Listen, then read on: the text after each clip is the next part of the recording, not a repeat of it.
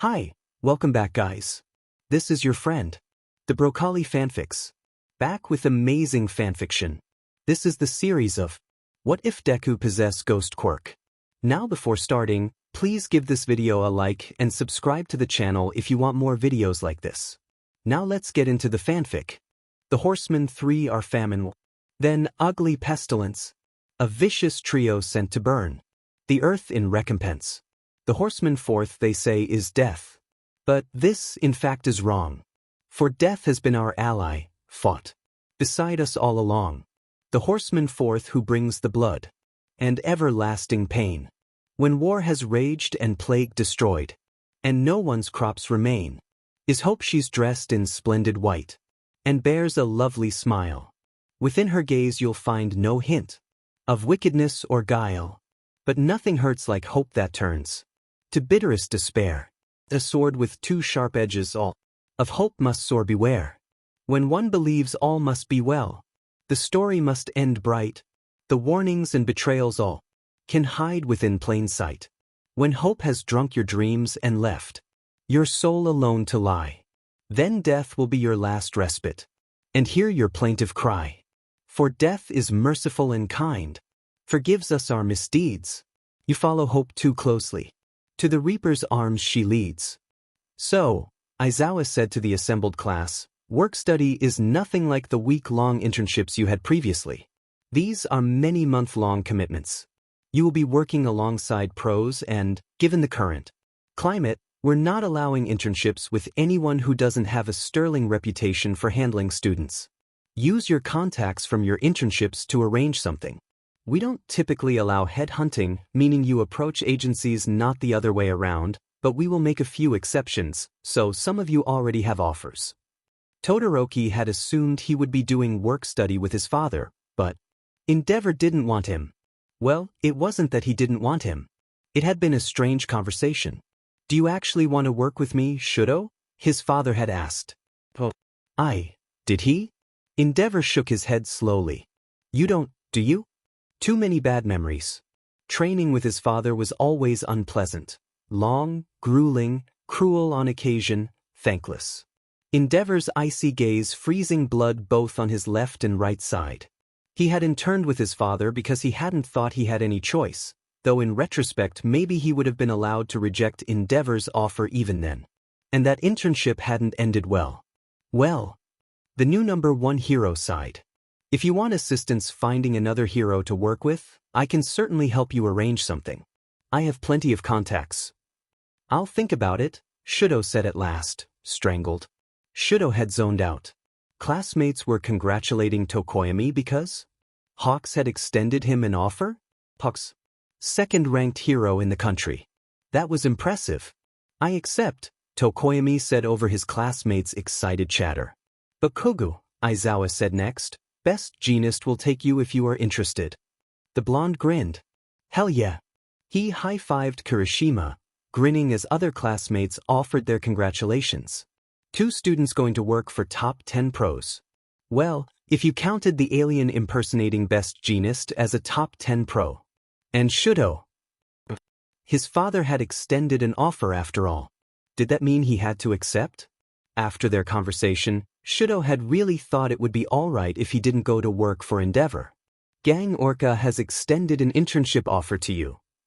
Shudo was sitting on the floor but not quite sure how he got there. Specter knelt down and stared at him in concern. Todoroki? Are you alright? Not his father?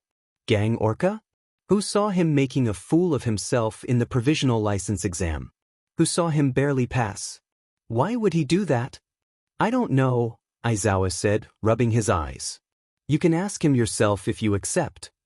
What if he accepted and it turned out that? What? Shudo wasn't quite sure what he was afraid of, really, but why would Gang Orca extend an offer to him? There had to be some sinister reason, right? What good reason could the 10th-ranked hero have to want Shudo to work with him? Bakugo stared at Shudo with one eyebrow raised. You should be excited, icy hot. I have it on good authority that Gang Orca is a great guy. But maybe there was nothing to worry about? You look like you just saw a dish, Bakugo bit his tongue, glancing at Specter. Their transparent classmate blinked innocently.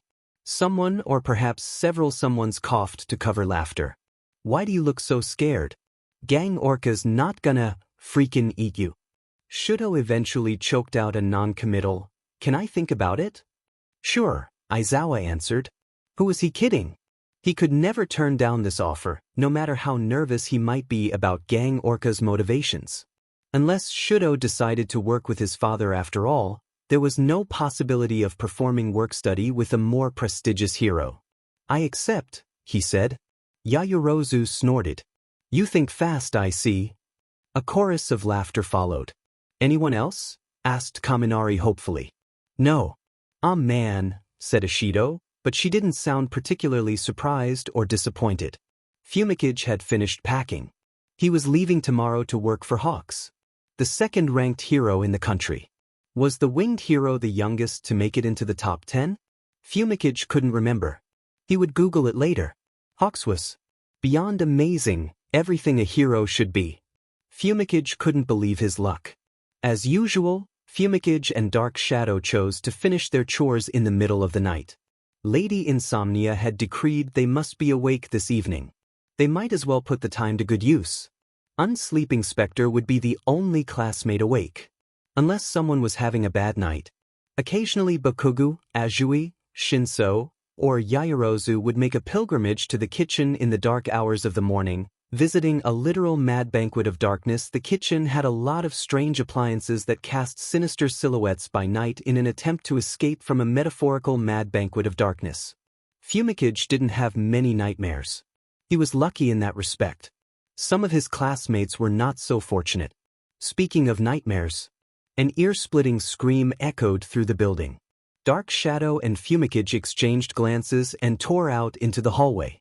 It was probably just a terrible dream, but with the way things were going lately they couldn't be sure they weren't under attack. Student and familiar arrived at Todoroki's door at the same moment as Specter the ghost must have been out in the common room. Fumikage knocked. Another scream was the only answer he got. Now what? He should go get Aizawa. Aizawa had the keys to everyone's rooms and the authority to enter. Specter stepped through the door. Fumikage had momentarily forgotten that Specter was an ex-vigilante ghost who cared for neither the physical nor legal barrier posed by a locked door. Other students filtered out into the hallway. Shinso rubbed his eyes and stared into the darkness with a look of frighteningly profound misery. "The matter?" mumbled Uraraka, stepping down the stairs. Todoroki exploded out of his room like a bat from a flooding storm drain, hair wild, eyes blurred. Specter grabbed their classmate's hand saying, "He's not here. He's not here. It's okay," again and again. Todoroki nearly blundered down the stairs and Fumikage leapt to assist Specter, who didn't really need the help given the magnitude of the telekinetic powers the ghost wielded by night in shepherding Todoroki back into the hallway. "He's not here," Specter whispered again. Todoroki collapsed, panting against the wall. Fumikage stepped back. He would be of no help here. "Ribbit?" asked Azui, leaping down the stairs from the upper levels. "What's going on here?" asked Aizawa, appearing out of thin air. The teacher assessed the situation with a critical glance. "All right, everyone back to bed except Azui and Specter." Fumikage nodded and returned swiftly to his room. Azui and Todoroki were friends, Specter and Todoroki had some kind of special understanding, and Aizawa knew how to calm and comfort when it was needed, although no member of Class 1A would ever dare mention this fact to their teacher's face. Fumikage and Dark Shadow would only get in the way. A few hours later, Fumikage lay reading in the common room and Specter hopped down the stairs with a book of his own. "Hello," Specter waved to Fumikage and his familiar. Dark Shadow crept up to Specter as he often did. "Is the candy cane okay?" "Dark Shadow," Fumikage hissed. "Don't call Todoroki a candy cane." He hadn't thought about how silly that was going to sound. Specter valiantly tried to keep a straight face. "He's fine, pretty bird," Specter replied. Well, fair was fair. Give a weird nickname, get a weird nickname. Just a nightmare. Dark Shadow pet his head. "Those are when you see things at night that aren't real but scare you, right?" Dark Shadow didn't sleep. Dark Shadow didn't dream. Dreams and nightmares were a rare conversation topic. too rare for Dark Shadow to pick up on the nuances of the subject. The familiar would find this difficult to understand. Yes, that's correct, Fumikage replied. Why does he have nightmares? Dark Shadow asked, and his partner couldn't help but wince. We really shouldn't pry into his private life, Fumikage said firmly. People can have nightmares for many different reasons, and usually they don't want to talk about them. Specter knelt down and patted Dark Shadow on the head as if the familiar were a big cat. It still stunned Fumikage that his partner tolerated that. Not just tolerated that, liked that as long as it was Specter or Fumikage delivering the pats and no one else. There's one kind of nightmare that I think you can probably understand. Do you have memories that, when you think back on them, you still feel sad or frightened and you don't want to let yourself dwell on them? Dark Shadow blinked, shifted. Almost as if ashamed. Yes. Fumikage swallowed and stayed silent. Although he had, comparatively, little experience explaining things to Dark Shadow, Specter excelled at it. I think everybody does. Some people have really, really bad memories that they try really hard not to think about. The familiar nodded slowly. But when people have nightmares, they can be forced to think about these things they don't want to remember. More than that, they feel as if they are living through those things again. Oh, Dark Shadow said, hanging his head. That's horrible. I'm glad I don't have nightmares. Specter laughed softly. Me too. I used to regret it, that I can't dream anymore, but I think, maybe, I should be grateful. Fumikage shuddered. What subject could he bring up to avoid talking about this anymore? We are going to be traveling, as I'm sure you heard. Yeah, Specter smiled. I'm so glad for you. Hawks is so cool. We are very lucky, Fumikage agreed, feeling the feathers of his crest fluff up in pride. Be careful though, okay? And check in from time to time? So I don't have to worry. Of course.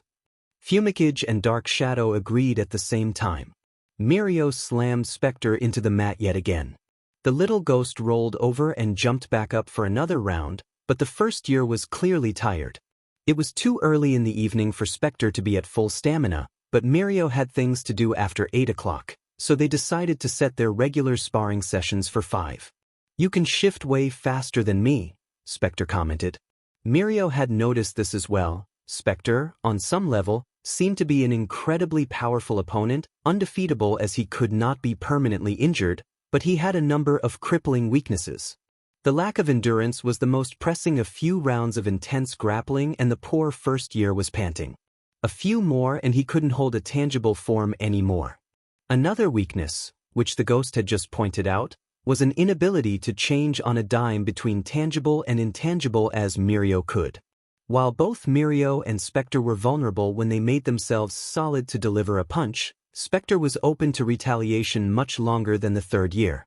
I wonder if it's just practice, the ghost huffed, dodging Mirio's next strike, or if it's just how my quirk works. You also don't consciously choose which parts to make permeable, do you? Asked Mirio, leaping out of the floor and tripping the first year after Specter failed to land another punch. No.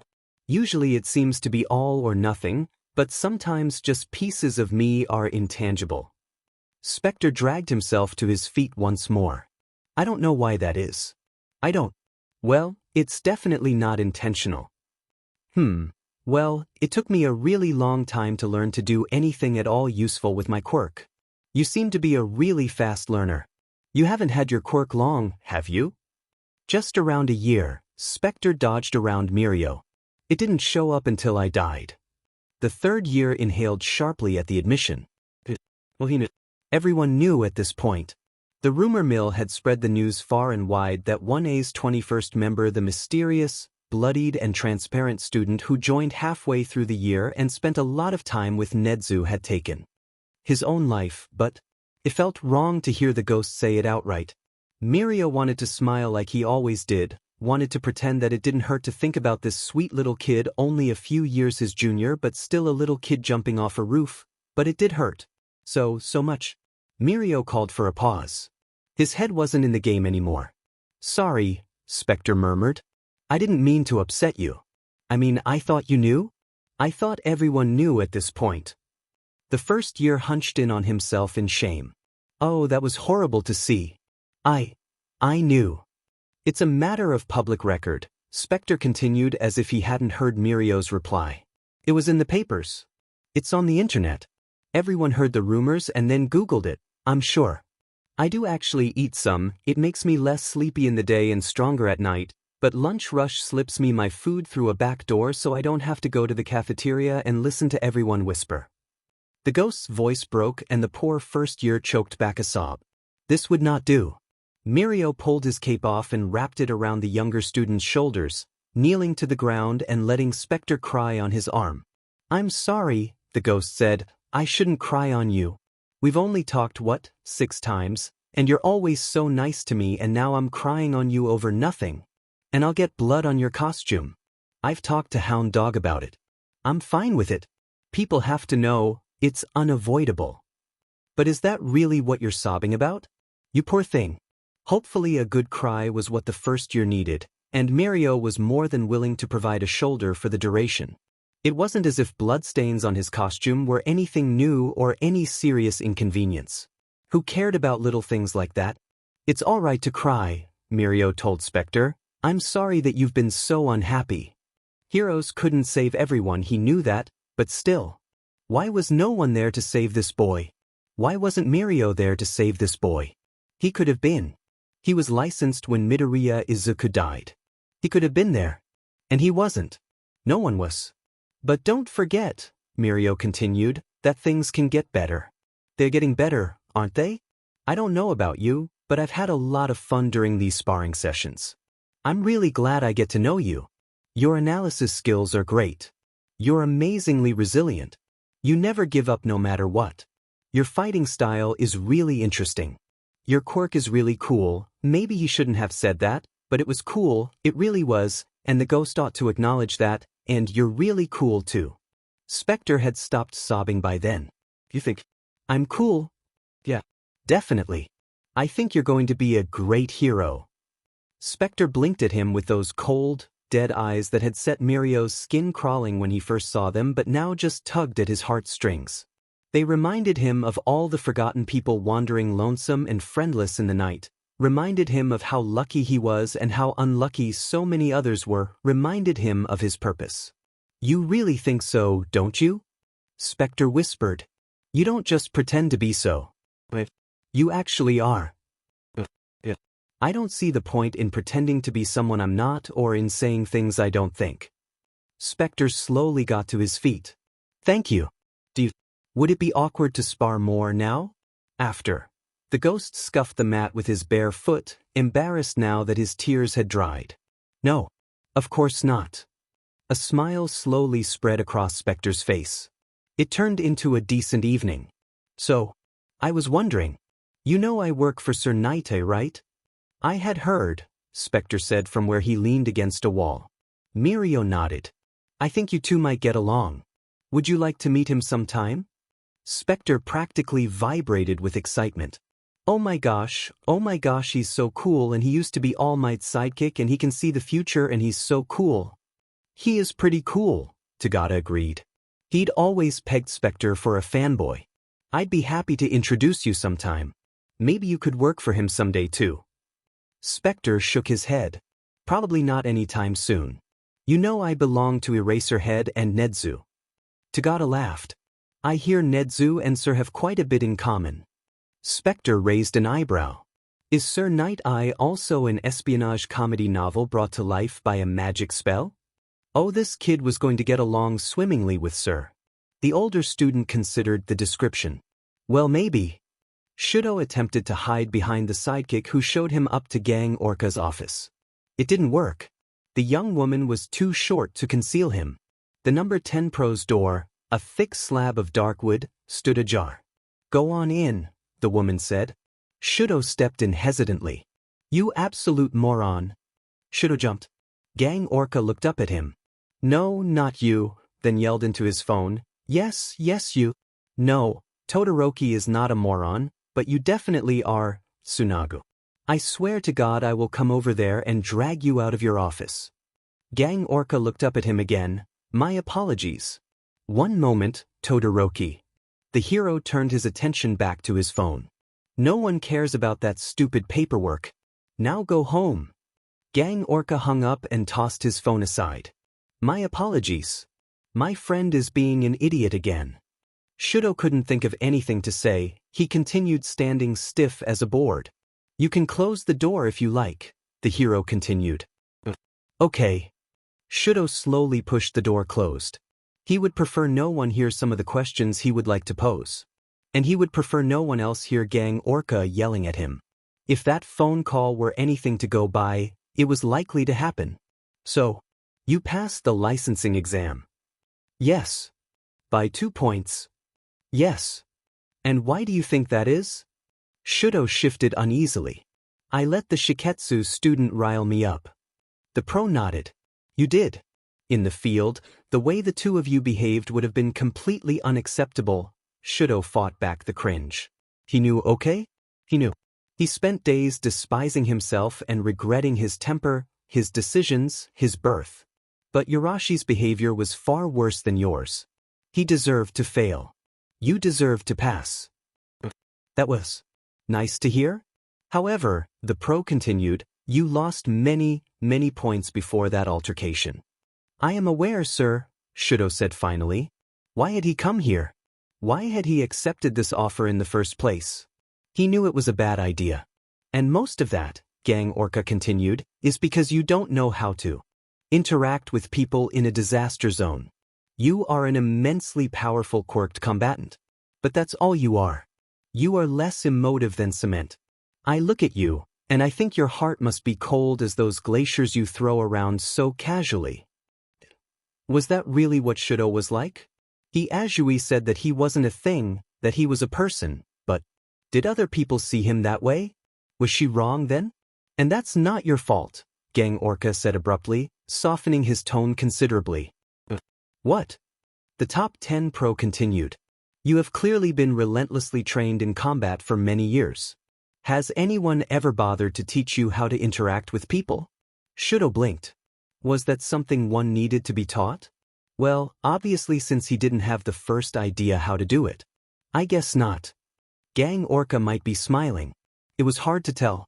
Why do you want to be a hero, Todoroki?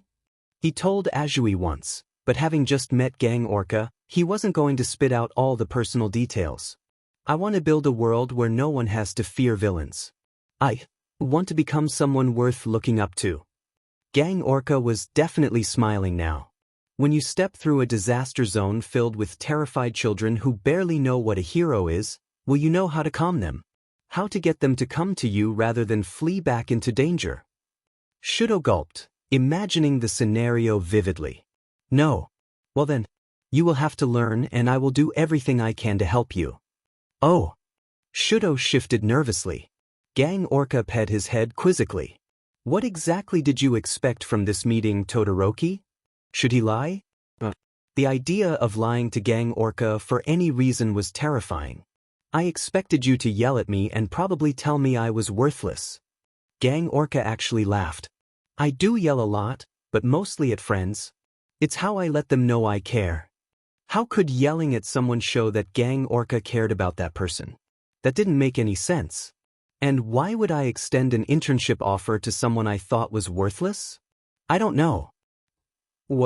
Given how candid Gang Orca seemed to be, maybe he should just say this now rather than allow his unease to fester, very confused and perhaps nervous about your motivations when I learned you had extended an offer to me.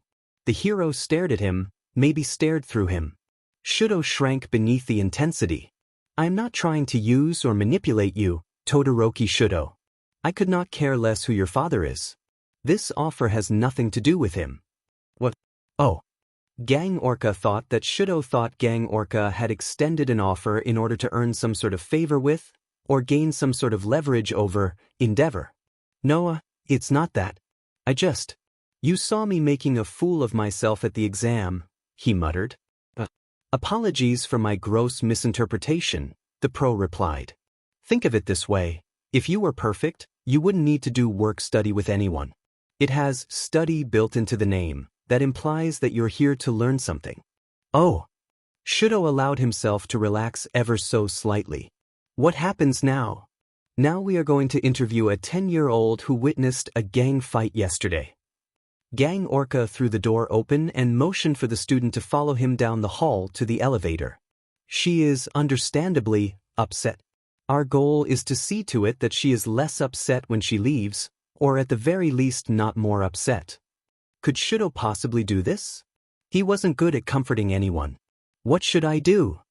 Introduce yourself. Tell her that you are sorry she has had such an unpleasant experience. Other than that, leave most of the talking to me today.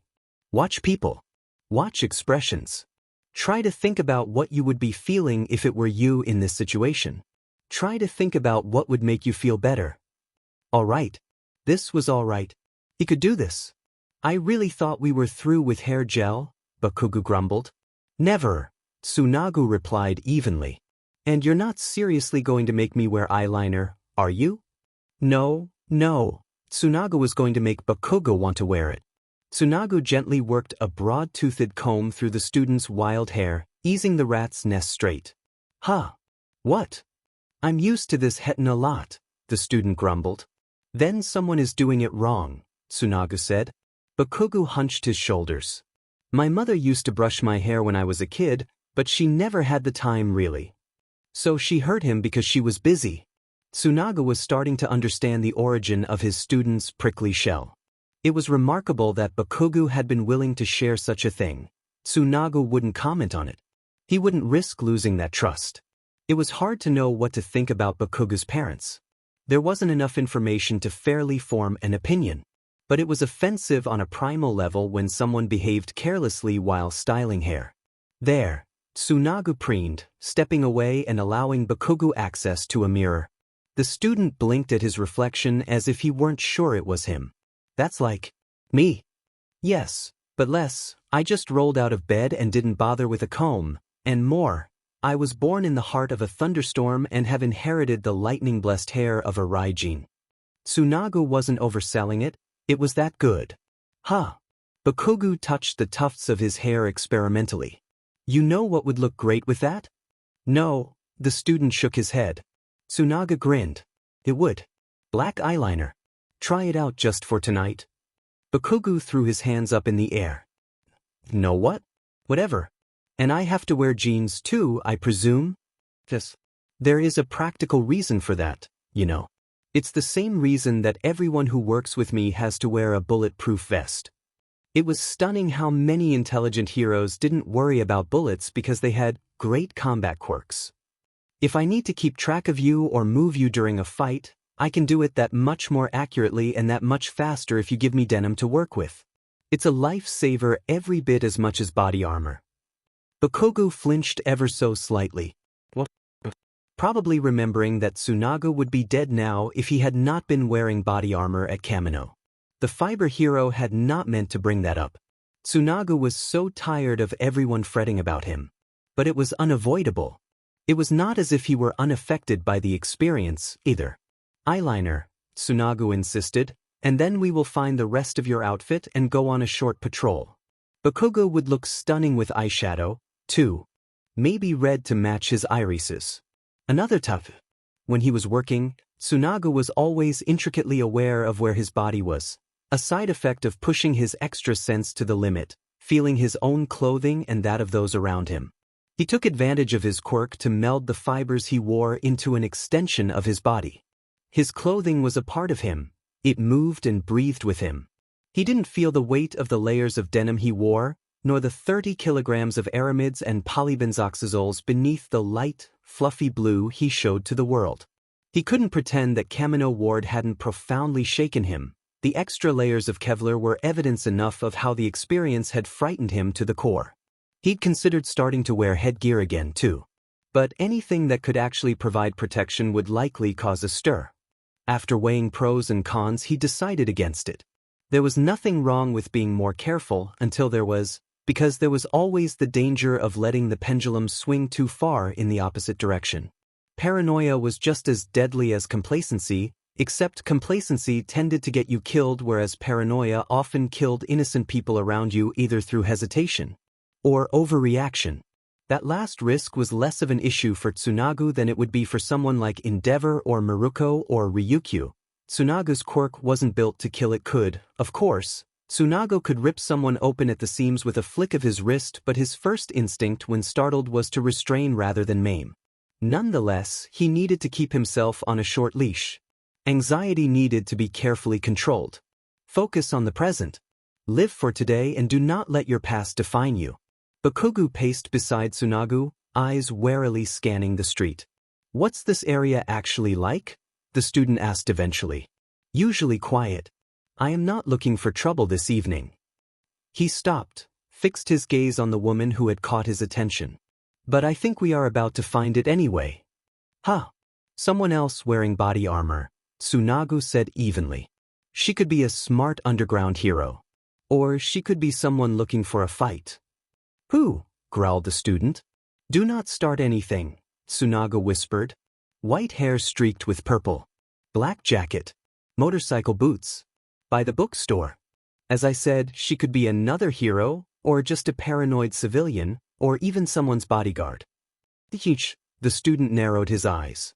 Try not to be obvious of your suspicions as we pass, but be ready for a fight. Tsunago kept watch on the woman out of the corner of his eye as the pair approached.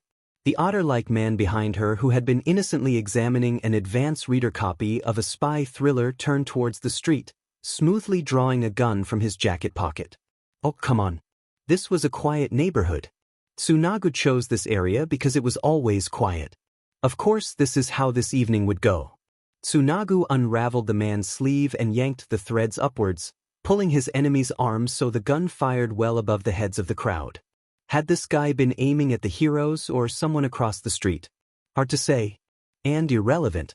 The criminal managed to fire into the air a second time, then pulled the trigger again, but it seemed he'd only had 2 bullets loaded. And he had just wasted them all. Like an absolute moron. Guns are loud. They do not make cute little pops like they do in the movies. A chorus of screams erupted through the street and people scattered in every direction, probably running all over each other. The woman who had originally caught the hero's attention waved her hand through the air so quickly it could not be properly tracked, and an explosive shockwave, then sonic boom, blew them backwards. Tsunago landed in a crouch and continued binding the gunman's arms to his body. This woman had a quirk similar to Bakugo's. That wasn't good. For her, the student would be feeling competitive. Bakugo snarled and lunged at the woman, setting off an explosion of his own which threw her violently into a pillar. Rag! She screamed, trying to leap up, but Bakugo grabbed her and wrestled her to the ground, careful to pin her arms down. Tsunago had finished turning his opponent into a denim burrito, and set to work binding Bakugo's pinned enemy as well.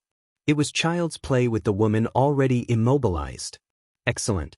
Tsunago praised his student, standing against the brick storefront so he could scan for additional enemies without fear of a stab in the back.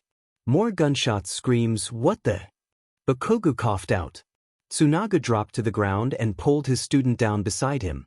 I think we walked into the beginning of a gang fight, Tsunago replied, or maybe a botched robbery. Par for the course, really. His luck had been terrible this year. For combatants. One woman seemed to have a speed quirk, another man had a crocodile mutation, no obvious quirks on the other two. One of them had a knife, another had a gun. The hell did you do to me? Screamed the man with the knife. Why can't I use my quirk? It was impossible to tell which of the other 3 he was screaming at. What in the world was going on around here? You stay away from the one with the knife and the one with the gun, all right, Bakugo? I'll handle them. The other 2 are all yours, but be careful.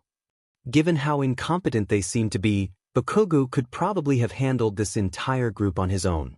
Jeanist could have handled them blindfolded.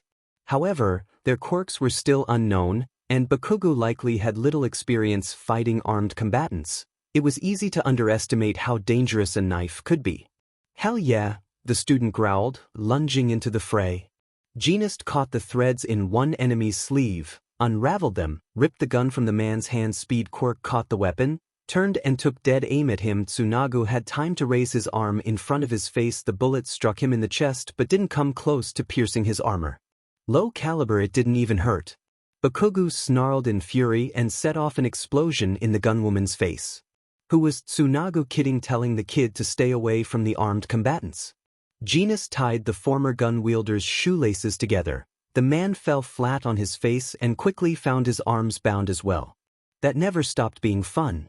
Even in the middle of terrifying fights where someone was trying to shoot you, tying someone's shoelaces together was still fun. And thank you for wearing a denim jacket. That always made Tsunagu's life easier. Bakugo tripped the speedster who careened across the street and landed close enough for Tsunagu to effortlessly pull threads from his costume to bind her. The blonde woman squirmed and hissed, but she wasn't getting out of that cocoon without scissors. Or Tsunagu's good graces. Same thing. The explosion wielder punched the second-to-last combatant, the man with the crocodile mutation, hard enough to send him tumbling back. The last enemy, the knife wielder whose quirk wasn't working for some reason, tripped at Jeanist's behest and didn't try to get up. Tsunagu made short work of hog-tying them. Camera flashes. The reporters had caught up with them already. 6 attackers. Or at least 6. There could be more. Emergency sirens and flashing lights announced the arrival of police cars. Bakugo trotted back to Tsunagu, appearing both furious and incredibly pleased with himself. "That was very impressive, young man," said a reporter, slinking close. "Please keep your distance until the police arrive," Tsunagu said, holding up a hand and waving the nosy media member back. It seemed there had only been 6 combatants. They were all yelling at each other now. The fiber hero couldn't begin to sort out what had happened here. At first it seemed they were rival gangs, then it seemed they were all friends and an argument got out of hand? Or were they a dysfunctional crew trying to rob the jewelry store on the corner? Had the idiot who started it been trying to shoot Tsunagu or one of the other criminals? He would be happy to let the police sort everything out if it weren't for the one suspect who said he couldn't use his quirk. That was extremely concerning. "You shot me up and now I can't use it. Don't get in the way next time, dumbass." "Hey," Bakugo said suddenly, "what's that?" "What?" The student reached forward and plucked something that looked like a tranquilizer dart from Tsunagu's body armor. Amidst the chaos, the fiber hero hadn't noticed it. "Oh, this is just not good. There is going to be so much paperwork." They had a drag dart gun that keeps people from using their quirks. That seems to be the logical conclusion. Tsunagu waved to the police officer who had collected the firearm. "Were there any bullets left in the weapon?" The young man shook his head. "No. It appears they were using quirk-suppressing drag darts. I have a sample." There was a small amount of the drag left in the syringe. The officer and the hero began to discuss chain of evidence and which labs should analyze the compound. Reporters crept up on Bakugo like hungry wolves. Did Tsunagu need to rescue him? The fiber hero really needed to finish talking with this officer. The student could handle himself for a few minutes. The same enthusiastic reporter had pawed his way to the front. "That really was fabulous, young man. What is your name?" Bakugo hadn't decided on a name, had he? "This should be interesting." Bakugo replied after a long moment's hesitation. "It's Leveler." Interesting choice. The officer departed with the drag sample. Tsunagu had best go rescue his student now. Jeanist swept through the flood of reporters. "This incident is part of an open investigation. We are unable to answer your questions at this time." And Bakugo really wanted to get out of there. So did Tsunagu. The sooner he got back to the agency, the sooner he could sort through the mountains of impending paperwork. Tsunagu motioned for Bakugo to follow him and plowed through the camera sea. That was an eventful first evening. "No kidding, fashion freak," muttered Bakugo. Dodging reporters kept them busy for the walk back to Jeanist's agency. The heavy doors closed behind them and, at last, they could stop worrying about cameras. "Leveler, huh?" "Apparently." Tsunagu sniffed a laugh. "It seems you named yourself in a similar manner to me." "What do you mean?" "I hadn't thought about what permanent name to take either, and when a reporter put me on the spot," he dropped his voice to a whisper, "all I could think was, I must not give her my villain name. I must not give her my villain name. I ended up saying the first thing that came to mind. I got used to it." Bakugo chuckled, although the sound was somewhat choked. "I was thinking something like, don't call yourself Lord Explosion Murder. I think, a year or two ago, that I was really planning to name myself that." Leveler is a fine moniker. If somewhat dark. What were you really thinking when you decided to call yourself that? Were you thinking about laying out villains, or were you thinking about the things you have destroyed? The pair stepped into the elevator. Why did this one still play music? Tsunago thought he got rid of the last of the speakers during a routine bug sweep months ago. You couldn't seriously have given somebody your villain name just by accident, could ya? Asked Bakugo after a moment. Yes, Tsunago replied, stifling a cringe. It was all I thought of myself as for years, what I called myself even in the privacy of my own mind. I nearly forgot what my real name was as I only used it on rental agreements and tax returns. He shivered slightly, trying to shake the feeling of filth clinging to his skin. You filed tax returns? Sometimes your options come down to humor or despair. Of course I filed tax returns. The government will notice if you don't. Just remember not to list the 100 million euros of stolen diamonds as income, give your evil lair as your home address, or claim people you have kidnapped as dependents. Bakugo stared at him for a moment before finally reading the grin in Tsunago's obscured expression and chuckling softly. What did you say your profession was? Self-employed? Something like that. Specter followed Tagata closely. Nighteye's agency wasn't particularly intimidating, not really. Specter was just easily intimidated. There's really no need to be so nervous, the upperclassman assured the ghost. But he's always so serious in interviews. Scary. Well, to some extent, Tagata replied.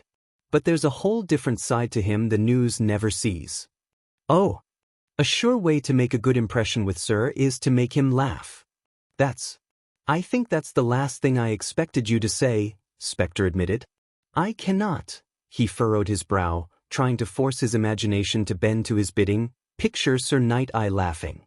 Tagata twisted the knob and opened Nighteye's door.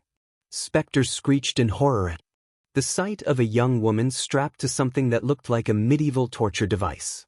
She was screaming, no, laughing? Who is this, Tagata? Asked Sir Nighteye, a silver streak of light across his glasses, fingers steepled, and his voice every bit as fierce as Specter had ever imagined. Hello, sir. This is Specter, the underclassman I told you about. Specter's gaze returned to the poor laughing woman. What was this? Why, what was Specter supposed to think about this? That just wasn't okay, and it reminded him too much of some of the young women and men he'd seen pinned against walls with knives at their throats or, in even worse situations. Being a vigilante in the crummiest parts of town had left a lot of frightening images imprinted on his brain. He couldn't do anything because this was Tagata, acting like it was normal, and that was Sir Nighteye, acting like it was normal, but the memories flashing through his mind made him ill. Nice to meet you, sir. I'll be going now. Specter turned and dashed back out the door. Hey, Specter. Wait. Tagata called after him. Specter was frantically trying to find the stairs, waiting for the elevator would take too long. Maybe he could just jump out the window. It wasn't like he could die twice when the woman who had been pinned to the tickle-related torture device walked up behind him with her arms raised. Specter? She said in a gentle, placating tone. Hi. Specter managed to choke out. He was crying because of course he was, not much, just the hints of stress tears like he used to get on long patrols when he saw too many bad things happen to too many good people. They asked me to come straighten things out with you, okay?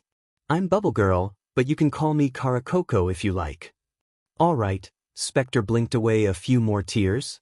I'm not sure what you believed was going on back there, she said gently, but I can assure you it wasn't anything like what you thought. What was going on? Asked the ghost. I was being punished for not being funny in my report, Bubble Girl explained. Specter just blinked at her because that, although an explanation of sorts, made no sense whatsoever. That's not okay, the ex-vigilante said after a moment. I thought better of Nighteye than that. He hunched his shoulders. Pro-heroes shouldn't abuse their subordinates like that. Respect people. Respect boundaries. Seriously, Specter, Bubble Girl crouched to get closer to his level. He wasn't short. He wasn't. It's not so much a punishment as an inside joke that the whole agency knows. It doesn't upset me. She quirked a smile. I actually think it's funny, and, she winked at him, don't tell Nighteye, but I kind of like being tickled. Specter still wasn't convinced, hunching his shoulders closer together. Really? If I told him it made me uncomfortable, Nighteye wouldn't do it. He would just mock me mercilessly instead. He's intense and a little eccentric, but he's a great boss, really. Sincere though Karakoko was, Specter was not likely to calm down anytime soon. All right, he said at last. Can you show me the stairs? Are you sure you don't want to come back and talk to Nighteye? He is interested in meeting you. Specter took a few deep breaths. He wasn't sure if he was calm enough to have a reasonable conversation right now. This sort of intense and irrational reaction to a scene vaguely reminiscent of the handful of attempted rapes and murders he had witnessed was not something that had ever happened to him before.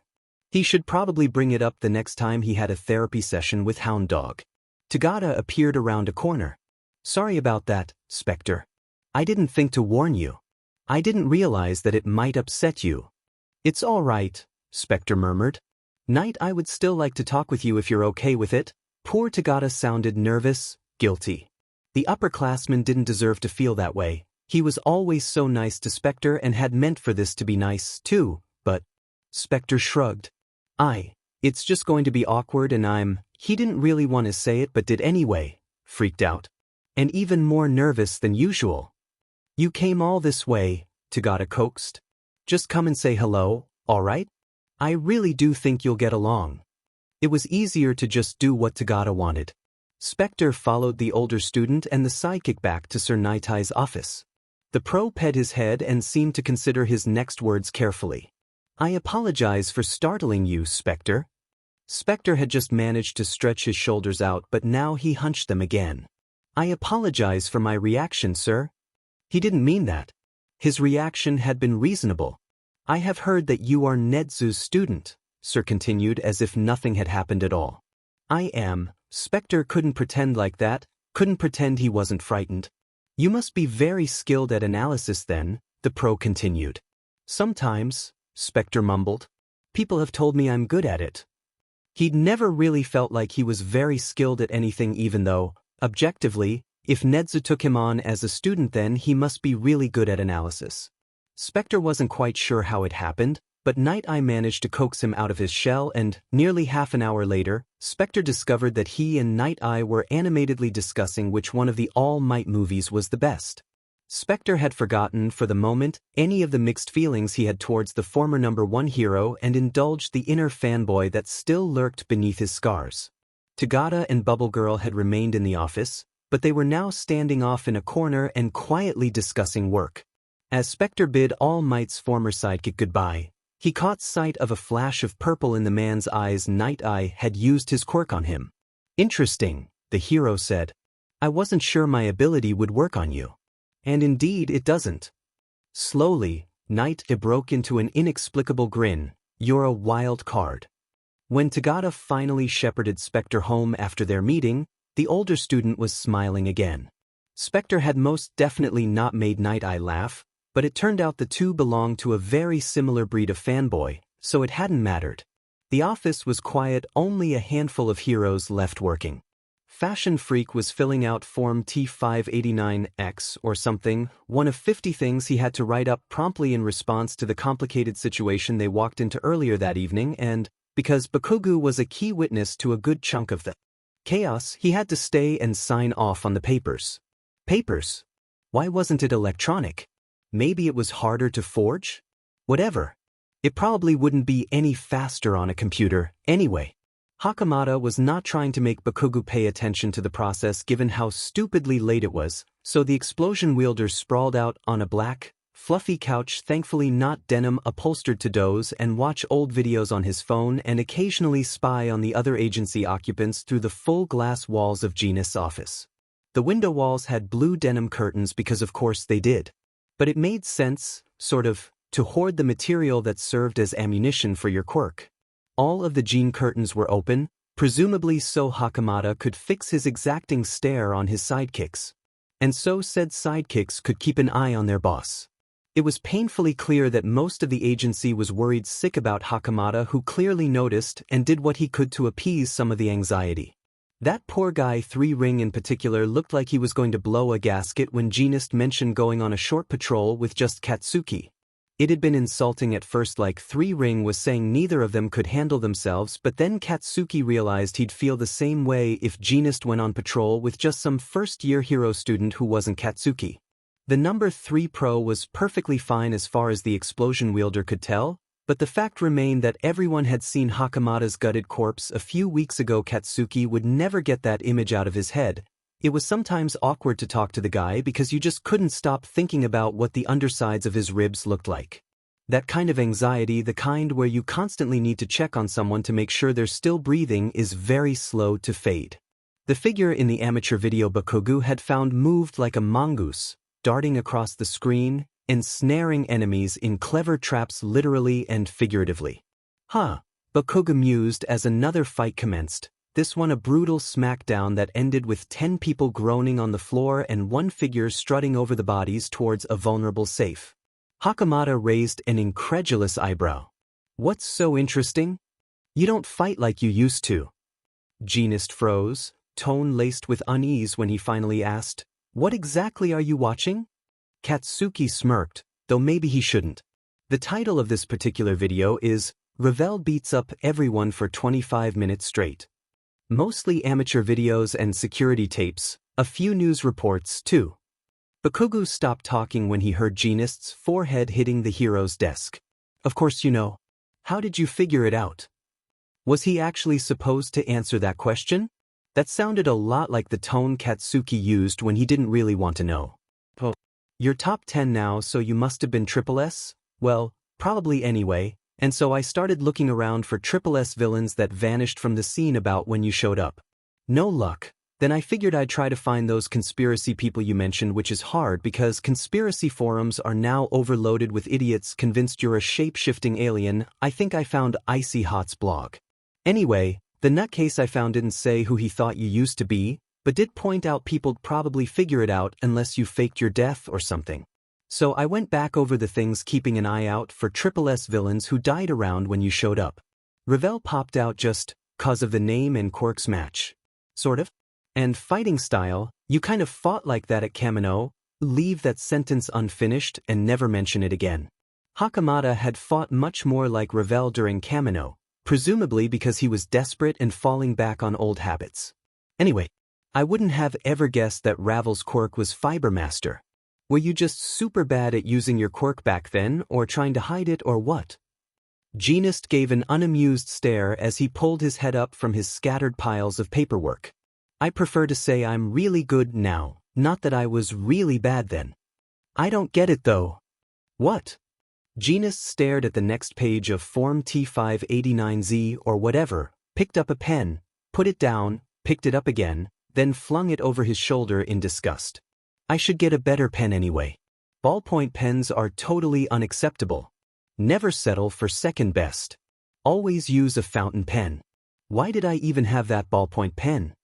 This rambling sounded like the stuff a very nervous Izuku would go on about. The ex-villain stood to fetch a more respectable pen from one of the 100 drawers in the sleek, black cabinet that spanned half the room. Maybe Katsuki shouldn't ask. He really wanted to know, though. This at least shouldn't be asking too much. "Why'd you become a hero?" I sifted through a bunch of bull news reports trying to figure out what really happened to Revel. Nobody gave any details, but then I found one blog from an eyewitness, and from what she said it's pretty DMN obvious that piece of garbage wannabe Earthbreaker tried to murder you. Why the hell would you join up with the heroes after that? Hakamada stared out the windows, gazing down on a stunning view of the city. Maybe Bakugo shouldn't have asked. Finally Jeanist answered, "I'm better than him." Which explained precisely nothing. If Bakugo just waited, would fashion freaks say more? And luckier than him. "I'm better because, having been on both sides of the lines, I recognize that villains are people, that they have friends, family, homes, hobbies, regular customers, and beloved pets, that their companions will be put through mortal agony when any person is killed, and I'm luckier than him because I have a quirk that lets me bring down almost anyone without risking my opponent's life. It's a luxury very few heroes have. It is only once in a blue moon that I find myself in a me or them situation." Another long pause followed. Jeanist, apparently, found the traffic patterns beyond the window fascinating. "It is not a luxury you share, I am sorry to say. You will have to make many more hard decisions than me. I hope it doesn't ruin you. What was that supposed to mean? I hope you never forget that taking a life, even the life or a murderer, should always be difficult. That Katsuki couldn't forget that, could he? He'd always known, but it somehow never clicked that killing people could become a part of his job, that he might have to take a life to protect himself or others, that hesitation in the heat of battle could be fatal to him or civilians, which was nauseating enough to think about. But with a quirk like Katsuki's, careful as he might try to be, there was a possibility. Who was he kidding? A certainty that he'd eventually kill someone by accident. The room spun dangerously. Katsuki never wanted to kill someone ever again. Had the rest of 1A figured this out? Well, Gravity Girl wanted to be a rescue hero, so it wasn't quite the same thing as frontline battle work. What about Kirishima? Did he get it? Ida must understand, right? Given his family? Why didn't the class press say something? What about Ishido? Kaminari? Bujiro? Had anyone explained it to them? Was this one of those weird taboo subjects that everybody kept quiet about and everyone was worse off for not discussing? Are you all right, Bakugo? Yeah. Fine. Of course he was fine. Hyperventilating a little, but definitely fine. You've never thought about this before. It wasn't a question. Fashion Freak snorted in disgust. Now there's a glaring hole in UA's curriculum, leaving students to realize this out on the streets. It should be one of the very first things you talk about. Jeanist assessed Katsuki critically, like he might a model on the runway. You will be in combat situations where you must react without hesitation and be willing to end a life if that is the price to protect yourself and others. You will also be in situations where you will be given plenty of time to agonize over whether to employ potentially lethal force. The second sort of fight is torture, and the aftermath of either sort can be devastating. This is one of the harshest, hidden realities of our society, and there's nothing I can say to you that will make the dark sides of hero work easier to face. It is, however, important to think about how you are going to handle these difficult situations before you encounter them. Talking about feelings. Katsuki grimaced. How do you, though, deal with it? Fashion Freak sighed. I do not think I am a good role model for handling this. I can never. Jeanist paused, eyes unfocused. Differentiate between now and then, if you understand. I see the faces of people I used to know. Beyond the glass walls, one of Jeanist's sidekicks folded his napkin into a paper crane. If I killed someone and it was accidental, I usually spend a lot of time trying to write some kind of fittingly apologetic statement, which is always an impossible task. It is never enough. If it was intentional, I spend a lot of time repeating, I did not have a choice, like a mantra. Either way, I usually stay with a friend the next night. And by friend he meant Hakamada. Jeanist paused, considering. To keep in mind that the villains have 3 luxuries that you do not. They can stay home, they can surrender, and they can run. If you have to take a life, it is because your opponent has chosen not to do any of those 3 things. I am sure you have seen in those cursed videos that I always took off when the situation got too messy. Most smart villains will if given the chance. Yeah, Katsuki had already noted Ravel's impressive escape skills. Was Jeanist still that slippery? Every situation a pro-hero finds him or herself in is unique and requires careful analysis, but in some cases I intentionally leave volatile opponents clear escape routes because I prefer they run than become desperate and potentially injure or kill someone. That was apparently another detail UA didn't mention to first-year students. Katsuki was top of his class. He was one of the best fighters, he aced his tests. Why does real life have to be so dim and complicated? Fashion Freak just shrugged. Katsuki worried his lip and picked a piece of lint off the couch. Eventually, Jeanist's gaze drifted back to his paperwork. I don't want to leave you in the middle of an existential crisis, but I would like to get these forms finished before sunrise. If I leave you to watch more ancient videos of me embarrassing myself and everyone around me, are you going to be too upset to be suitably amused? No, Katsuki wasn't made of glass anymore. He was learning. He could deal with this kind of stuff. It wasn't going to ruin his whole night. The paperwork had already done that, anyway. I'll be amused, or whatever. Jeanist raised an eyebrow. Yes, really. Now get your fancy pants pen and finish that stupid form so we can go home. Bakugo staggered through the door. It was 3 a.m. Aijuru waved to his friend with a smile. Hey, leveler. Bakugo's head snapped towards him. You were on the news. And Aijuru couldn't help but worry, so he stayed up dozing on the couch in the common room to make sure his friend made it home okay.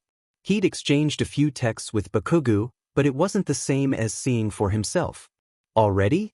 But it wasn't a big deal. It was live coverage, and it's not really surprising you're still sports festival famous and reporters obsessively stalk top 10 pros. I noticed. Bakugo collapsed into an armchair. I think maybe I'll just sleep right here. Not much point in dragging myself up to bed for what, 3 or 4 hours? To each his own, though Aijuru was never fond of sleeping on armchairs. So, cool first night of your internship? Crazy, Bakugo replied. I was momentarily terrified when that piece of garbage with the speed Quirk snatched the gun and shot Jeanist. I know he wears body armor. So do I. Bakugo grimaced, but we should really get everyone in class to get bulletproof vests, if it's not built into their costumes already. How? Just start nagging everyone about it. Sounds good. Aijuru snickered. Sure. We can start with that and see how it goes. Seriously, Bakugo's tone dropped. That was wild. Perfectly normal street. Then fashion freak notices someone wearing combat gear and then suddenly bullets are flying and 6 people are fighting us and maybe each other and nobody ever figured out what was really going on. Bakugo paused. I think maybe some of these idiots were on drags or something because none of the things they did made any DMN sense. Wow. Really? That was the best reply he could come up with? But you said earlier that you might have work study figured out? Asked Bakugo. Aijuru grinned. Yeah.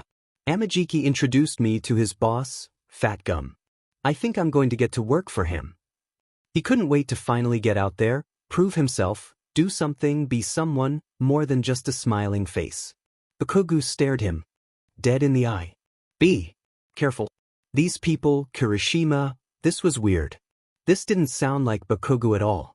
These people are crazy Kirishima and everything is complicated. They don't explain in class just how complicated it is, people trying to kill you and you maybe having to kill people. That escalated quickly. And those were things Aijuru tried not to think about too much. You be careful, you hear me? I know you're too sweet for your own good. Well, maybe? Was that a compliment or a rebuke?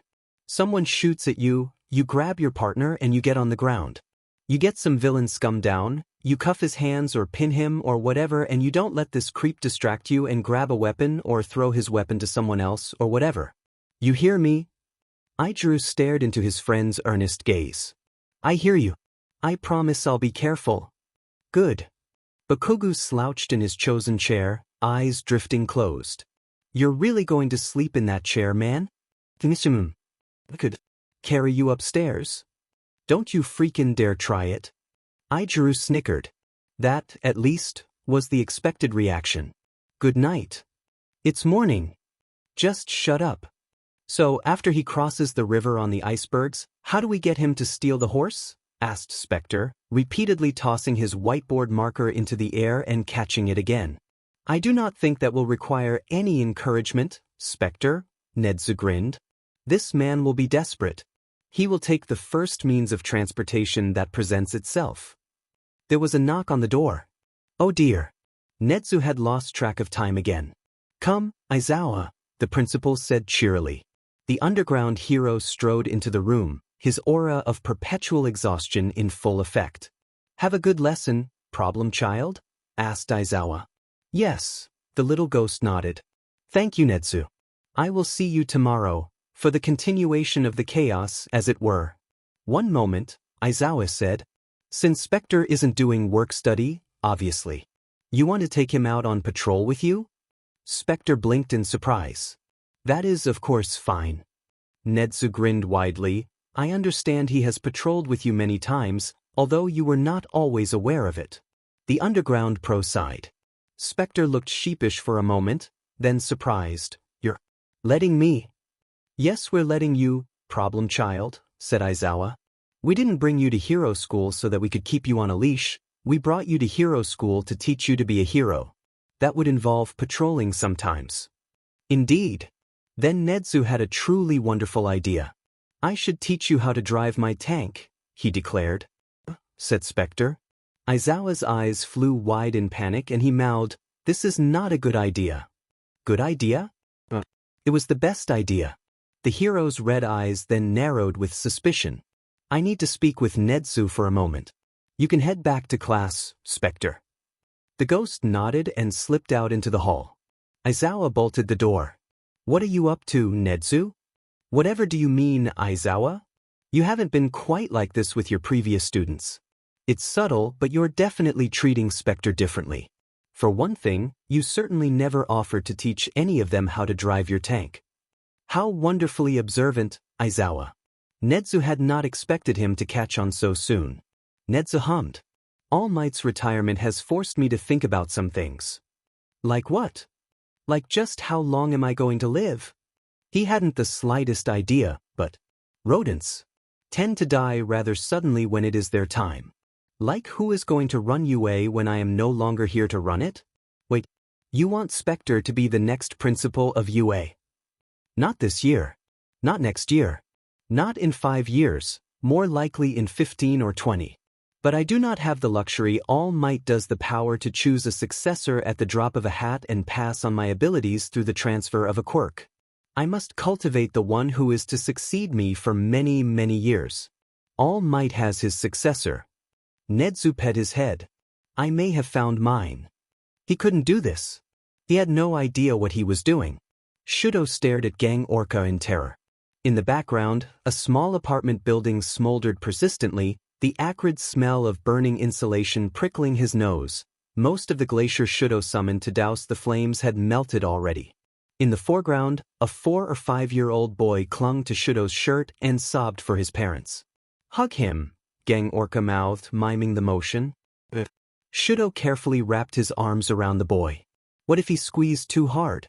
Could he break the poor creature? What should he say? Shudo should say something, right? What would he want to hear in this situation? It will be okay, Shudo said. He would want to know that. I'm sorry, but it will be okay. Gang Orca nodded. Where is he? Someone screamed. The man sounded as if he were in mortal agony. What was going on? Shudo's gaze snapped to the potential threat, a dark-haired man right behind the police barrier, trying to break through it, howling. Sora! Sora! Dad! Mumbled the child in Shudo's arms. This was Sora. Shudo knew what to do now. The student got to his feet, carrying Sora carefully, and walked towards the source of the shouting. Is this yours, sir? Asked Shudo as he approached, setting the child down as he squirmed. Is this yours, sir? That sounded weird. Shudo shouldn't have said it like that. Sora! Screamed Sora's father, snatching his son in a crushing hug. Apparently children didn't break easily after all, and it seemed no one had noticed his awkward, "Is this yours, sir?" moment.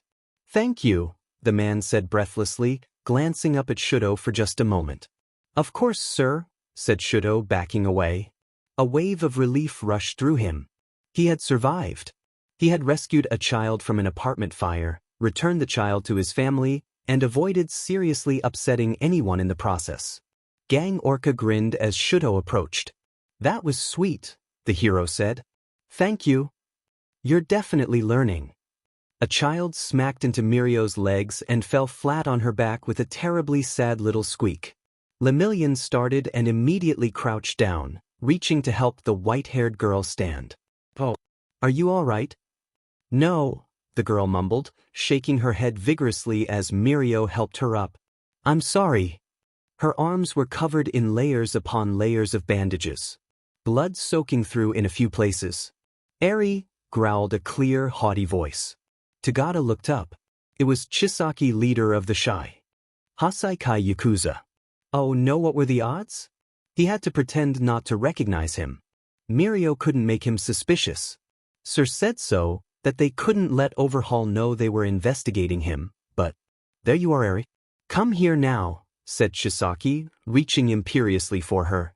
I'm sorry, sir, said Lemillion, getting to his feet and stepping in front of the little girl. because it would be more suspicious if a hero student didn't behave protectively in this situation. She seems frightened. What is your relation to her? She's my daughter. I do apologize for her antics. She can be so hard to control sometimes. Chisaki's fingers twitched, his eyes nearly glowing with some nameless, violent emotion. Please, whispered Eri, clinging to Lemillion's cape. What hero agency are you with? Asked Overhaul, ping his head from side to side. Oh, I'm much too young to be with an agency, just on my week internship, you know how it is, Mirio replied, rubbing his hair as if embarrassed. Anyway, if you will just come with me, Eri, we won't bother this hero student anymore. Chisaki reached for the pale girl, his eyes slowly narrowing with suspicion and anger. Sir Nighteye said don't make him suspicious. Mirio had to give her up, had to keep walking like nothing happened. He had to. But that look in her eyes. She looked like Specter, so much like the little ghost, and what if?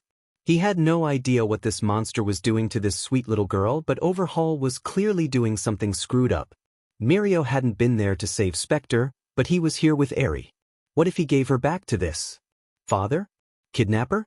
She didn't look anything like him. Why should he assume Eri was Chisaki's child? What if he gave her back and she was dead the next time he saw her? He couldn't make Chisaki suspicious. But no, this was more important than that. Chisaki tugged at his glove and Eri stiffened.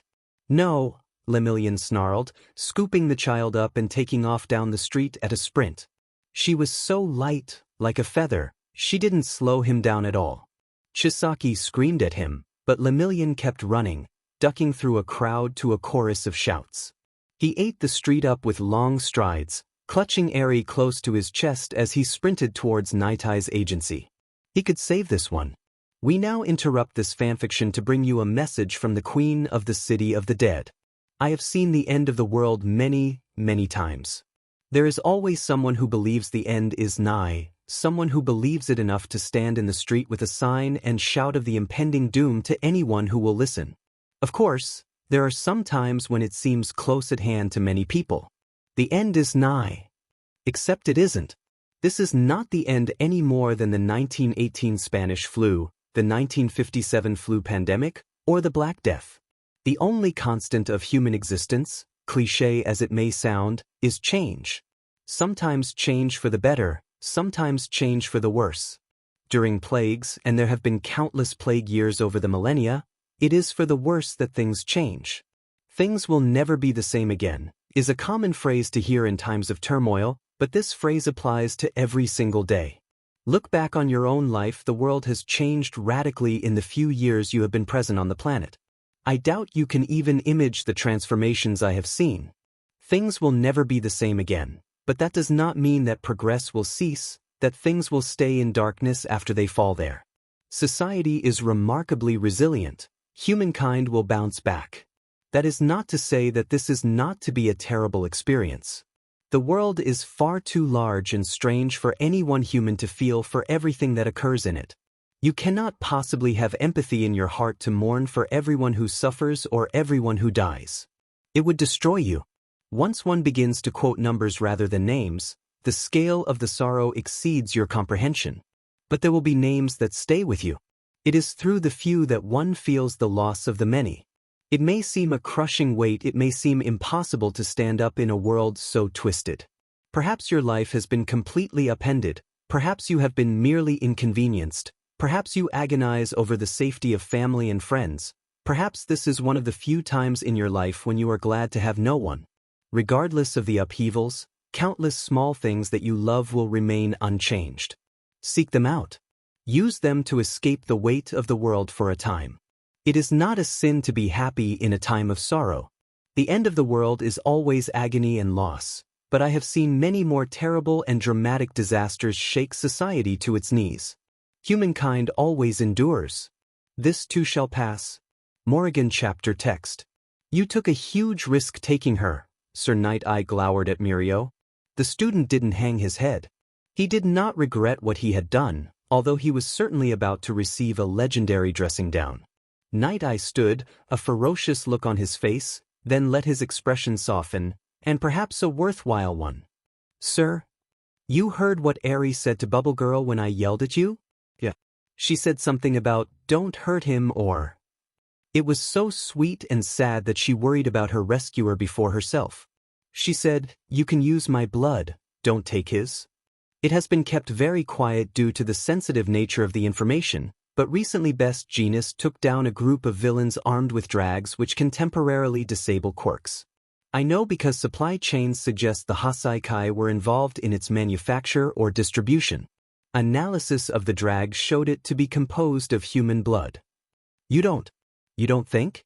Seriously, that's a huge leap. But if Eri were Overhaul's daughter, she might well have a quirk that allowed for disassembling of a more metaphorical kind. Could she be the source of the quirk erasing bullets? Nighteye stood. I do think. Sir Nighteye strode out into the foyer where Bubble Girl sat with Eri. The little girl's hair had been neatly braided. Bubble Girl's hair had been braided too, although not nearly so neatly. Tagada's co-worker had moved on from showing Eri how to braid hair and was now teaching her how to tie a reef knot. This is a really useful knot. Then I'll show you how to tie a cow hitch. A cow hitch? Is that for hitching cows? Bubble Girl laughed. I suppose it probably used to be, but there aren't too many cows in the city these days. Oh. I guess not. Gripped her borrowed, oversized nightgown with white knuckles. Bubble Girl asked quietly, would you like to see a cow, Eri? I have a cousin who owns a petting zoo. A petting zoo? What's? Bubble Girl winced. A petting zoo is a place where they have a lot of nice, fuzzy animals that you can meet. They're all really sweet and you can feed them and pet them and they make cute little noises. Oh. Would you like to go to a petting zoo sometime, Eri, and see a cow? Excuse me, said Nighteye, trying to soften his usual, exacting tone. Eri, the little girl's eyes locked with his. First, I'm not going to hurt you or Lemillion. I, unfortunately, need to ask you a question. I do not want to upset you, but I do need to know the answer. I apologize. Eri nodded ever so slightly. Has your guardian taken blood from you because of your quirk? The poor thing started to shake violently, which was as definitive an answer as a clear yes. Hey, Mirio sank down to the little girl's level. It's all right now. You're safe. We won't let anyone hurt you anymore. Keep an eye on her, Nighteye ordered. I'm going to get on the Hero Network and request help with security. If what they suspected were true, Eri was the key to the Haikai's plan. This living, breathing, lovely little girl was a piece of their plot like a cog in a machine. Those sick. She was beyond critically important and Nighteye thought Chisaki might try to take her back. Mirio had time to process this revelation before the wall behind him exploded, and a blow threw him nearly 6 meters. Caught flat-footed, he rammed his head through the ceramic pot of a citrus tree. Mirio's vision blurred and his ears rang as he dragged himself out of the dirt. Chisaki. Or something that was part Chisaki part amalgamation of monstrous body parts, stood on the center of the room, growling and screaming, Eri. Someone else is about to die because of you, Eri. Is this what you want, you cursed child? Across the wrecked room Bubble Girl, a ferocious snarl on her face, carried the rescued girl tucked against her side. The Haiikai weren't getting her back. Mirio had promised her that he would keep her safe and he would not make that a lie. Chisaki. Nighteye leapt in front of his co-workers, meeting Overhaul's eyes and activating his quirk. Lemillion, Bubble Girl, get Eri out of here. They didn't have the chance. A cackle welled up from the walls and the room itself moved as if it were alive. What was going on? Bubble Girl lunged across the room, Eri still clutched tightly to her chest, dodging flying floorboards and shards of exploding glass. Mirio, unsteady on his feet from the concussion he was going to ignore, moved to help Sir, phasing through Chisaki's gory arms, nearly landing a punch on Overhaul's head. Something small and sharp struck him in the arm and a huge fist flew at his torso. He could phase through it except he couldn't that was right, quirk erasing bullets. Abruptly, Lemillion found himself lying in a conference room staring up at the Mirio-shaped hole in the wall. He had to get up. He had to help. Help Sir. Help Bubble Girl. Help Eri. They couldn't let Overhaul, that monster, win. He had to get up. The student clenched his fingers, struggled, tried to get to his feet, but only managed to rise to his hands and knees. A blood-curdling scream crashed through the student's aching head. "Do you want someone else to die because of you, Eri?" growled Overhaul as Nighteye, shoulder and right arm shredded like ground beef, choked and seized on the floor. The last thing Mirio remembered was Eri's poor, sweet voice whispering, "No, no, I don't want this," even as Bubble Girl held her away from Chisaki, a defiant snarl on the hero's lips and a gleam of pride? Pride in her eyes. Pride for the morals they upheld, for the lands and the people that they served, for the things they lived for. Therefore, Specter sprinted through the halls of the hospital, invisible, intangible, and inconsolable. "Specter! Get back here!" Aizawa called, but Specter dared not slow or stop because what if wasting a few seconds meant he was too late? It was strange how he was capable of involuntarily hyperventilating even though breathing was nothing more than a habit to him. Lemillion. Bubble Girl. Specter skidded into a waiting area and there was Bubble Girl, head in her hands. She looked up when she saw the ghost arrive. "Specter," she said, voice uneven. "I'm so sorry." Specter said. It wasn't his fault. He wasn't a part of their agency. He hadn't even known what had happened until he saw it on the news and then begged Aizawa to take him to the hospital because he had to see Tagada, had to make sure he was all right. The teacher had probably agreed to take him only because Aizawa knew the ghost would run all the way himself if not given a ride. If Specter had been there, he could have done something. He should have done something. "Sure," Bubble Girl said, tentatively offering a hug which Specter accepted. "I know how, sometimes, it feels like everything is your fault because," she choked, trying not to cry, "because you can never do enough, and I know Tagada is your friend and you're worried about him, but none of this is your fault. You know that, right?" "Yes," Specter whispered. "I know. Tagada's going to be okay," Bubble Girl continued gently as Aizawa finally caught up with Specter and grudgingly took a seat in the waiting area. "He has a broken arm, some broken ribs, a concussion but nothing life-threatening." "Nighteye?" asked Specter softly. Bubble Girl sighed, biting her lip. "I don't know," she said at last. Overhaul ripped his right arm to pieces. She swallowed as if physically forcing herself not to vomit, and a good chunk of his chest and shoulder too. Specter inhaled sharply. That would probably kill Sir unless Alta White showed up at AT Memorial Hospital in the next 30 minutes. Which he well might. "He'll be okay. He will. He'll be okay." Bubble Girl was clearly trying to convince herself more than Specter.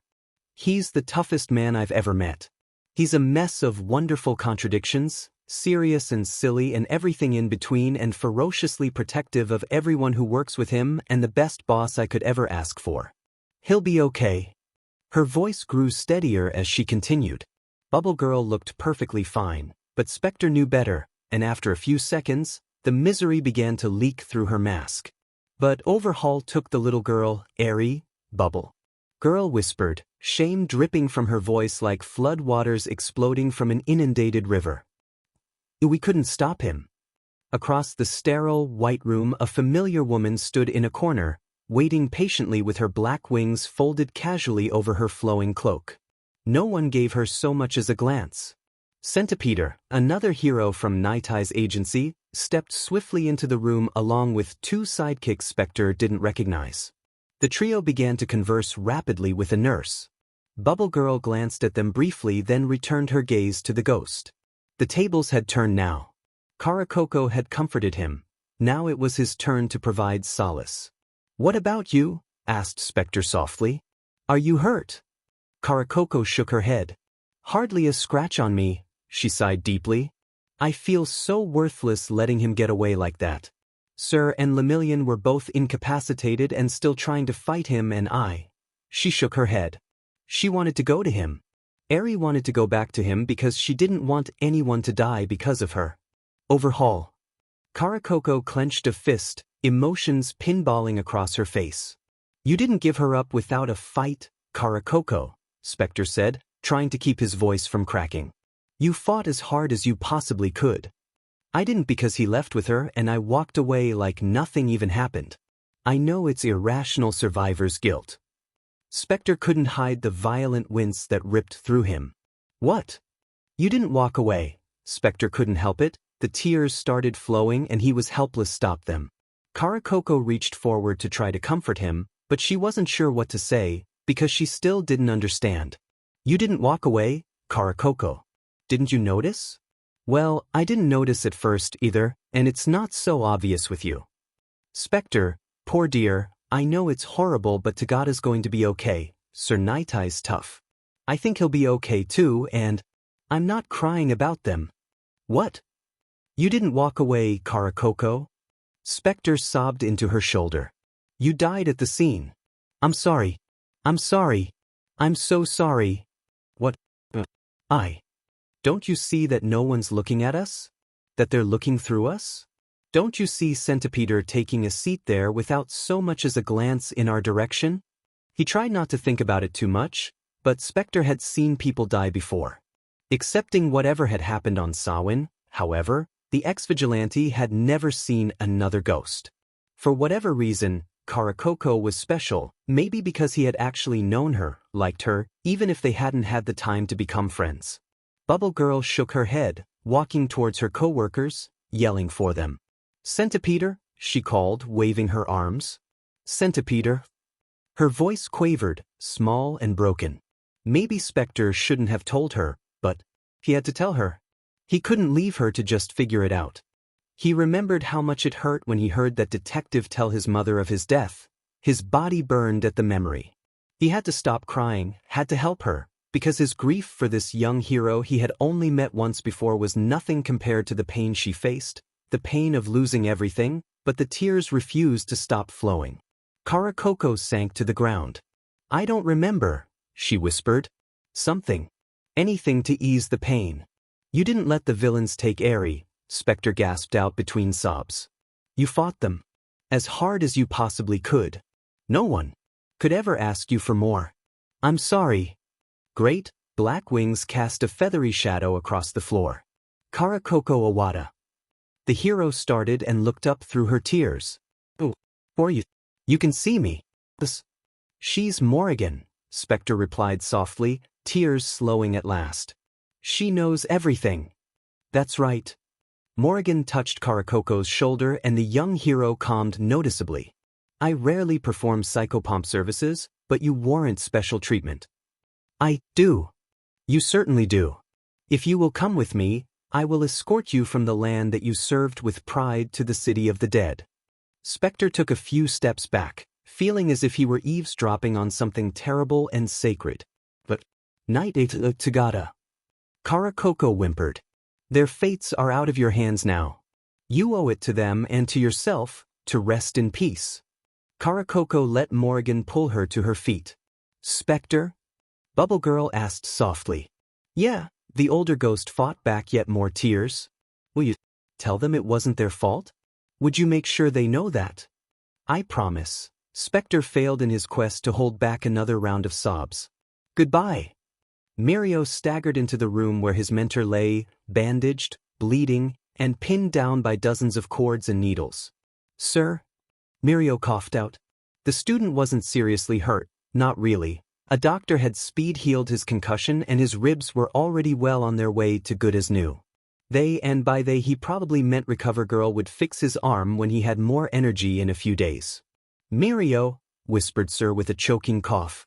It was startling that he could speak given how much of his right lung had been shredded like disposable paper. Tagada forcefully held back a retch. You couldn't see it now. Couldn't see the blood and gore. But you could see what was missing. Nighteye, whispered a small voice. Specter, face streaked with tears, had slipped into the room. He probably wasn't supposed to be there, but no one would be able to keep him out, so why try? I'm sorry, Mirio told his mentor lamely because he couldn't think of anything else, because there wasn't anything that could get the message across, no way to express the guilt and the sorrow, the righteous fury, the disbelief. Tears pricked the corners of his eyes, tears of misery and rage and terror. Did the right thing. None of us, Marai choked out, have anything to feel guilty about. You're going to be a great hero, Tagada Mirio. Not without you. Please don't leave. I still need you. I'm not ready to do this on my own. He bowed his head to stifle the sobs. Nighteye shakily reached towards Mirio's face with his one remaining arm, ready to give inspiring last words, perhaps words Mirio didn't want to hear because he didn't want to believe that this was the end, when Specter, who had also been sobbing, abruptly fell silent. What? Asked Mirio, turning his attention to the hall.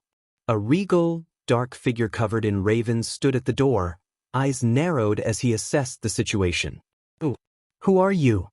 And why is Specter so happy to see you? The figure bowed. Evening, everybody. My name is Alta White and I will be your necromancer this fine day. How is everyone doing tonight? Could be better, Nighteye gasped out, voice hazy with pain. Who? Mirio asked again. He's the one who saved Todoroki after Hosu, Specter said, drying his tears, and best Jeanist after Kamino and dozens of other people. Hope crashed through Mirio's misery like a bulldozer. You can fix this.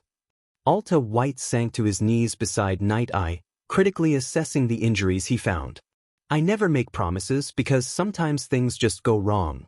But you're not that bad off, sir. I'm getting to you promptly. Recovery girl will be here to assist in perhaps 5 more minutes, and I'm well rested.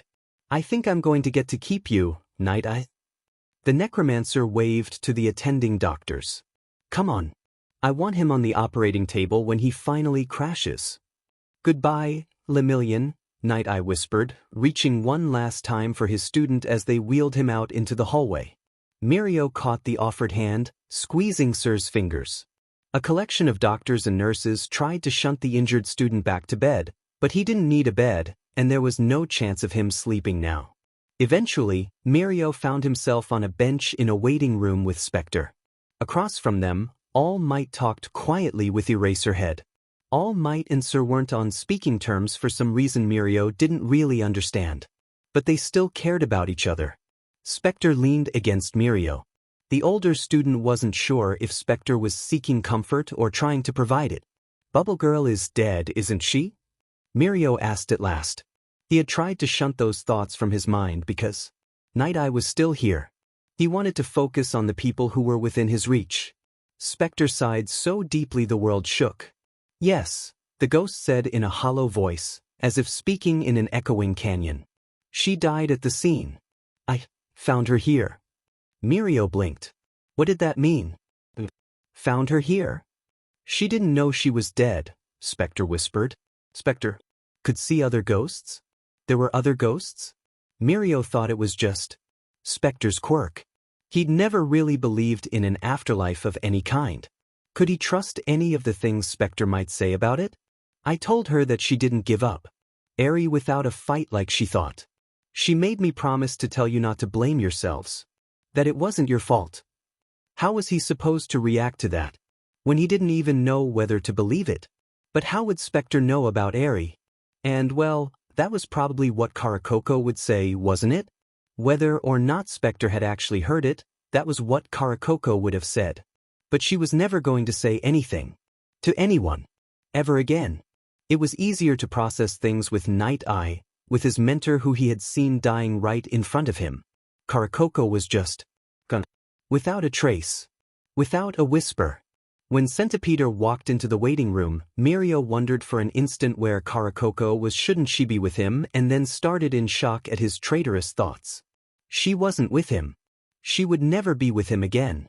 Never. No fanfare, no last words, no nothing, just erased from the face of the earth. Mirio rose to his feet. Centipeder and 2 other co-workers whose faces he didn't quite process offered him comforting words and shoulder squeezes. He offered apologies. They told him he had nothing to be sorry for. They were wrong. He tried to smile, to dig the sunlight out of the cave-in within his brain. It had been hours. How does Alta White's power actually work? Mirio asked Specter at last. Specter started out of some kind of trance. You don't want to know. What does that mean? The little ghost shook his head vigorously. It's not an image you want to have in your head, Tagata, not when he's your mentor and your friend. Some very vague, very gory ideas floated through Mirio's subconscious. Footsteps. Alta White stepped out into the hallway. He caught sight of them and broke into a grin, giving them all a thumbs up. Mirio leapt to his feet, ignoring the celebratory commotion surrounding him. Stress and misery in his stomach dissolved into a pool of jittery relief, if only for the moment the pit in his stomach would be back later with a vengeance. He made it. Pulled through like a champion, Alta White replied, his birds chirping and crooning from their perches. We're trolling for a blood donor now. People I resuscitate tend to do best if they get a hot blood donation afterwards. Are any of you Quirkless standard and literally anything negative? If so, we want to SCK your blood. Type O negative, Mirio replied almost breathlessly. Aren't you still injured? Oh. A little, but it's not a big deal. Alta White pet his head. I suppose if the nurses say it's all right. Can I see him? Of course. It would be hard to give him your blood if you weren't allowed to see him. Come on. Alta White paused, assessing the rest of the waiting room. Soon as the blood donation is finished, we should allow more visitors. A chorus of thank yous, some addressed to Alta White, some to his birds, echoed after them. As they walked down the hall, a nurse caught up with them and grasped Mirio's wrist, using her quirk to check his blood for hazardous pathogens and substances and probably for an acceptable amount of iron. Another nurse took his vitals and deemed him healthy enough to donate. The necromancer opened the door to a secluded room. 2 police officers stood guard outside. Sir Nighteye lay still beneath a sterile, white blanket. He looked pale as poor Specter, but Mirio could see his chest rising and falling steadily. He looked strange without his glasses. To us. So wrong to see his mentor like this. Alta White sighed as he rigged the student for a blood transfusion, sterilizing skin before sinking the needle in. Nighteye was still missing most of his right arm, but the cut was closer to the elbow now, not the shoulder, and it looked as if the injury had happened years rather than hours ago. You can do that? Regenerate limbs? Huh? Asked Alta, finishing the setup and letting Mirio's blood drain into Sir's veins. That was an indescribable feeling. The student sank to the ground, tentatively lying his hand against the blankets, feeling the solid pressure of his mentor's restored chest and shoulder beneath. You gave him part of his arm back. I thought. Oh, you didn't realize I could do that?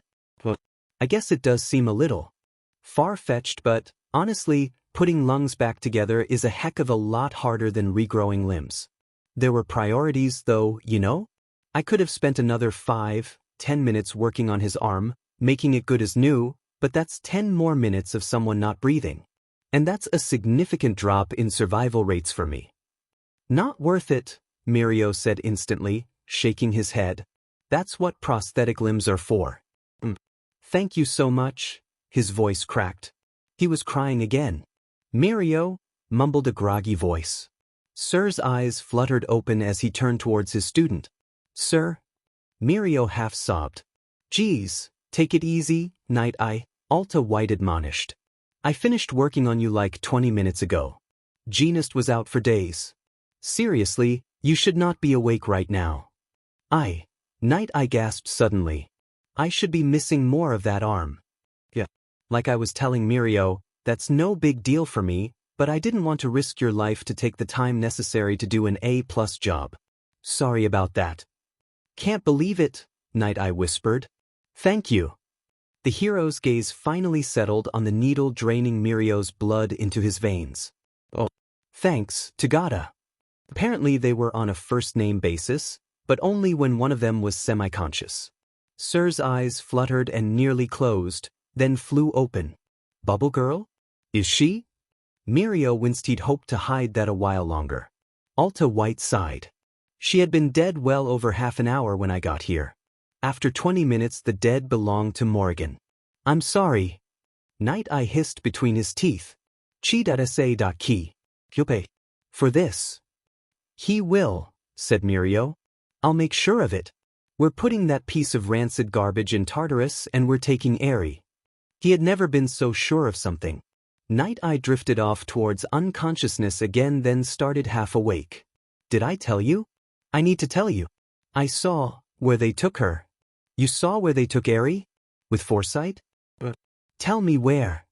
Nighteye, unfortunately, couldn't seem to choke out another word, and after a handful of attempts sank back into unconsciousness. That was inconvenient timing, Alta White sighed. He probably had no idea how unfortunate it was. Not being read in, he probably knew nothing about the girl that name belonged to. Well, he should wake up again soon, shouldn't he? Mirio said, trying not to sound as frantic as he felt. He needed to know where Eri was now. He promised her he would keep her safe, and maybe he failed once, but he could still make it up to her. I doubt it, the necromancer shook his head. I have seen cases like this before, where someone wakes up practically before we have them rigged up to the post-op IVs. They seem to spend all their energy doing that and then crash back into the dark for the better part of a week, sometimes more. Mirio clenched his fists, and because he couldn't think of anything else to do that didn't involve property damage or disturbing other patients, he tried his hand at swearing. The unfamiliar words felt strange on his tongue. He couldn't tell if they were making him feel better or worse. That's the spirit. Alta White agreed. Sorry it took so long to place a call, Tokoyami sighed over the phone, but we were out all day, and then, when we finally made it back this evening, someone became impatient, took my phone and proceeded to dial several wrong numbers, so I had to call my parents back and explain to them that Dark Shadow called them by mistake while attempting to dial a friend. Specter sniffed, couldn't find it in himself to really laugh. Tokoyami must be using speakerphone because he could hear Dark Shadow's sheepish muttering quite clearly. Thanks for calling, he said at last. Do you know if your friend Tagata is all right? Asked Tokoyami awkwardly, afraid he might touch a nerve. They said someone was killed during the attack on Nighteye's agency. I presume there would have been a mad commotion if it had been a UA student, but they also mentioned serious injuries. Tagata's fine, Specter replied. I'm not really supposed to know anything about what happened, it's all classified. But they'll release her name probably tomorrow, so it's fine to talk about, I guess. Nighteye's sidekick, Karakoko Owada, died. He paused to reflect on what to say now.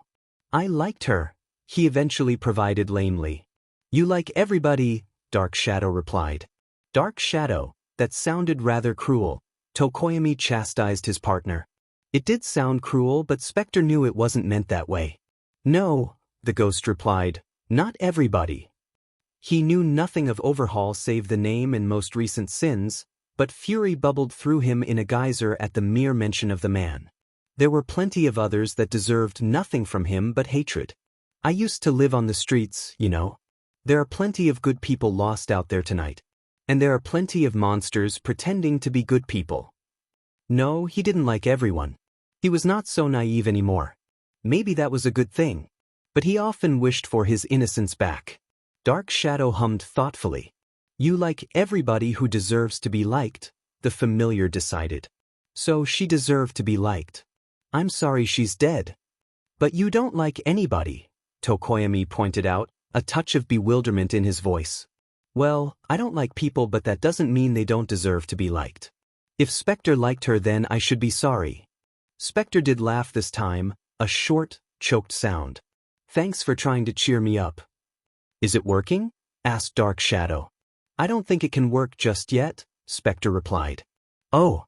I saw her ghost, the ex-vigilante blurted, because he was desperate to tell someone who would listen and believe. Tagata had listened, but it was obvious he didn't think Specter had seen Karakoko. Just gave him a placating look. Really? Asked Tokoyami, evidently curious. Have you ever seen another ghost before? Specter shook his head right. They weren't on a video call, no. Not like this. I did, maybe visit the actual afterlife once. Really? Said student and familiar together. You must tell us all about this. It turned into a rather long and gloriously distracting conversation. Tsuyu landed lightly on the window of a high-rise, then launched herself back into the sky, air rushing over her skin, whistling in her ears, and splaying her hair out in a wild banner behind her. This was amazing. Streets passed by in a blur. Tsuyu flipped in mid-air to get her legs beneath her and landed on the street. There was Hadu, hovering in the sky, looking down dispassionately at the huge villains she had just laid out in a heap. Wow, Tsuyu said.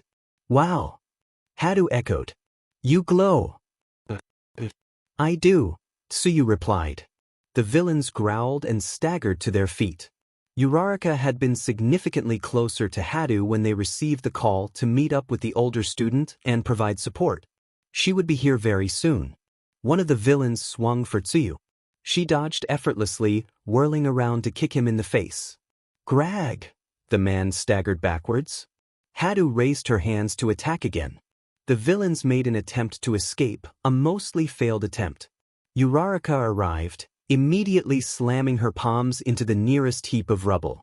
Tsuyu knew this move as quickly as Uraraka levitated shattered concrete and asphalt. Tsuyu kicked it at their enemies. The villains tried to dodge, tried to dig themselves out, but they were built for strength, not speed. And strength has its limits. A chorus of groans welled up from the villain-shaped pile of debris. Very impressive, Ryukyu stepped out of the shadows, arms crossed and fierce smile on her face. Everything about her was. Tsuyu sometimes felt like she ought to fall to her knees before this woman. The student stood before an empress. I understand now why Hadu recommended the two of you to me. You are very capable, and not just by the standards of first-year students. The hero pet her head. Hadu had since settled back to the ground. You glow. You look like a poison dart frog. Tsuyu took a step back. Is your skin poisonous too? I don't think so. She had never actually checked since inheriting one for all. Let's see. Hadu! Ryukyu barked. Hadu pressed her hand against Tsuyu's forehead before the frog girl could think to leap backwards. Please do not do that, Tsuyu said firmly. Hadu wasn't like them, the people who were weird about mutations, but that didn't mean Tsuyu wanted the older student to touch her without warning or permission. Hadu stared at her hand. You are poisonous. That's awesome. The older student showed off her hand, which was, indeed, already red and irritated. That was something. Tsuyu had assumed the answer to, "Are you poisonous like a dart frog?" was still, no, but One for All must had changed that at some point. Or, rather, must change that when she actively used it, because she had given plenty of hugs since she inherited All Might's quirk and no one had been hospitalized as a result. Standing so near the buried villains, she had maintained active usage as a precaution. What else was left for Tsuyu to learn about herself? Ryukyu, losing some of the Empress aura, face-palmed with a sigh. Hadu, you are too enthusiastic sometimes. Uraraka? Could you walk her to the hospital, please? You really did not know that your skin secreted a seriously poisonous substance, Azui? No ma'am, Tsuyu replied. My costume covers most of my body, Karo. No one has ever touched exposed skin while I am actively using this part of my power. Had that really never happened? She couldn't recall for certain. Could Tsuyu really not have noticed this for so long? Maybe it was a recent development as she adjusted to her second quirk? The Dragoon heroine sighed again and Tsuyu cringed. Ribbit. This was not how she hoped this evening would go. I am not cross with you, Mantella, Ryukyu said. This is in no way your fault and I doubt that it is a serious medical problem, but given that you did not even know of this aspect of your quirk, Hadu should see a doctor now and hopefully, the Dragoon heroine half-roared, learn her lesson this time. That being the case, you and I shall remain here to guard these villains as Uravity and Nejirekins seek medical attention. Despite this eventful evening, I look forward to work study with all three of you. Sorry, Ryukyu, Mantella, Hadu said sheepishly, following Uraraka towards the main streets. Ryukyu's aura of unbreakable power returned as Hadu and Uraraka faded from view. My apologies, Ryukyu said before Tsuyu could apologize again herself. You are a truly ferocious opponent. Thank you, ma'am. How long have you been developing this new aspect to your quirk? Ribbit. I looked up tapes from the sports festival. You were not using any of these powers then. That would imply that they are a new development or you certainly would have showed them off and likely earned a medal. I learned to use them right before final exams. Indeed. Imagine what you will do when you reach your full potential. The Dragoon heroine grinned. You are going places, Mantella, and by that I mean the top 10 or I will eat my hat. Tsuyu blinked in surprise. Well, she was All Might's successor but she never thought about rank. Tsuyu didn't really care, did she? Everyone was obsessed with hero ranks, everyone desperate to claw their paths into the top 50, 20, 10. But it had never been clear to Tsuyu that rank really said anything about how powerful, useful, or kind a hero was. It will be my pleasure to help you on this early leg of your journey. A day later, Ryukyu called to frighteningly casually inform her that she was, in fact, lethally toxic soaked in some substance similar to batrachotoxin, but faster to decay and more easily absorbed through the skin. An antidote for batrachotoxin poisoning had been discovered in the last 10 years in fact, and without it Hadu could well have spent the next month in the hospital. Tsuyu didn't get much sleep that night. She was less disturbed by the change in her body chemistry than by the fact that it was sheer luck that she had not accidentally poisoned someone during training. She could have killed someone. Before class the next morning, she went to see Recovery Girl to pick up several doses of batrachotoxin antidote and receive training on how to administer them. Aijiro wasn't quite sure what to think of his new boss. Several classmates had accused Aijiro of being a ray of sunshine, but this was a better characterization of fat gum. It was the middle of the night, but everything seemed bright around the man. Everyone knew Fat Gum and he knew everyone, calling out greetings, receiving happy shouts in return. You really do know everybody, Aijiro said as yet another passerby recognized his boss. I've been working here a very long while, Red Riot. Spend enough time patrolling one neighborhood, and you start to feel as if you're a part of the city. Huh. That was an interesting way to phrase it. Fat Gum offered some roast octopus which Aijiro politely declined. Amaiiki, however, accepted, venturing out from under his hood to slurp down the offered arm. It seemed as if Aijiro were going to experience a quiet first night in stark contrast to Bakugo's.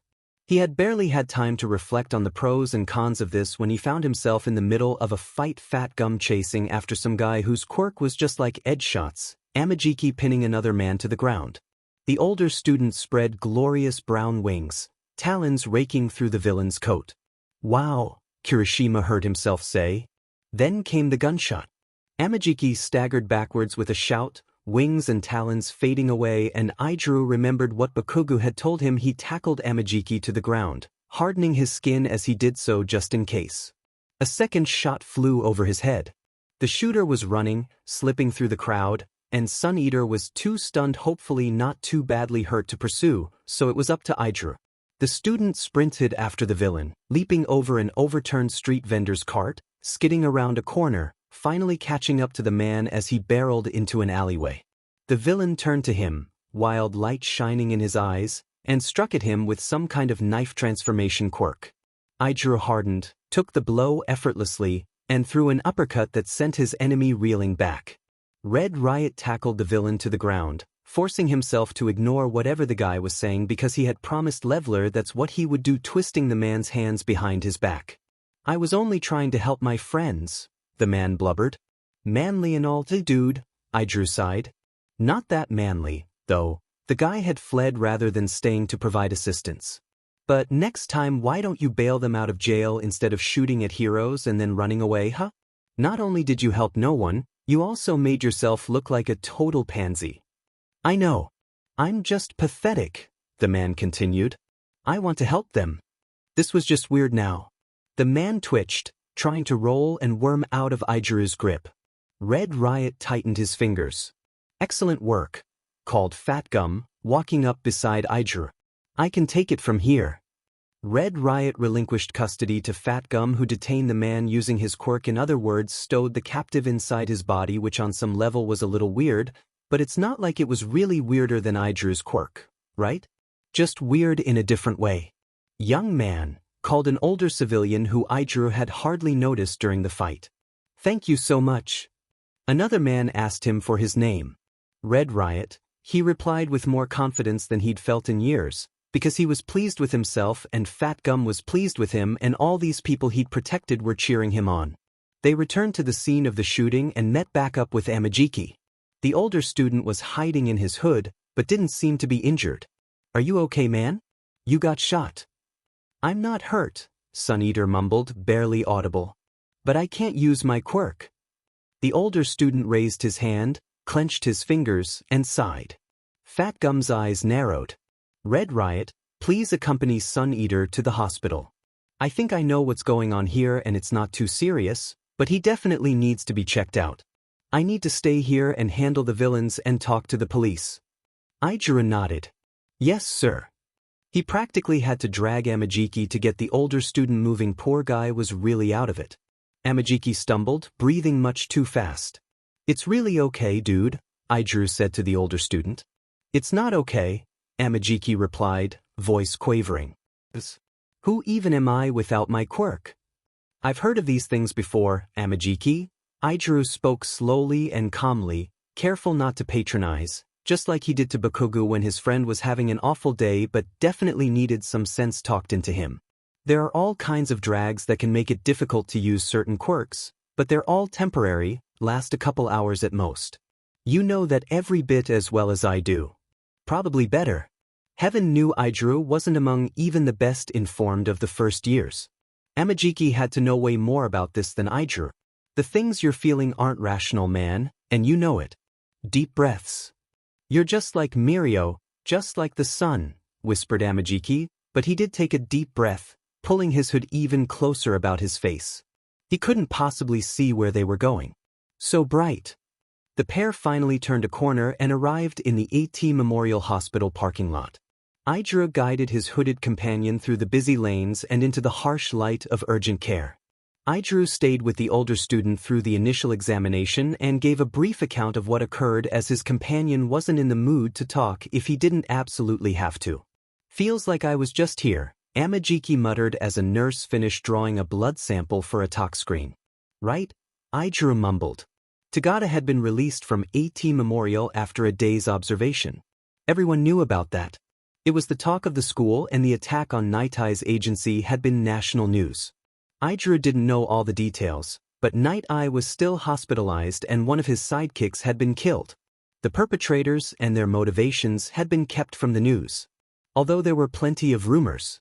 Lots of people thought it might be the League of Villains making a comeback. Feels like I was just here, came a bubbling voice. Tagata stepped through the partially open door, smiling broadly. Hey, Tamaki. Mirio, mumbled the shapeshifter. What are you doing here? Checking on Sir, the smiling upperclassman said. He's still unconscious, unfortunately. Amajiki just mumbled incoherently and sank ever deeper into his cloak. Aijuru could barely imagine what it would feel like to lose his quirk. And his was nothing special.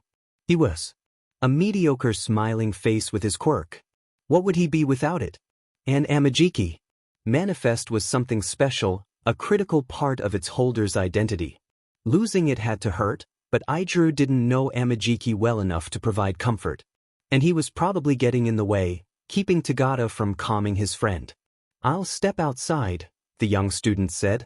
Thank you again, Amajiki mumbled, peeking out from under his hood, for protecting me. And for catching the villain who shot me. Tagata stared at Aijuru. Seriously? But that's one heck of a debut, Red Riot. Aijuru couldn't help the smile that split his face even as he said, it was no big deal. Anyone would have done the same. But anyone didn't. You did. Tagata saluted Aijuru as the first year stepped out into the hallway. A little help, Karo? Asked Tsuyu, lunging up beside Uraraka. What do you need? A boost. Oh. Uraraka's touch left Tsuyu weightless, and the frog girl launched herself like a missile into the sky. Floor after floor of office space rocketed past as she shot into the air. Ryukyu, still 100 meters away, was engaged in a fierce fight with a smaller, more agile flyer. The villain also had a transformation quirk, except his made him some kind of big, black bat. Hadu was busy on the ground with another combatant, so Tsuyu would assist. Uraraka cut off her quirk at the perfect moment and Tsuyu landed lightly on Ryukyu's head. How nice of you to join us, the dragon roared. The villain, cartwheeling across the sky, strayed just a little too close. Tsuyu's tongue shot out and wrapped around his wing, one for all giving her the strength to snag him right out of the sky like a wayward fly. The villain screeched in terror as Tsuyu yanked him back. Ryukyu reached out with a powerful claw and snagged the enemy. The student croaked in triumph, reeling her tongue back in. Excellent shot, Ryukyu laughed, gliding back towards the ground. But they were really high. Tsuyu hadn't quite realized. The view was astounding. A forest of buildings, glittering glass and steel, spread out beneath them. Cars looked like insects shuffling about in the metropolitan woods. She lost count of the number of small forests and parks within sight. She was going to learn to leap this high not this year, not next year, but someday. All Might cleared buildings in a single bound, and Tsuyu's base quirk was made for jumping. Hadu and Uraraka had their opponents cuffed and groaning on the ground. The gravity eraser looked immensely pleased with herself. She must have landed a legendary punch. That was so cool, yelled Hadu, vibrating in midair as Tsuyu leapt back to the ground. Ryukyu shifted to human form and smoothly cuffed her semi-conscious captive. Cameras flashed. "Ryukyu," called one short reporter. "That was very impressive. Beautiful work. And these three have done wonderfully as well. Would you be willing to introduce your new co-workers?" "Of course," the dragon woman replied warmly. "You know Nejirekin already." Ryukyu gestured to Uraraka and Tsuyu to introduce themselves. "Pleasure to meet you. I'm Uravity." "Likewise, Karo. I'm Mantella." Fashion Freak was nothing if not punctual. That was part of acting heroic, or whatever, everyone needing to be as straight as their jeans and all that, so it was somewhat concerning that he hadn't responded to the knock. Katsuki rapped the door a bit harder. The curtains were drawn. Katsuki exchanged a glance with 3-Ring. The young man got up and joined him at the door. "Not answering?" "Nope. He might have fallen asleep on his paperwork," 3-Ring said. "Fell asleep on paperwork? The stuff wasn't that boring, was it?" 3-Ring pulled out his phone and hit the first number on speed dial. Apparently the ringtone was louder than the knocks. Less than 30 seconds later, Hakamada opened the door. "My apologies, Bakugo, 3-Ring." 3-Ring gave Jeanist a look which the denim-clad hero ignored. 3-Ring had too much tact to say anything more. "Come in, Bakugo." The student did. Katsuki did not have 3-Ring's tact. He was supposedly tactless, so why not act the part? Is paperwork really that boring? It is about time you found out for yourself, don't you think? Katsuki grimaced. He'd walked into that one. "Arg. You have to learn sometime. You are planning to run your own agency someday, are you not?" "Well, He thought so once upon a time, and then Izuku died, and then Katsuki stopped thinking about things like that. "I don't think so." "Oh. That was awkward. Well, these forms are the standard sort that everyone needs to learn to fill out, anyway. I am going to open the Jertons now." The justification, because 3-Ring gave me that look, was only implied. Paperwork really was that boring. In triplicate? What the hell do we need to do that for? Paperwork, reports, in general are extremely important on several levels, Hakamada retorted. In this way, we justify our actions and provide transparency to the public. The heroes must make it very clear that we are performing our jobs well and are capable of addressing every threat the nation faces. Seeing us in public, patrolling and interacting with civilians, is one aspect of that. It is also necessary that we show we are following the laws and protocols of society during and after altercations with suspects. These reports are how we do that. In addition, it is especially important. Hakamada changed his tone from the didactic drone which had half lulled Katsuki into a daydream to something almost sinister, that we show we are not mishandling money. Nothing unravels faith like a show of petty greed from a person in a position of power. I remember. That top 40 guy, Tasmane, was it? He was embezzling from his agency. It had been big news, an enormous scandal. The Hero Commission stripped Tasmane of his license within hours of the story breaking. Jeanist nodded slowly. Tasmane was killed in prison. Katsuki started. He had not known that. Stealing money, well no, don't do that, but it wasn't so bad. The guy hadn't hurt anyone, not really. Fashion Freak lowered his voice almost to a whisper. He was put in the general population. I, of course, did not hear about this until after the fact and it did not make the news. But the warden had to understand, right? Putting an ex-hero in with the general population? They did it on purpose. Fashion Freak nodded. Though, I'm not really sure who the they is. Hakamada sighed. It was not entirely clear to me who it was that signed Tasmane's death warrant. That is, in fact, another purpose of paperwork. It makes it more difficult for someone in a position of power to get away with sending someone to die in prison, or throwing a villain off a bridge when he is trying to surrender, or abusing a suspect in custody. Still boring, Katsuki muttered, returning to Form Z389 whatever. It took him another 20 minutes to finish it, mostly because he couldn't read the freaking legal weasel jargon. That the last one? No reply. Hey. What's next? Oh. Fashion Freak was asleep again, face down on a stack of forms. Hey. Jeanist roused himself with a start, eyes flying open with a momentary glaze of terror. The pro composed himself quickly, shaking his head. Really is boring, huh? Katsuki smirked, but it wasn't really that funny, and he couldn't help but ask at this point, are you okay? Hakamada sighed. I have not had much sleep this week. You could just get 3 Ring to help you with this stuff. I'm sure he'd be game, Katsuki pointed out. 3 Ring was obviously constantly frantic on Hakamada's behalf, so he'd certainly be happy to help. Go home earlier. That's unfortunately not the issue. Waff. Oh, because Icy Hot, whose memories couldn't be more nightmare-worthy than Fashion Freak's, was getting so much sleep lately and never waking up the whole dorm screaming in the middle of the night. I have had recurring nightmares, the kind where you cannot possibly get any sleep for hours afterwards for many years, Hakamada admitted with a sigh, but it has not been this bad in a long time. In other words, Hakamada had known he had post-traumatic stress disorder for probably the better part of a decade but was managing it fine. Till recently. It was hard to know exactly what to think, because Katsuki really understood now why 3 Ring was constantly fretting over his boss. On another level it was flattering that Hakamada trusted him enough not to hide this. Katsuki chewed on his lip. You gonna do something to fix that? Some things are not fixable, Bakugo, merely manageable. I have been running more, Fashion Freak replied. It does help, and I do talk with a therapist. Good. A huge flock of pigeons streamed past the windows. Are there more of these awful pieces of paper? Several. Katsuki rolled his eyes. Why don't you give me a big stack and tell me what to do on all of them, save time?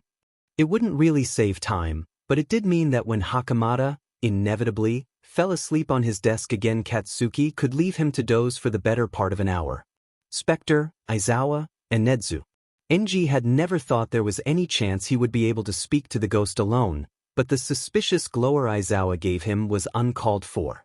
Nedzu looked less openly hostile, but there was a glint in his beady little eyes. The new #1 hero had no doubt that either one of these people could, and would, destroy him if he threatened their student. Specter, Enji said levelly, extinguishing his flames with the hope it might drain some of the tension from the room.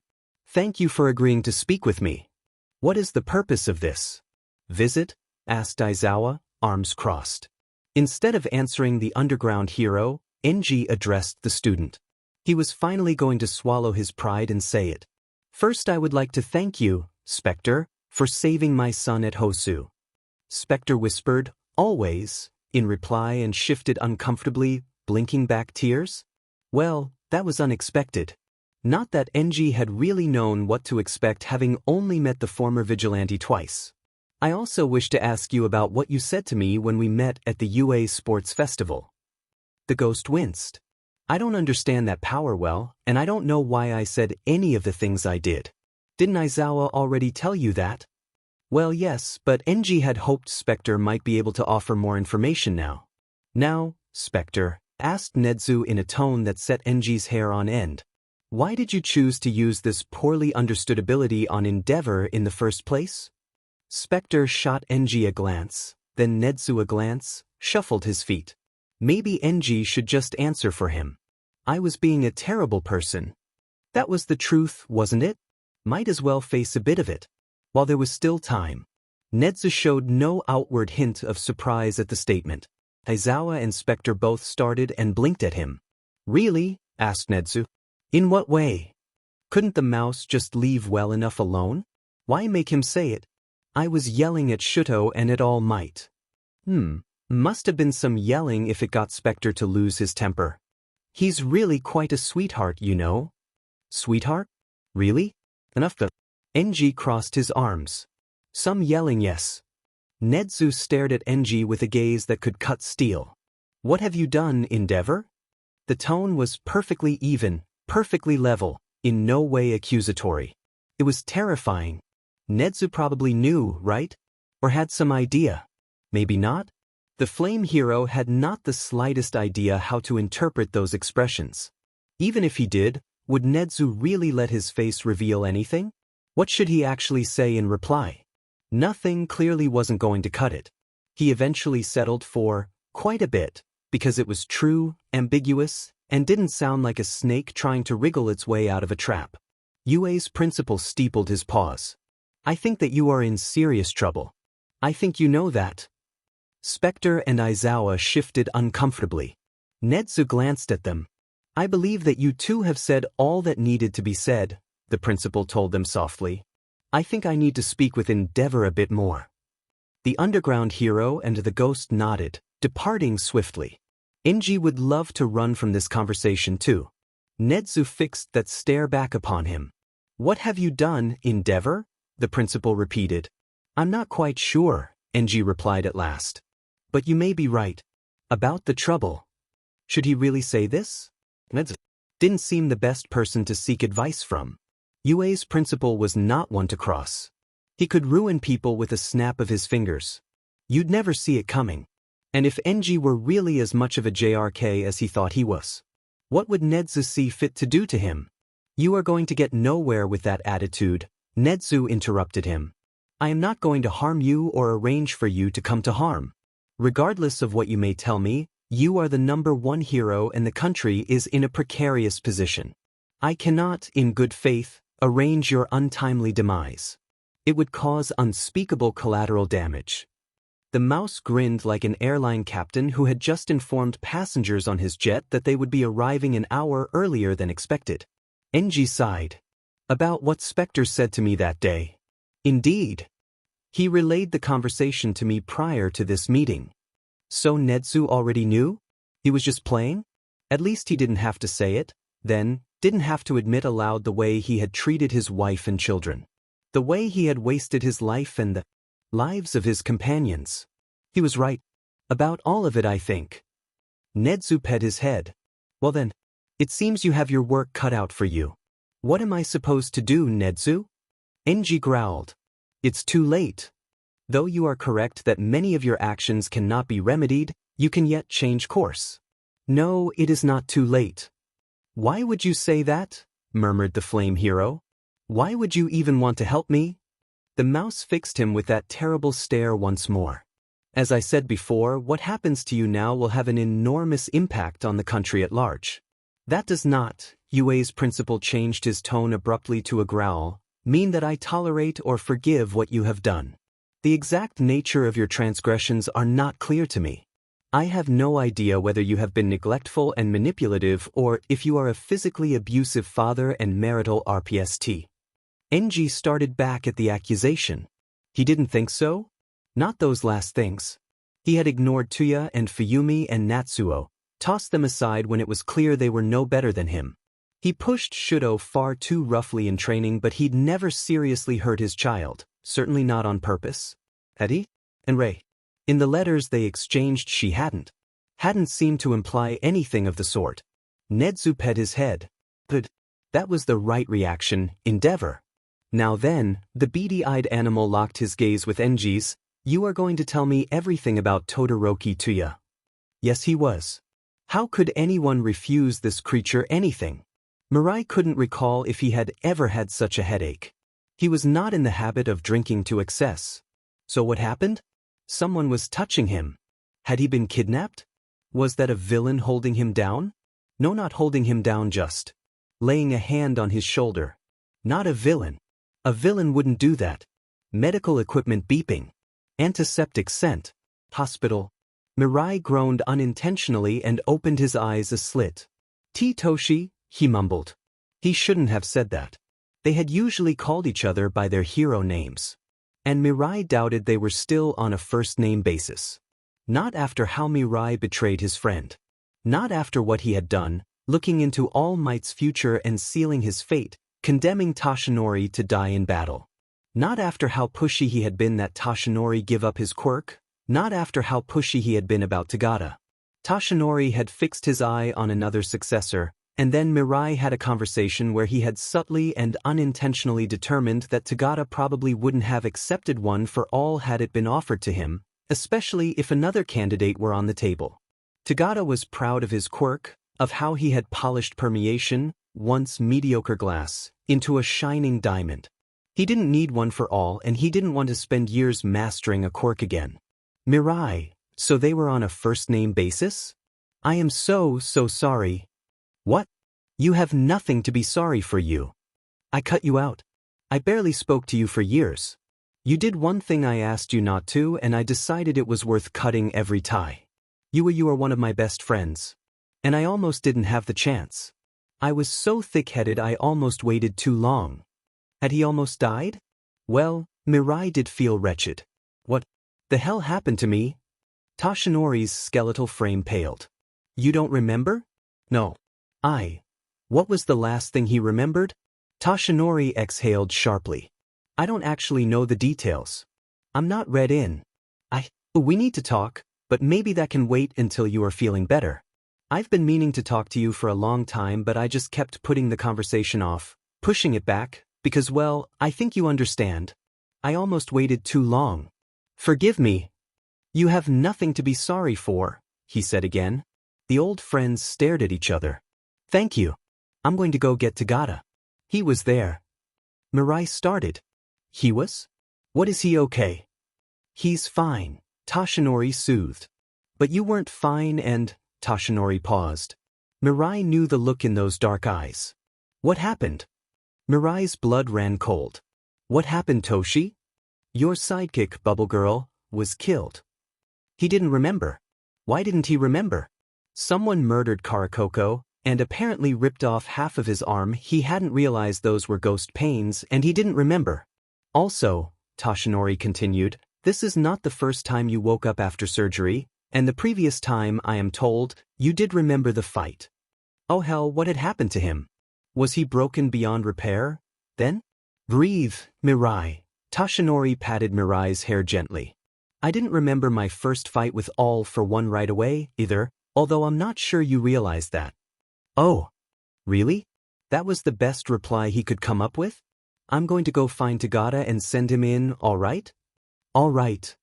Toshinori departed and Tagada entered a few minutes later. Hey, sir, whispered Tagada.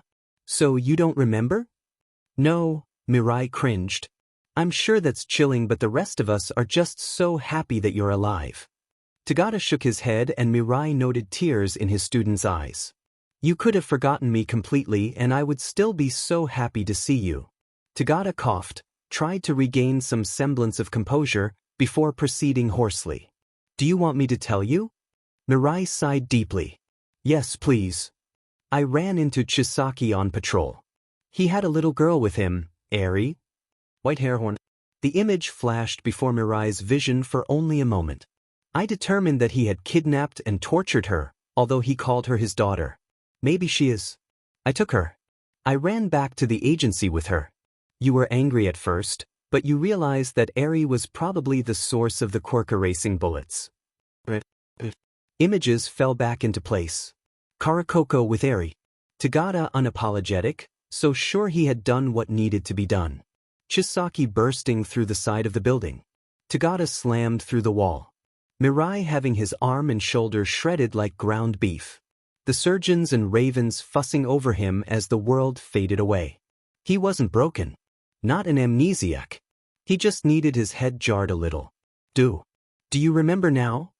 Unfortunately. Or maybe fortunately, depending on one's perspective. You said that you saw where Chisaki went. Where he took Eri. Yes. I used my quirk on him. I saw. Mirai's shoulder burned. His head screamed. There was an ache in his heart for his slain co-worker and fury in his blood on behalf of the little girl that monster had kidnapped. He'd seen what that psychopath did to her. He's going to pay for this. He is, Tagada growled.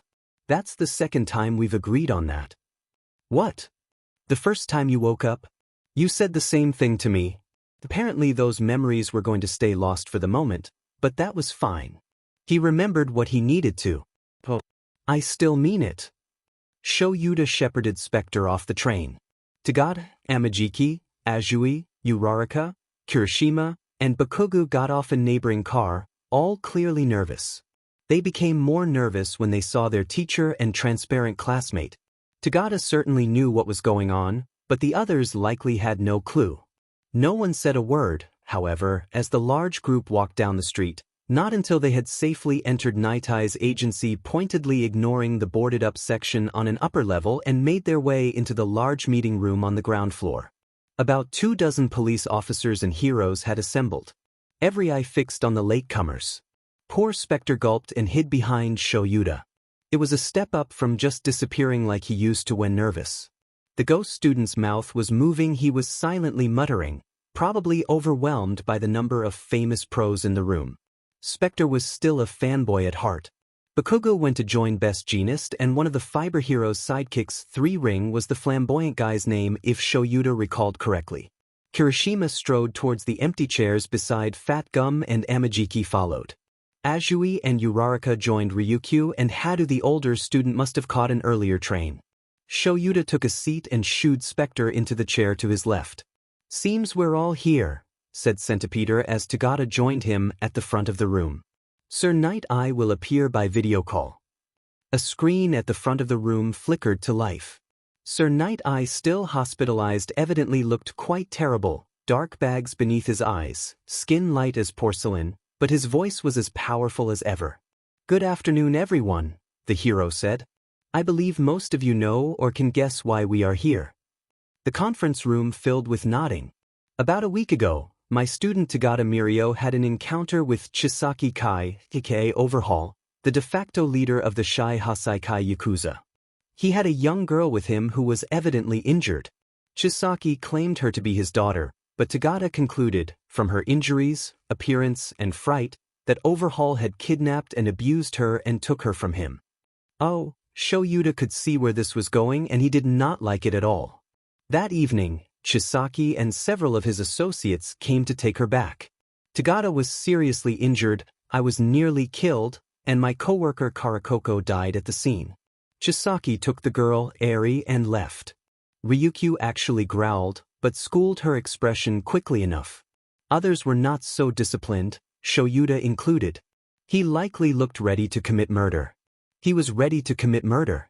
A glance at Specter showed the little ghost wearing the cold, fierce expression Shoyuta had seen during the kid's vigilante days. Specter looked like that when he was ready to throw someone through a brick wall. Tagada wore a fierce frown, fire burning in his eyes. The angry murmurs slowly died down. Rocklock spoke up first. "And how are we planning to get her back, Nighteye?" "We will come to that shortly," Sir Nighteye said. "The situation is a good deal more complicated than you think. Recently, there has been a significant increase in crimes involving the use of quirk-enhancing drags. Fat Gum, if you would." "A few days ago, my students Sun Eater and Red Riot were on patrol with me. Sun Eater, after subduing several villains, was shot by a criminal standing in the crowd. Following this, Sun Eater was unable to use his quirk for some time. The hospital determined that his quirk genes had actually been damaged." An uneasy murmur followed that declaration. It was beyond unsettling. A drag that would keep heroes from using their quirks? That could do immense damage. Amaiiki shrank in his chair beneath the multitude of curious gazes. Luckily, in this case, his quirk genes repaired themselves. "Red Riot chased and subdued the criminal," Fat Gum continued. "And when he was searched after arrest, an illegal quirk enhancement drag was found in his pocket. Analysis indicated that the substance was black market and likely brewed in an improvised lab. Enhancers imported from America last much longer. It is very concerning that this low-level thug had access to both of these extremely dangerous drags and suggests that they have a similar source." Indeed, Sir Nighteye took over again. "Tracing distribution maps, we found that the Shy Haiikai have done business with the middlemen selling enhancing drags and quirk-erasing bullets. They have been making contact with other underworld groups all over Japan, including the League of Villains, although there is currently no evidence that they are working together. Ryukyu and her students recently broke up a dispute between two villain groups. One of the bosses was also doing business with the Haiikai. Ryukyu nodded slowly. The Quirk erasing bullets are certainly the most pressing issue here. Best Jeanist, if you will? The number 3 pro nodded. On a patrol several days before the attack on Nighteye's agency, my student Leveler and I took down a group of 6 criminals, one or possibly 2 of whom were also armed with Quirk erasing bullets. One of them shot me, but the needle did not pierce my body armor, and enough of the drag remained in the syringe for analysis. Despite only a small piece of his face being visible, it was easy to read the fury in Jeanist's expression, although it did not bleed through into his tone. The bullet was found to contain human blood cells. Telomere and chromosomal analysis suggested the source of this blood was a young female. In other words, Ryukyu said, Quirk erasing drags are synthesized from someone's blood, someone who has the power to destroy quirks. That is the supposition, Nighteye said. Specifically, given what Chisaki was willing to risk to take Eri back from us, the conversations we had with the girl, and her injuries, we think it likely that this is her power. Oh, this unforgivable monster. Shoyuta forced his breathing even. Half the room looked shocked. The other half looked murderous. Shoyuta was definitely part of the murderous half. You have a similar ability, don't you, Eraserhead? Asked Ryukyu. Somewhat, Shoyuta said after a moment to collect himself. My ability deactivates quirk genes but does not damage them. So what's the plan? Asked Rocklock. That's why we're all here, right? To plan how to rescue this kid and shut down the Haiikai? It is, Nighteye agreed. When Chisaki attacked me, I used my quirk on him. I saw that, immediately following the fight, he took Eri to a safe house of sorts nearly 200 kilometers north of here, but a few days later he returned with her to the Shai Haiikai compound. I was, the pro considered, less than perfectly coherent, and I was not able to ascertain whether they remained at the Haiikai compound after they returned. I am unable to give as many details as I would like, but I saw Chisaki take Eri into a maze of tunnels beneath the buildings. I then saw something gruesome. I believe I witnessed Chisaki drawing her blood, but I am not certain. The point is, he continued after the angry murmurs died down yet again, that I do not know whether Eri is still in the compound. So, Shoyuta spoke up, you need someone to sneak into the compound and make sure that she is there before we raid the place? This is why they asked him to come. This is why they asked him to bring Specter.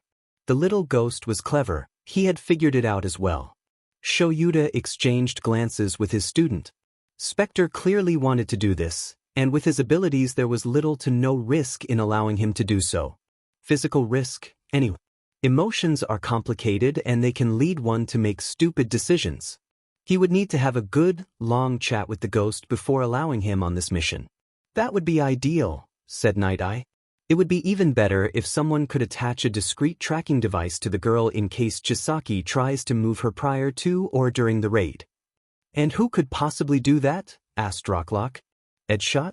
Even the ninja hero would be hard-pressed to pull something like this off undetected, and let's face it, he's still not 100% after Kamino Ward yet. Not Edshot, said Nighteye. Specter. Who? Asked Rocklock. One of my students, Shoyuta said. The room turned to stare at him and poor Specter shifted closer to his teacher, wilting beneath the weight of dozens of gazes. He has the ability to become completely invisible and intangible for as long as he pleases and is capable of sharing this power with small objects. Shoyuta continued, I will give permission for him to participate in this mission and in the following raid, provided he agrees, of course. Specter was effectively interning with him, so it was allowed. Of course I agree, Specter said softly. Rocklock pet his head in sudden recognition. I know you. You're that vigilante, the one the news called a ghost. Specter, unwilting, raised his head and met the pro's gaze fearlessly.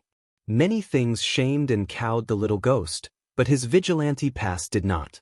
Specter didn't believe he had done anything wrong. Maybe he had, maybe he hadn't. Regardless, Shuda's student did not have to put up with such treatment. Specter is a UA student with his provisional license. What he may or may not have been doing a year ago is completely irrelevant. Rocklock held up his hands placatingly and shrugged. Nighteye recovered control of the room before the conversation could drift further off topic. I expect we will reconvene sometime early tomorrow morning to finalize plans, provided that Eri is successfully located in the Haiikai compound. Can I count on all of you to participate in the raid? A chorus of agreements rose from everyone present. Before we adjourn for the evening, there are some additional details we should discuss.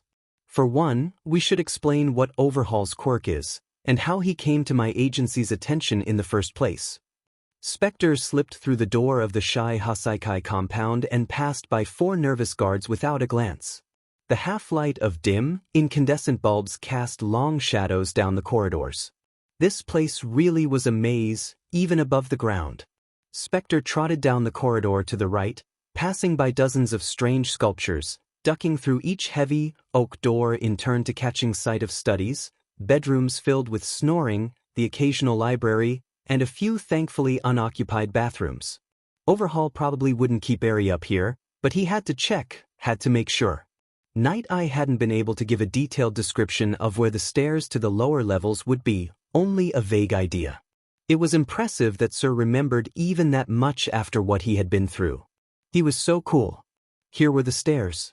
Specter leapt down the first flight in a single bound. There was less decor down there, everything was mostly stone or concrete and, without his night-adapted vision, Specter would likely have been hard-pressed to see anything. Right, left, straight. Dead end. Another flight of stairs down. Dead end. Backtrack to the second flight of stairs. Unease settled in Specter's chest.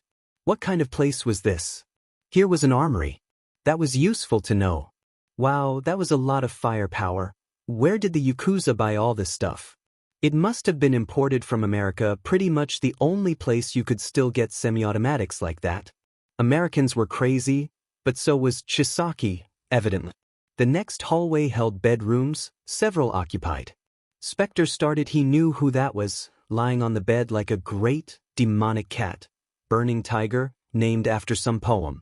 This was a famous, internationally feared SSS supervillain. What was he doing here? The last Specter heard about this murderous nightmare, he was wreaking havoc in Africa somewhere. True to the name, the man looked like a bipedal tiger and his fur glowed, even as he slept, like embers. Specter gulped. If the stories were to be believed, Burning Tiger's quirk approached endeavors in strength and his creativity was equally frightening. The Yakuza had hired help. It was the only reasonable explanation. Burning Tiger often worked as a mercenary. Imagine if they gave a quirk enhancer to this man. And who else might be hiding in these tunnels waiting for the raid if they had the money to pay for this killer's services? All right. It was irrelevant. Like Eraser said, don't get distracted. Be dispassionate now. Be furious later. Acting alone, going off script, could get Eri killed before the raid even started or give something away and get someone killed during the attack.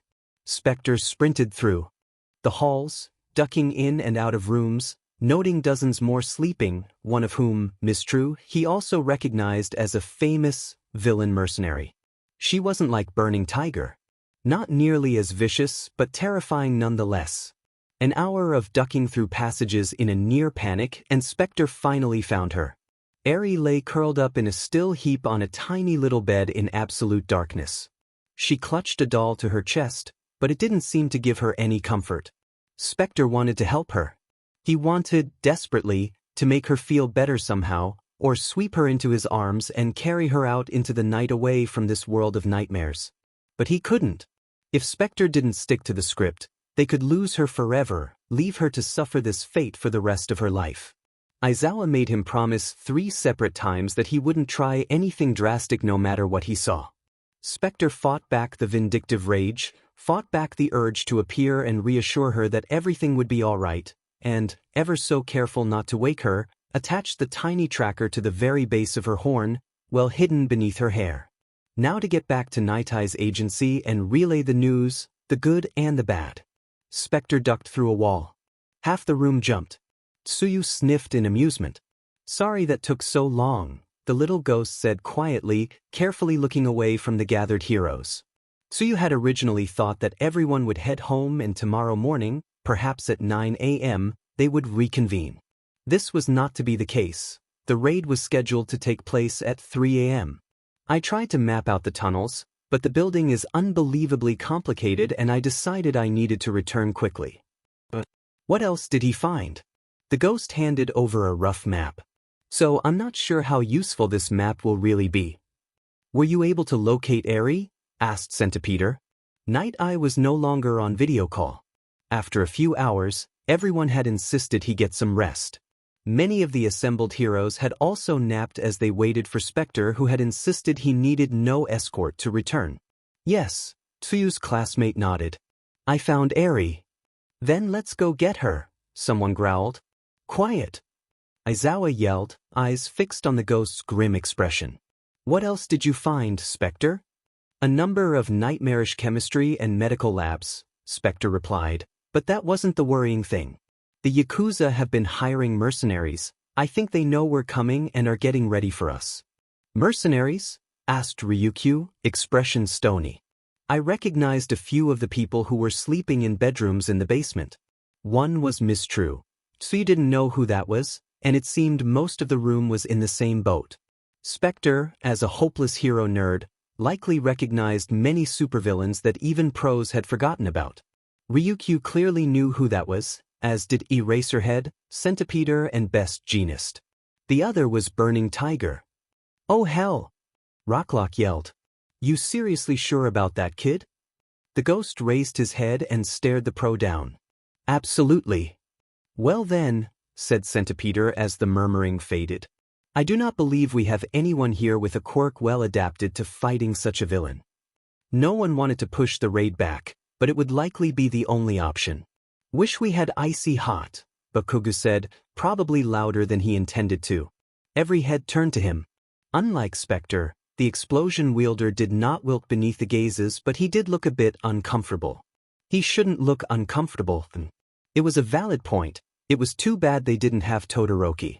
Eraserhead considered. I suppose we could go get Todoroki. It would be wise, said Ryukyu. Fighting such a powerful, flame-wielding villain without someone with an ice or water quirk available would be unintelligent. We could try to find Backdraft. But that would mean rescheduling the raid since no one knew where he was.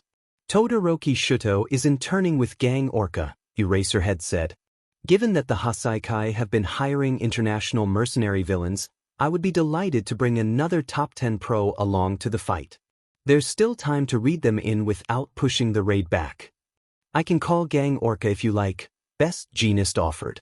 Please do, said Centipeder. I will go ask Todoroki if he is willing to join us, said Eraserhead, getting to his feet. Assuming Gang Orca agreed. Jeanist winced and held his phone away from his ear. Tsuyu couldn't quite make out what was being said, but it was being said very loudly. Bakugo was definitely laughing. No, I am not up at this hour doing paperwork, Jeanist said. I am at Nighteye's agency planning a raid which will begin in a few hours, and the group would like your help, and that of Todoroki Shuto if that is acceptable. We will explain when you get here if you can make it? Excellent. Jeanist held his phone away from his ear again. How is that my fault? 90 minutes? See you then. The number 3 pro hung up. He will be here in an hour and a half. The room settled briefly into silence, which was abruptly broken by Bakugo asking, with just a touch of disbelief in his tone, did he just call you a denim-obsessed house cat? Shuto did not mind the late-night wake-up call. He had slept relatively well the date before, and the day before that, which had lulled him into a false sense of security. It caught him off guard when he found himself back in that alley again. Specter didn't plead with him this time, didn't tell him to run, but rather crossed his arms and just, your turn to get what you deserve, the hero killer hissed in his ear, and then a forceful knock cut through the bloody darkness. Shuto jerked awake, blinking away the terror and confusion. Aizawa was calling for him. Did that mean he had been screaming again? He hated how the whole dorm got to see what a wreck he was. Why did he have to be so weak? Tsuyu always told him he shouldn't have to feel that way, but knowing it was wrong to feel that way didn't rid him of the emotion, didn't allow him to escape the lingering shame. Todoroki, Aizawa repeated. Shudo staggered out of his room. You and Gang Orca have been asked to join an ongoing mission. It will be dangerous. You can refuse. Midnight they were joining a mission? If my employer agreed, I agree, Shudo said. Aizawa nodded. Get dressed and meet me in the common room when you're ready to leave. I just need a few minutes to get my costume on, Shudo said, trying to organize his flustered thoughts enough to remember where he had put it. Same place as always, of course, but where was that? He slapped himself, hoping it might help. Maybe it did, or maybe he had just needed a bit more time to pull himself together. Either way, he joined Aizawa within 5 minutes. They were leaving UA in 10. This is Nighteye's agency, Shudo said as his teacher shepherded him through the lobby into a conference room overflowing with heroes. Ryukyu, Centipeder, Tagata, Fat Gum, Amaiiki, Kirishima, Best Jeanist, Uraraka, Azui, Bakugo, Specter, Gang Orca. Shudo hastened to the free chair beside his mentor. Good morning, Todoroki, Gang Orca said. I believe everyone was just about to fill me in? Centipeder began. We are to carry out a raid on the Shy Haiikai compound. Their leader, Chisaki Kai, aka Overhaul, was responsible for the attack on my coworkers. During this attack, he kidnapped a young girl by the name of Eri. The attack was scheduled to begin in approximately 2 hours. Night would be good for Specter, and the early hour would, hopefully, add to the element of surprise. The group read them in within 20 minutes. This was a very serious situation, certainly. But why had they suddenly decided they needed Shudo and Gang Orca at the last moment? And why did you suddenly decided you wanted 2 more heavy hitters to join the party? Asked Gang Orca, voicing Shudo's own concerns. The Haiikai have been hiring mercenaries. In particular, Specter recognized Burning Tiger during his scouting mission. Gang Orca inhaled sharply. So it's Todoroki you want and I'm just part of the package. Well, when you put it that way, said Ryukyu awkwardly. Gang Orca chuckled. Don't worry about it. They wanted him. To fight Burning Tiger? Shudo lost to an S-ranked villain, and they brought him along to fight a triple S monster who regularly beat pros into the floor and left significant death tolls in his wake? The room spun slightly and Shudo clenched his hands, pretending they weren't shaking. If he couldn't do it, or if he messed up. These heroes were all counting on him. People would die and he wasn't. He wasn't enough. I do not, Gang Orca said abruptly, want Todoroki anywhere near melee range of that savage, and I'm sure that his teacher agrees. Aizawa nodded thoughtfully and then the number 10 pro turned to Shudo. You're just coming along for fire suppression, his mentor said forcefully. That you can certainly do without getting too close. Glaciers are your specialty, after all. Leave the actual thrashing of the triple S villains to the most experienced pros. Shudo took a deep breath. Maybe he could do this. They weren't actually sending him against Burning Tiger. Of course, the Glacier Summoner said, sounding infinitely more composed than he actually felt. Shudo rode to the scene in a black SUV along with Gang Orca, the alien impersonating Best Jeanist, and Bakugo. The impersonator, and maybe Shudo would allow himself to call him Best Jeanist for simplicity, had another coworker, 3 Ring, but the younger man had his own car and preferred to drive alone for some reason that involved music preferences. That idiot needs to learn to drive, Gang Orca growled. Turn signals are important. I am using my turn signal, Best Jeanist replied evenly. Not you idiot, that other idiot. The one that tried to run Ryukyu and company off the road and then ran the red light. Bakugo snorted. Shudo had, by now, realized that nothing Gang Orca said to Best Jeanist was to be taken at face value, but that did not help him decode what was actually happening. Gang Orca turned his attention back to Shudo and said softly, quietly enough that neither Jeanist nor Bakugo, who had taken the front passenger seat, could possibly hear, "What's going on with you, Todoroki?" "What do you mean?" Shudo mumbled, even though he probably knew what Gang Orca meant. "You were petrified when they mentioned Burning Tiger. You don't emote much, but it's enough for me to read you." Shudo wasn't quite sure how to say it. Or if he should. Is this because of what happened at Hosu? Shudo took a deep breath, trying to banish some of the anxiety. Yes. Normally I wouldn't press you to talk about it, But things are about to get wild and I'm worried about you. I can't read your mind. I need you to tell me what's going on. The student hunched his shoulders. If you are not up to this job, you need to say it now, before someone gets hurt. There's no shame in it, but you have to tell us. Before someone gets hurt. I'm useless, Shudo said. You are not useless, Gang Orca said forcefully. I have had my butt kicked more times than I can count. Every pro you've ever met has lost fights. It does not make you any less of a hero. Not like me, Shudo said, crossing his arms.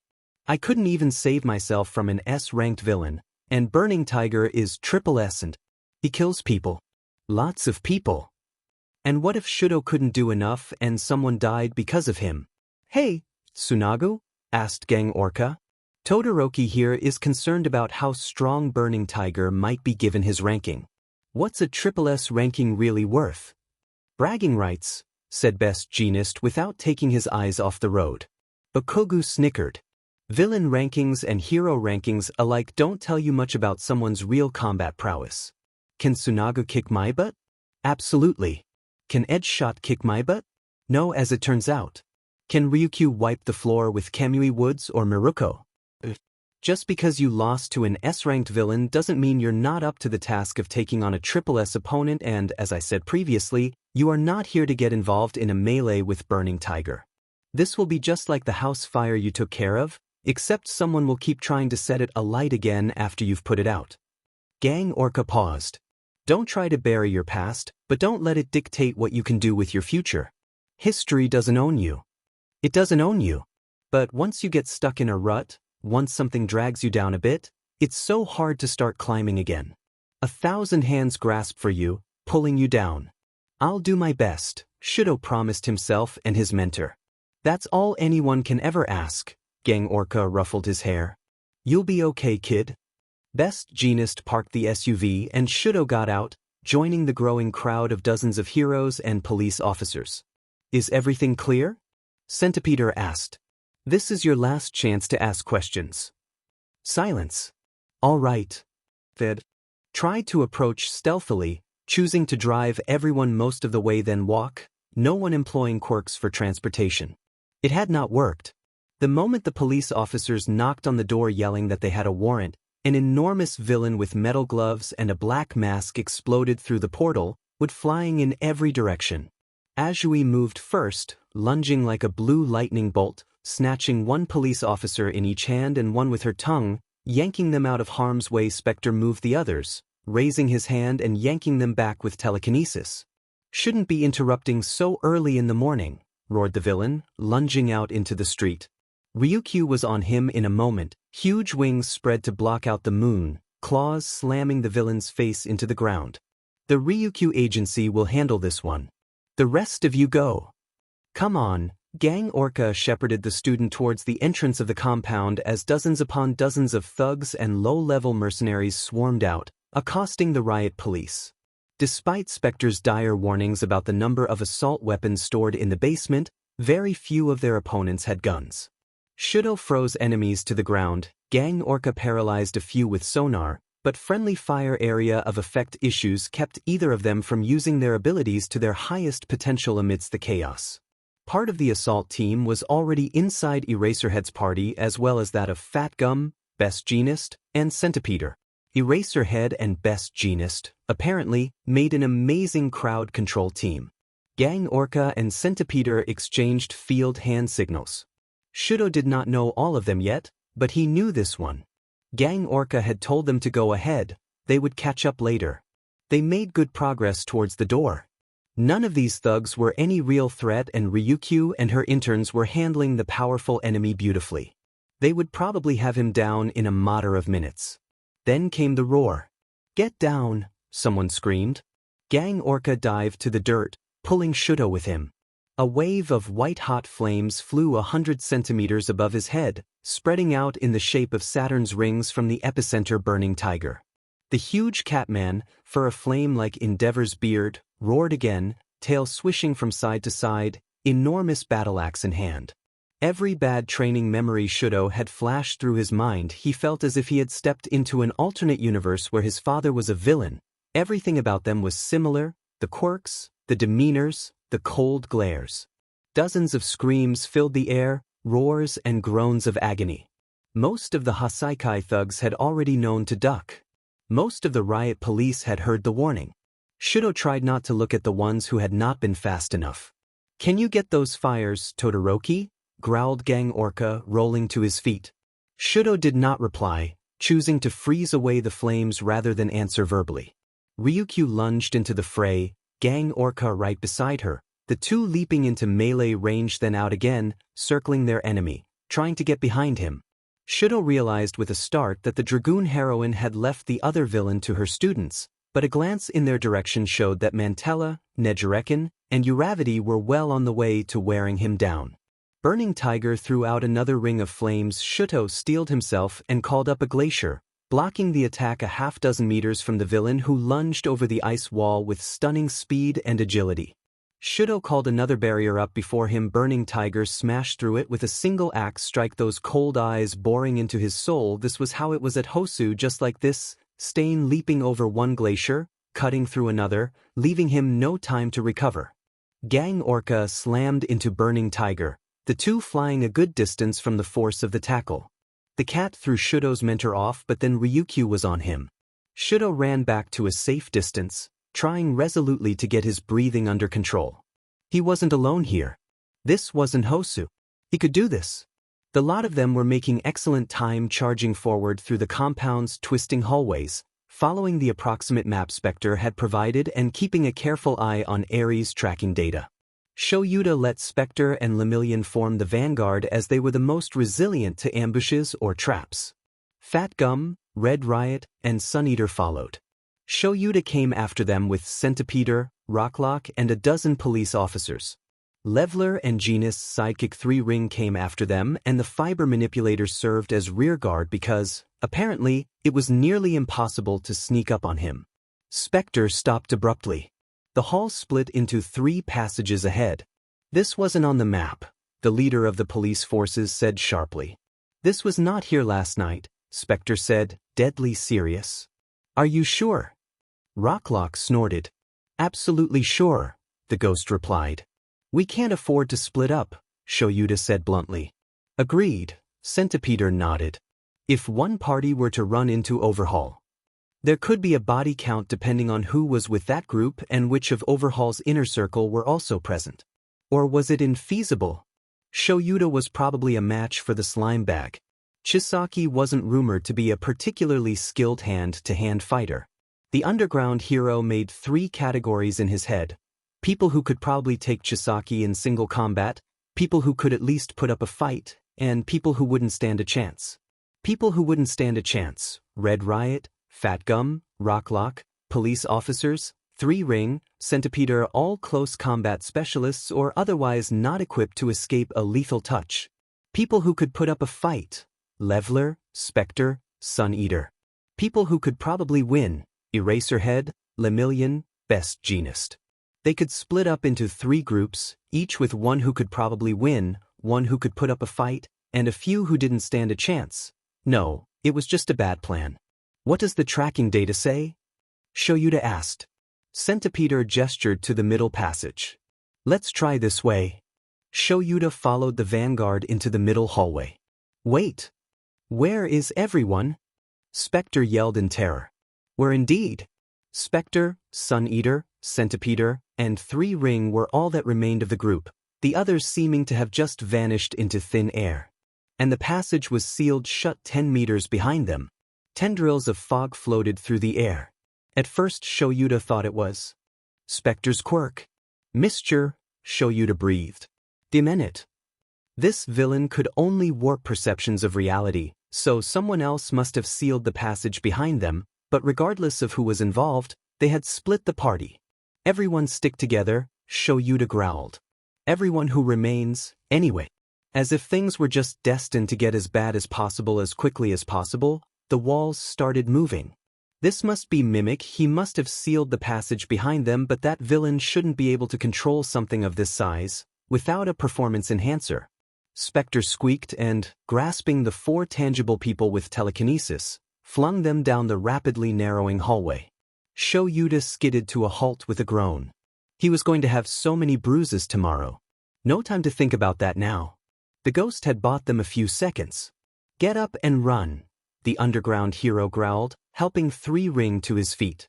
The sidekick pulled one of his trademark trio of golden rings from his top hat.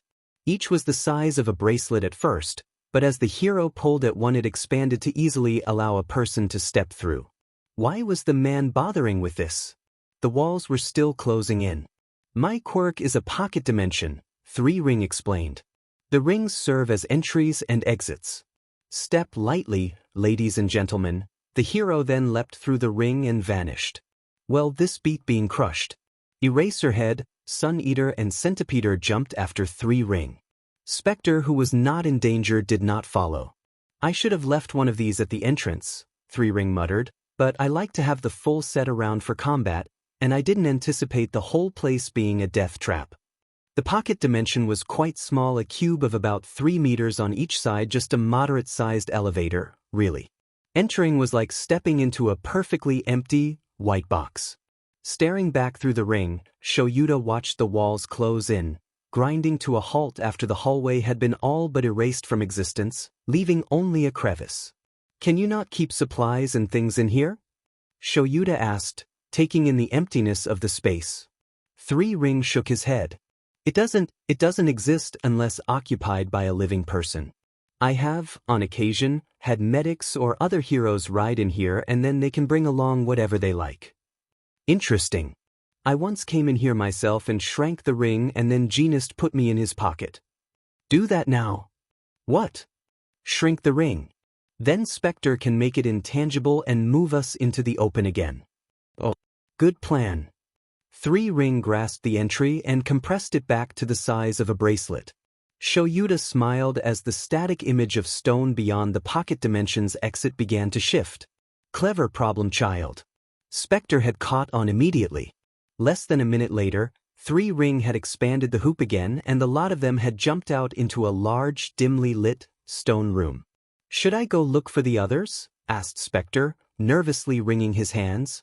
Rocklock would probably be able to hold the walls steady, pitting his power against Mimic's strength, but presuming the group had been split into 3. There wasn't anything Specter could do about that, though. The little ghost could take one of the 3 rings with him, but only if it were too small to be useful. There's nothing you can do, Specter, Shoyuta sighed. Unless we can find the one responsible. Then I can erase his quirk. You might be able to drag Mimic out of his hiding place. It took Aidru an embarrassingly long time to realize what had happened, that a good chunk of the party had disappeared. Fat Gum, Rocklock, and the dozen or so police officers remained. Everyone else had vanished into thin air. Passage is sealed behind us, a young woman shouted. Miss True, Fat Gum's eyes narrowed. Red Riot? Any chance you can break through the wall that appeared behind us? Well, I can try. He had a super move that he had never showed off before. He summoned up his ultimate armor, feeling it cover him in thick, sharp plates. It didn't make him stronger, not really, but it meant that he could sprint straight into the wall fearlessly. Aidru's body slammed the barrier, shards of stone flying past him. The wall remained standing. It did have an Aidru-shaped dent in it. He backed up and tried again. This time he felt the whole structure give a bit. Whoa, whoa, one young police officer shouted, waving his hands. I think that's not actually the direction we came from.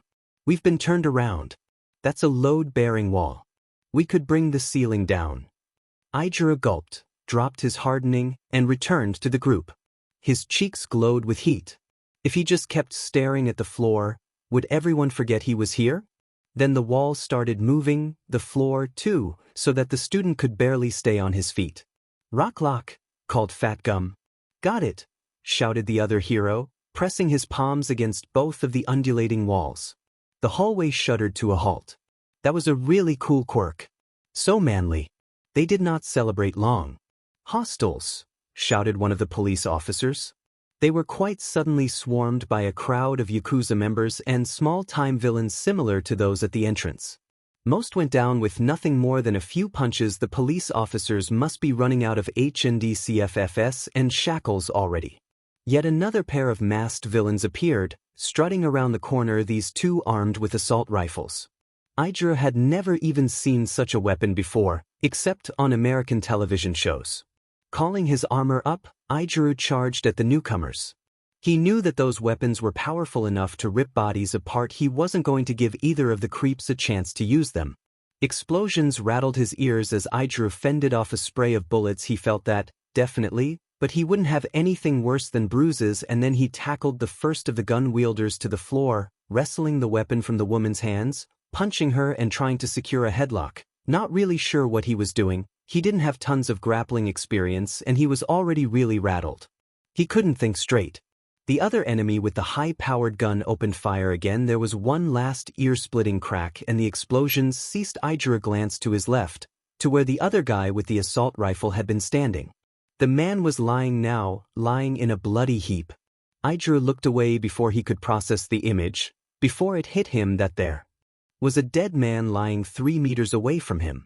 They couldn't let someone run around with a weapon like that. Couldn't risk all the lives an out-of-control villain with a high-powered gun could take. Aijiro had never seen someone die before. He'd had that weird conversation with Bakugo about how crazy it was that villains tried to kill you, that heroes might have to kill villains. He hadn't wanted to think about it. He didn't have a choice now. There was a corpse lying there with a hole in its forehead like a third eye. Aijiro managed to pass off the woman. He had tackled the woman he had saved because a police officer would have had to shoot her, to fat gum before he threw up. No one mentioned it. The rush of villains had slowed to a trickle. That's the guy from the front gate. The one Ryukyu was taking care of, someone yelled. There are 2 of them? Aijiro asked, finally regaining some composure. Wait, Rocklock, why are there 2 of you? It's Twice and Toga, yelled Fat Gum. The League is here. Which Rocklock was the real Rocklock? Aijiro stared at the hero and imposter, trying to tell one from the other as the mirror images grappled, each landing a few good hits. Fat Gum solved the dilemma by knocking a knife out of one of their hands. The one without the knife would be the correct one. Then, the Rocklock disguise melted off Toga, but evidently the real Rocklock had been stabbed at least once in the fight. God, that was a lot of blood. He'd be okay, he would. He had to be. Twice's clone didn't last long in the face of so many officers' guns. Aijiro caught sight of the League member himself fleeing down a hallway. I'm going after Twice. Red Riot called, trying to put all the feelings that twisted up his guts aside. He didn't hear a reply from Fat Gum. He wouldn't run too far ahead, then. He didn't want to get lost on his own. The student skidded to a halt at the first split. Twice wasn't visible anymore. Which way? Hey, hero! Toga laughed. If she hadn't warned him, that knife would have caught him undefended. As it was, the blade shattered on his armor. Toga took off down the hallway to the right before Aijiro could think to grab her. Damn it. He could have had her. Punch that corner to show which way we went and then let's go. Red Riot, yelled Fat Gum, giving chase. The police officers have everything under control back there. Yeah. He could blame the trembling on adrenaline. He could hide from the turmoil, the shock, the horror, beneath the burn in his lungs as he sprinted down the hallway. Where the hell did everyone go? Screamed Leveler. Mirio scanned the hallway in bewilderment. It was just him, the 1A student and best Jeanist. The top 10 pros visible. I rolled backwards and he pet his head. I cannot feel anyone's garments and I should be able to. Evidently, Miss True is still playing havoc with our senses. Let's go get her, snarled Leveler. I would appreciate it if you stayed very close to us for the moment, Lemillion, Jeanist said as they took off down the hallway. Villains with the ability to manipulate perceptions of reality are most dangerous when faced alone. Yeah, I bet, Lemillion conceded.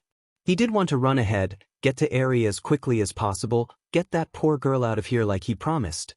But Jeanist was right about the dangers of facing Miss True alone. If one of the illusions got under your skin and there was no one there to talk you down. Chisaki!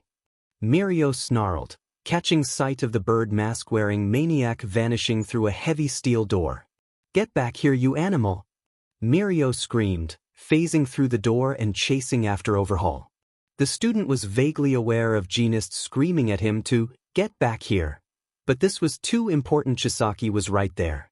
Well, Chisaki drawled, smoothly removing his gloves as he turned to face the challenger. If it isn't the hero in turn. How did that work out for you?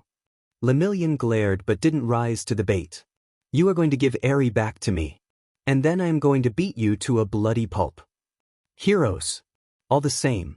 I'll purge the disease from you soon enough, Overhaul sniffed. Mirio phased through the spikes that erupted from the floor, nearly landing a punch but somehow missing at the last moment as Overhaul stepped to the side. He landed the next punch wincing as his knuckles flared with pain. How could this guy have such a hard head? Mirio danced through the maze of teeth that Overhaul called up from the floor, charged at the man, ready to knock the villain's lights out once and for all, for Eri, for Karakoko, for the countless other people this useless waste of oxygen had tortured and slammed full force into a wall. What? He coughed, trying to get to his feet but finding it difficult with how the room spun. He'd probably just broken his nose, too, and that hurt like hell. Wisps of fog drifted through the air. Mistrue. Oh, he was an unbelievable idiot, but that had been such a convincing illusion. It acted and fought exactly like Chisaki would. What did I literally just say? Tsunagu yelled at the wall through which Lemillion had vanished. Goddamn it. Bakugo started. Didn't know you knew how to swear, fashion freak. I am an adult. Of course I know how to swear. I just save such phrases for special occasions. The fiber hero unwound a small tendril of denim and wrapped it around Bakugo's wrist. You stay close.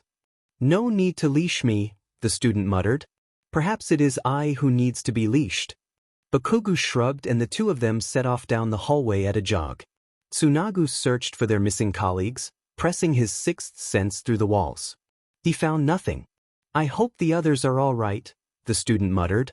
I cannot sense anything, although that means relatively little right now. It was at this point that both of them stepped into a hole that neither could see and found themselves careening downwards into a subbasement, well, hopefully a subbasement. Jeanist grasped the leash, and pulled Bakugo into his arms, curling himself around the student as they tumbled downwards. He was more heavily armored than his companion, and if one of them had to be injured, Tsunagu would much rather it be him. The dizzying free fall leveled out into a gentle slide and the two of them tumbled to a halt in a dark room. Ignoring the budding bruises from the fall, Tsunagu released Bakugo from his grasp before the student had the chance to demand freedom. Well, what have we here? Asked a rough voice. Bakugo leapt to his feet with a snarl.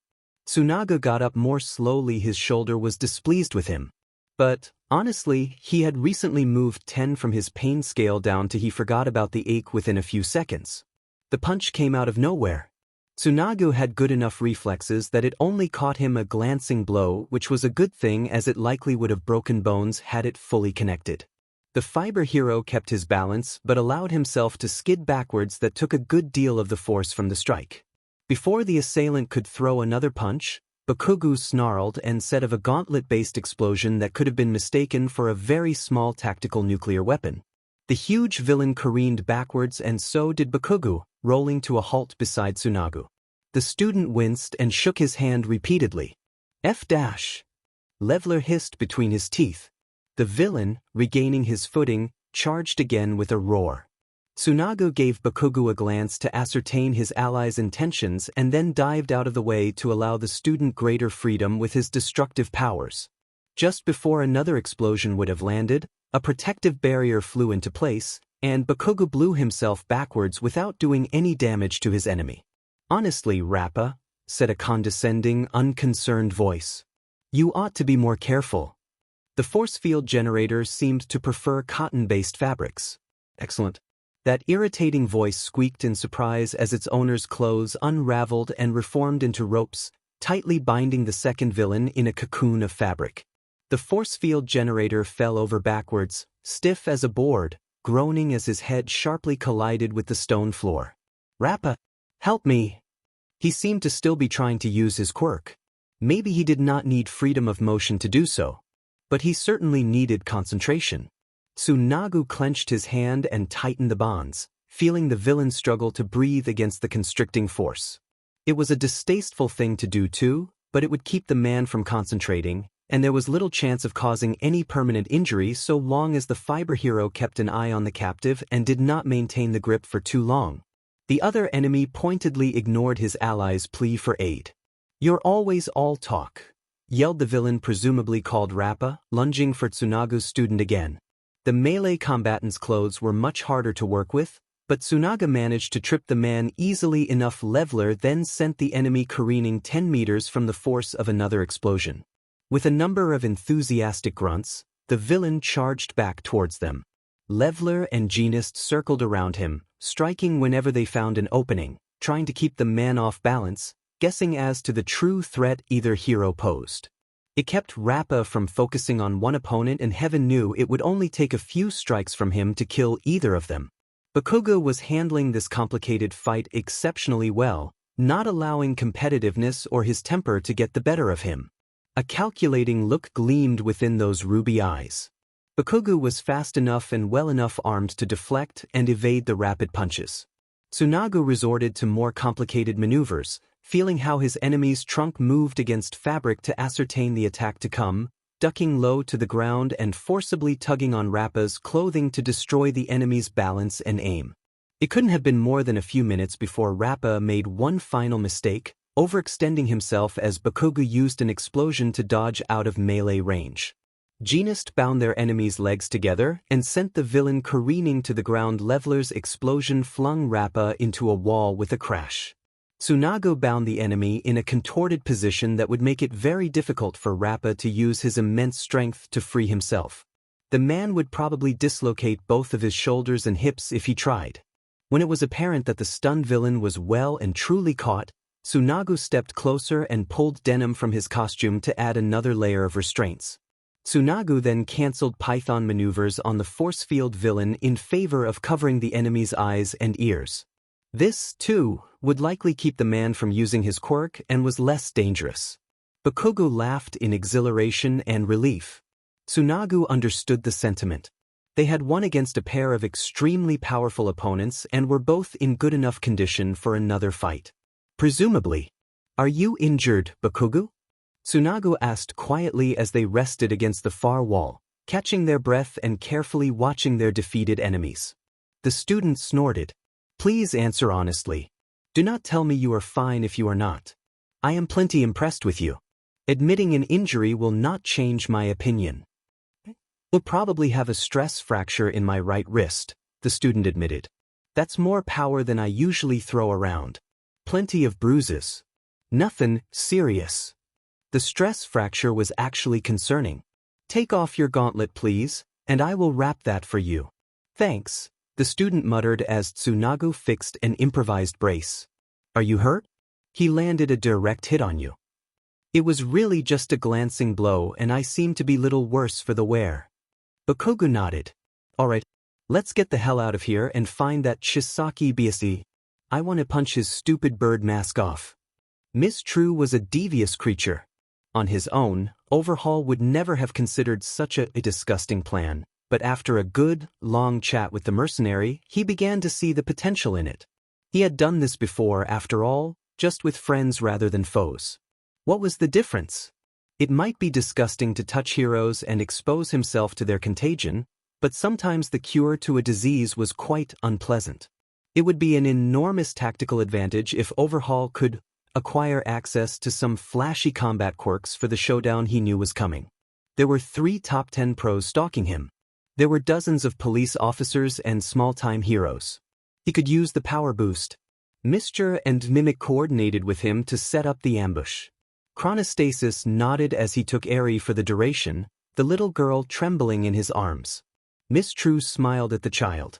"Your father will be out of danger soon enough," the woman said in her sharp lilt. "Then you can live in peace again." Eri shuddered and ducked her head. Overhaul had to be careful around Miss True, for all that she was a mercenary.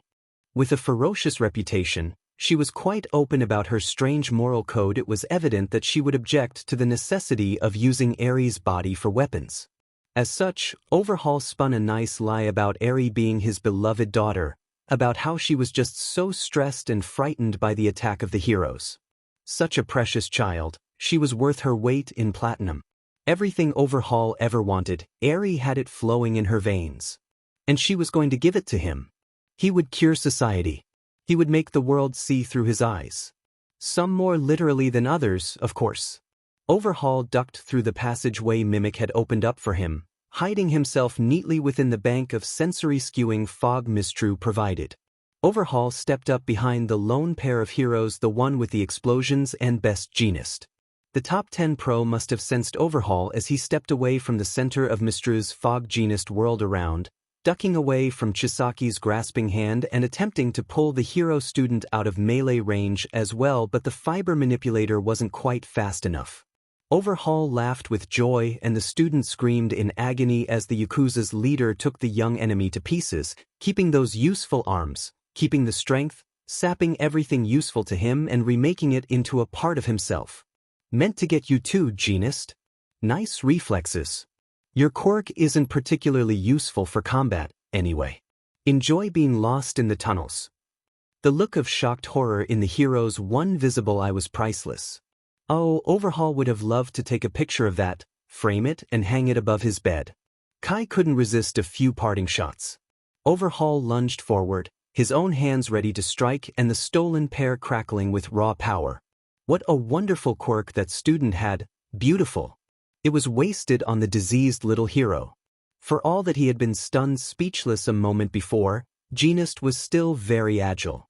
Somehow none of Kai's strikes connected. As Overhaul staged another attack, the pro fought back. It was just an annoyance at first, Kai's own clothing trying ineffectively to bind and strangle him, but then the hero stepped beneath Overhaul's guard and suddenly Kai was completely covered in writhing, squirming threads like millions of maggots crawling all over him. Disgusting! He tried to toss them aside, tried to blow them up. He immediately found his new set of hands bound into useless fists, and then his original hands had been bound too, and both quirks were inaccessible. The hero before him, who he had severely underestimated, it seemed, suspended Kai from the sturdy light fixtures on either side of the hallway so that Overhaul found himself immobilized in mid-air. Heavy denim tendrils curled around his throat, both sets of wrists, and his ankles, stretching him until his joints popped. It wasn't clear how Jeanist was getting so much tension on some of those threads. Maybe he didn't actually need something to tether to, but that was irrelevant. Don't try it. The hero yelled as the walls began to move with Mimic's power and wisps of mist drew near again. Kai groaned in pain as Jeanist pulled his bonds ever tighter, setting his joints on fire. Mimic froze. Mistru retreated. Now then, Jeanist was known for being a goody two-shoes, the epitome of the hero disease. Always so polite, always trying to look the part. This was far from an ideal situation, but Overhaul had no doubt that he would escape it unscathed. This hero wouldn't hurt him. What you can do you can undo. Give me my student back exactly as he was down to the last hair on his head. No, Overhaul snorted. He doesn't even exist anymore.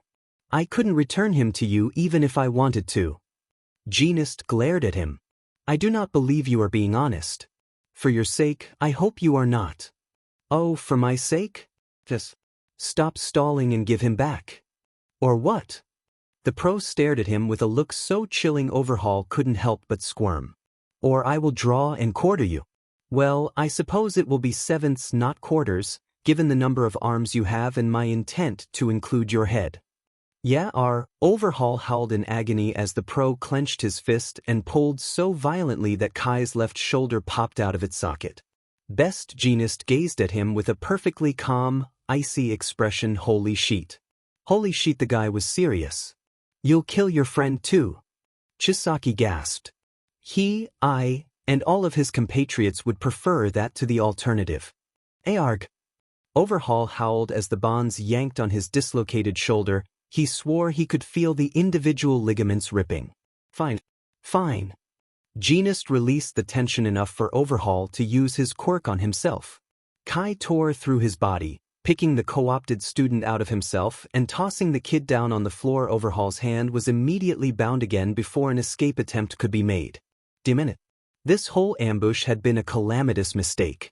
The hero student, apparently conscious, which was somewhat surprising, screamed bloody murder. A wild look in his eyes, the blonde whirled and punched Kai in the face hard enough to whip Overhaul's head back so he choked on the bonds about his throat, pain exploding through his flesh. But the kid was shaking like a leaf, and following the sucker punch the student lunged back towards Jeanist's side. Poor little thing. If nothing else came of this encounter, Overhaul had broken the baby hero and that was something at least. Jeanist scrutinized the bleach blonde, probably trying to determine whether Kai had put him back together as good as new. Kai had, but only because he really thought Jeanist would kill him if he didn't, and he was not about to die here, not when he was so close to his goal. Maybe Overhaul's companions would have been able to rescue him if he continued to refuse, maybe not. Jeanist addressed the restored student. I need to know that it is really you. After Kamino Ward, you laughed at me because I told you that Nedzu is a? The pro asked. Black tie weasel. The student provided in a thin, bewildered voice. What the hell did that mean? Jeanist nodded. Good choice, Chisaki. Jeanist glared daggers at Kai and pulled the broken baby hero into a single-armed embrace, keeping one hand free to fend off any new attack. Chronostasis lunged into the fray with Mistrue, Mimic narrowing the hallway to relieve the strain of Overhaul's bonds. Chronostasis took a wild strike at the heroes, but Jeanist wrenched Overhaul's friend off his feet using fiber. Master and the attack missed by a mile. Mistrue flooded the area with fog, who knew what the heroes were seeing, but it must be pretty damn bad because Jeanist grabbed the explosion kid and fled back the way he had come, apparently deciding that taking all of them on like this while trying to defend his traumatized pupil was suicide. Good minute, hissed Overhaul in fury as Mistrue took a knife to his restraints. The dislocated shoulder was an easy fix. Kai repaired it in an instant. It turned out the kid had broken his jaw. Overhaul fixed that too. Well, that didn't work. Remind me never to piss that guy off, said Mistrue, cutting the ropes around Kai's neck. I seriously thought he was gonna waste you. That busy, hissed Chronostasis, when I get my hands on him. Forget about it, Chronostasis, Overhaul said, rolling his new shoulder to test the flexibility. We've wasted enough time here. Let them run. At least we know they will not be a threat to us anymore. He couldn't spare the time, and, if he had to place a bet on any of his inner circle or the rabidly angry top 10 pro who had threatened to rip his limbs off, he would have to bet on the rabidly angry top 10 pro. He couldn't afford any of these allies to be lost just yet. There are two intangible heroes, Mimic supplied suddenly. They seem to be the biggest threats now. Mimic, Mistrue, said Overhaul, I will leave our unwelcome, intangible guests to you. Chronostasis and I have to get Eri out of here. Eri and the 6 permanent Quirk erasing bullets Kai had finally managed to craft. He had risked everything coming back to this well-known location to finish the synthesis. As long as he had these and Eri herself, Kai could rebuild anywhere. Every villain organization in the world would be clamoring for his favor, begging to give him resources. Sure thing, we'll take care of them, said Mistrue with a smile, snapping Overhaul back to reality. Why don't you arrange me passage to the handsome blonde with the cape, Mimic? I was having a blast with him. He really hates you, Overhaul. It's so damn funny watching him punch walls thinking it's your face. Then Mimic can deal with the little green one and friends. Sounds good, Overhaul agreed. Mirio couldn't trust anything he saw or heard or felt, but Mistrue's power seemed to have a limit. A range limit. Definitely the fog only spread so far and so fast. There were usually little hints that what you were seeing wasn't real, and some senses weren't fooled completely. Chisaki had been too fast, his head clearly a stone wall in hindsight. Lemillion ducked in and out of walls, searching relentlessly and hopefully, confounding any effort by Mistrue to enthrall him again. His head was killing him, his hand. He might have broken something punching Chisaki. Mirio was such an idiot. Well, hello lover. Mistrue smiled down at him from atop a heap of shipping crates. She reminded him of Midnight a little, not just because the quirks were vaguely similar. She had that poise, that drawl in her voice. And she'd called him lover. She wore gleaming, silver chainmail over a deep purple shirt. Silvery blue gloves exactly the same color as her wild, shoulder-length hair covered her arms from fingers to elbow. The black combat pants decorated with daggers, darts, and who knew what else, and dark boots contrasted sharply with the rest of her flashy outfit. The top of her outfit said, "I'm here to put on a show and have a good laugh," and the bottom half said, "I'm a stone-cold, practical killer." This wasn't someone to trifle with. Of course, there was no guarantee that this was actually Mistru. Lemillion prowled around the enemy, looking for incongruities, any hint that this wasn't really the villain he sought. He pounced abruptly, his fist struck nothing, and then someone sank a dagger into his shoulder. Mirio phased out of the strike, calculating exactly where the enemy must have been to stab him there. Lemillion burst through the floor, punching Mistru in the chest. He'd been going for the head and, unfortunately, the chainmail wasn't just for show. His enemy gave no sign that the blow had phased her and immediately faded back into anonymity again. Mirio phased through the floor. He didn't think she could bamboozle him enough to mistake up for down, and then lunged out in a random direction. Nothing. He waited. Some primal, unnamed sense that Mistru hadn't quite quashed screamed in alarm, and Mirio barely ducked to the side, feeling another knife scrape across his chest. He whirled around and punched the villain in the throat. She stumbled back, lay flat, gasping, and then there were two of her, one armed, uninjured, and ready to kill him, the other stunned and helpless, which was real? Neither, he learned, when a kick landed against his ribs and sent him sprawling across the floor. He gasped, wincing at the burn in his side. Something was broken there. He looked up to find himself facing 5 copies of the villain. All looked very pleased with themselves.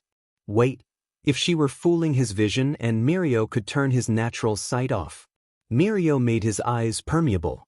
Sure enough, all that remained of the room were the lies, the 4 phantom forms of his enemy. So that last image was actually real. Mirio shakily got to his feet. He phased through the ground and then sent himself shooting back into space, careening towards Mistru like a rocket. The villain gave a high-pitched cry of surprise as Mirio whipped her head back with a punch. "Do you know what you're doing, you monster?" he growled as he kicked her savagely into one of the shipping crates. "Do you know that your boss tortures a little girl day in and day out to make drags? To fund his operation? You piece of absolute garbage. What are you talking about? He's only got his sweet little kid." Mistru ducked the next blow and leapt back. Her face was soaked in blood from a broken nose, one of her eyes well on the way to swelling shut. Eri isn't his child. Well, maybe she was? Mirio really didn't think so at this point. He turns her body into bullets and sells them on the black market. Mistru took a few steps back, eyes darting back and forth as she chewed on her lip. Mirio saw it quite clearly in her eyes the moment all the incongruities added up, and Mistru realized she believed what Lemillion had said. No, I didn't know. I am a villain and a mercenary, not a monster. I don't hurt little kids. Well, you are hurting a little kid now. Mirio snarled at her. Chisaki is 500 meters away behind this wall. Mistru pointed serenely. He and Chronostasis are trying to escape with Eri. Give me my parole and I will trouble neither you nor your allies anymore. He sounded perfectly sincere, but so did many villains when lying through their teeth. So did Chisaki. There was no way he could trust her, could he? Oh, and fair warning, Chisaki's will try to steal your body and your power if you get within his reach. What did that mean? Lemillion glared, still not sure if he should believe her. Mistru sighed, pulled something from a pocket, and Mirio bit back a cry as an explosion of light melted through his irises. Oh, that really hurt. And she was clever enough to realize that using her powers to disappear wouldn't work on Lemillion, that he had some solution, and use a backup plan to ensure her escape. Mirio's eyesight came back fairly quickly. Whatever support item Mistru had used to temporarily blind him, it did not seem to have been powerful enough to cause permanent damage. So, should he follow her directions? Was she telling the truth or sending him to a trap? Well, first he had to attend to his injured shoulder. He couldn't afford to lose more blood. Specter had strongly objected to leaving Sun Eater alone to face the trio of Yakuza ambushers while the rest of them searched for Mimic, but the older student insisted that he had everything under control, and they really needed to find Mimic. There was no telling what the villain might be doing to the other parties. Even so, Specter thought it was a bad bet, and then Mimic had managed to split them up even further. Specter knew where Eraserhead was, but 3 Ring and Centipeder were in the wind. The anxiety was soul-crushing. They could be fine. They could be hurt. They could be dead. There was nothing he could do about it. Well, there was one thing: find Mimic. Just leaping through walls and searching with conventional senses wasn't working, but Specter had another power he could try. Did someone have to be in line of sight for Specter to use the words on them? An itch in his mind answered no. Mimic, Specter crooned, you aren't quite a person anymore, are you? Every time you step into the form of an object, you leave a bit of yourself behind there. The longer you stay in this building, pressing your powers to the limit, the more you become the building, your blood turning to cement and your heart to rock.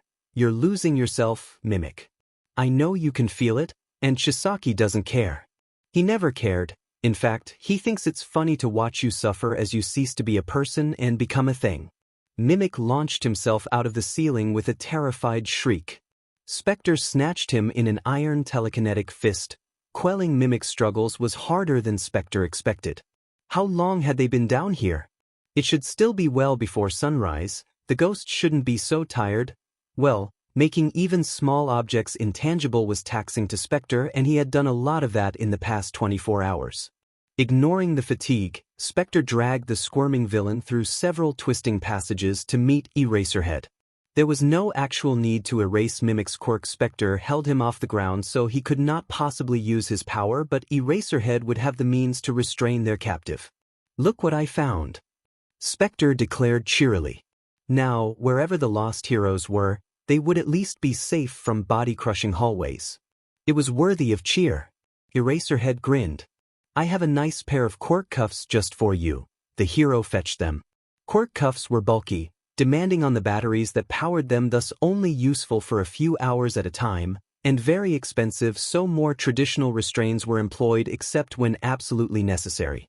Quirk cuffs were definitely absolutely necessary in this case. Now, mind telling us where Chisaki is? Mimic glowered but said nothing. Thought not. The whole building shook, masonry tumbling down from the ceiling. What is going on up there? Specter wondered. Not for the first time, he cursed his inability to phase through ceilings and floors. Shudo crouched behind an overturned, decorative urn, chilled to the bone. He was barely aware of the shivers that racked his frame. Ryukyu and Gang Orca were still fighting Burning Tiger to a standstill. Mantella, Uravity, and Nejurekin had finished their fight, the energy-draining foe bound and unconscious, and were busily removing the injured from the battlefield, attending to allies and Yakuza cannon fodder alike. Well, Mantella was. The other two seemed to be having trouble standing following the final, devastating attack when their enemy's quirk enhancer had finally kicked in and sapped energy from everyone nearby. Burning Tiger made yet another lunge towards Shudo's hiding spot. The villain did this every 10 seconds or so, trying to eliminate the source of the ice that quelled his fiery chaos. Shudo raised his hand to dissuade his attacker. He didn't even notice which hand it was until he had cast a wave of his own flames back into the villain's face. Burning Tiger was thoroughly fireproof, but the abrupt change in power set surprised the villain enough that he backed off and was very nearly smashed flat by Ryukyu when the dragon dive-bombed him. Shudo himself was far too shocked to take advantage of the enemy's surprise.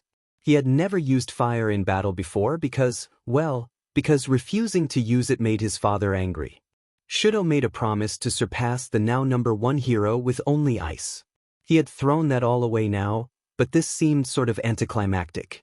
The student didn't really feel anything about what he had just done, neither pride nor shame. Gang Orca, who was most definitely Chortling, seemed to have much stronger emotions about it than Shudo himself. Maybe this was just because they were in the middle of a battle and everything seemed unimportant, or maybe Shudo had really been making a much bigger deal out of this than he should have for his entire life. He would think about that later. They pushed Burning Tiger back towards the main building. The enemy's tail swished in frustration, eyes flicking back and forth. The villain slammed his paw into the ground and set out another shockwave of white-hot flames. The entire compound exploded. Shudo, knocked off his feet, was not aware of hitting his head but was keenly aware of the pain that followed. His ears rang and buzzed as the world seemed to move in slow motion. Everything progressed as if Shudo were underwater. He had to get up. They needed him now. The whole place must be on fire. They would need his ice. He finally gasped air into his aching lungs. Shudo hadn't realized he'd stopped breathing. "Hey kid," Gang Orca crouched down beside him. "Wait, where's?" the student started to ask, panicked, because Gang Orca should be attending to Burning Tiger, not Shudo. Burning Tiger is well and truly caught. Ryukyu is sitting on him. He wasn't expecting that gas explosion either, but he tried to use it as cover for an escape. Gang Orca grinned like a shark. "We didn't let him." "Fires." Shudo stood with his mentor's help, turning his attention to the blazes that perched like vultures upon the ravaged Haiikai buildings. He quenched them quickly. "Careful," Gang Orca said softly. "Try to use the least amount of ice possible. I'm worried about the structural integrity of what remains of the building and the underground tunnels where all our friends are." And Shudo's glaciers were certainly heavy. The flames quelled at last. Shudo sighed in exhaustion and took in the destruction about him. Mantella was still working triage, or rather guarding the EMT's working triage, as it was now safe for non-combat personnel to approach the scene, but there were only 3 people left on the field now, just the black tags. Shudo realized, the hopeless cases, dead or as good as dead. The student didn't recognize any of the pale forms, but that didn't matter. Gang Orca held the glacier summoner up as they walked towards the floodlights in the street where Ryukyu literally sat on Burning Tiger and emergency personnel attended to the injured. "I'm starting to feel really sorry that we brought any of you into this," Gang Orca sighed. "This is 1,000 times rougher than my first real mission." "I've never seen a dead body before," Shudo heard himself say, his tone careless and detached as if all this were happening to someone else and he were just a passenger. He had been a dead body once, but he didn't remember that very well, and it wasn't quite the same thing. "And we should have kept it that way for another year at least," the hero beside him replied. "What an amazing disaster, and I have this sinking feeling that it's going to get worse. We haven't heard anything about Chisaki yet. But we caught Burning Tiger. That's something." Shudo took a seat on the curb. He blinked, and in the time it took him to do so, Gang Orca had miraculously found a blanket and set it across the student's slim shoulders. "Why do I have a blanket?" Shudo asked. "And where had it come from?" "You have a blanket because you are in shock," Gang Orca told him. I don't feel like I'm in shock. That's supposed to be unpleasant, right? I just feel like I'm not really me." "That's shock. But shouldn't I feel ill?" "Not everyone reacts the same way," Gang Orca said. Shudo realized that he was leaning heavily on the top 10 pro. "He shouldn't do that. You are entitled to lean on me. Don't overthink it." Was Gang Orca actually a mind reader? Shudo would have to look into this. "I've never used my fire in combat before," Shudo mused, still not quite sure who was speaking with his voice. "Good job," Gang Orca told him, ruffling his hair. "I always thought," Shudo continued, rambling as if he were speaking to no one at all, "that I should become a hero without using my father's power to show him that he was wrong to treat my mother and my siblings like furniture and that he was wrong to treat me like his cloned weapon. I felt like I couldn't use the power I inherited from him, or he would somehow be able to claim credit for every good thing I ever did. But that suddenly seems silly. Crippling myself, maybe costing someone a life in a fight, because I want to spite my BSTRD father seems silly. I can just disown him and say rude things about him during television interviews, and, he's been different lately, so maybe he won't say anything about this at all, and I live in the dorm so I don't even have to talk to him if I don't want to, and why am I telling you this?" "Because you needed to," Gang Orca said, pulling Shudo into a side hug. "That was nice. I can understand how you came by that attitude, and I'm very glad to hear you're changing it now. You have done amazingly well today. I'm very proud of you. Now, it looks like one of your classmates is going to come sit with you." Indeed, Tsu was on her way to him. "I need to speak with Ryukyu and find out who's officially the disaster coordinator." "Disaster coordinator?" "Someone has to be in charge of the scene. It defaults to the highest-ranked hero present if no one is officially assigned. Centipeder was in charge initially, but he's underground and communications aren't going through. So, by default, the disaster coordinator would be Ryukyu herself, but given that she likely has no idea what's going on and is still sitting on Burning Tiger, I'm hoping there's someone else doing the job. Uh. Okay. Tsu replaced Gang Orca. This is pretty awful, Karo, the frog girl said softly. She was emphasizing the horror by using an understatement, like people did in poetry sometimes. You fought very well, by the way. Really impressive. I don't know how we would have won without you. It would have been. She shook her head. Thanks. You, too, that was incredible. Shido hadn't seen a lot of Tsu's fight, but enough. Shido wasn't sure if he had done his own job well. The 3 black tags in triage seemed to say otherwise, but if he hadn't been here. Tsu was right. Burning Tiger might well have won. I don't know how to feel about this. It's too complicated. Hey, we need help.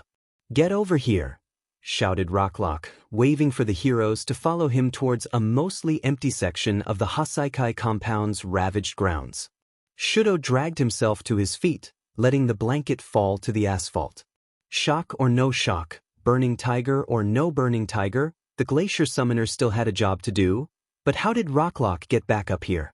And where was everyone else? Jeanist was shaking with rage. Katsuki had never seen him visibly angry like this, fury practically boiling off him in waves. Katsuki was supposed to be the volatile one. Fashion Freak kicked open a door and the two of them stepped into a linen closet of some sort, sheets and towels and crap stacked in neat piles on dozens of shelves. It would be a good location to take refuge, collect themselves. If anyone stepped through that door, Hakamada would total them. God, that hurt. Screw that beaky, Katsuki hissed, the echoes of the agony rippling through his body still. Neither of his gauntlets had a charge and they were really bothering him, grating on his raw nerves, so he stripped them off.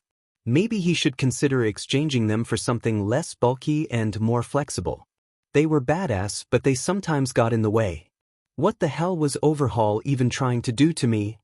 Clearly the nutcase hadn't succeeded, but God, that hurt. You don't have any idea what just happened, do you? Asked the pro carefully. I mean, hard to forget the mortal agony. Fashion Freak grabbed Katsuki suddenly, pulling him into a hug, running fingers through his hair. The student expected it to hurt given how tender his nerves were, but it didn't. I'm not going to tell you what happened, Hakamada murmured in his ear. Ask me when all of this is over.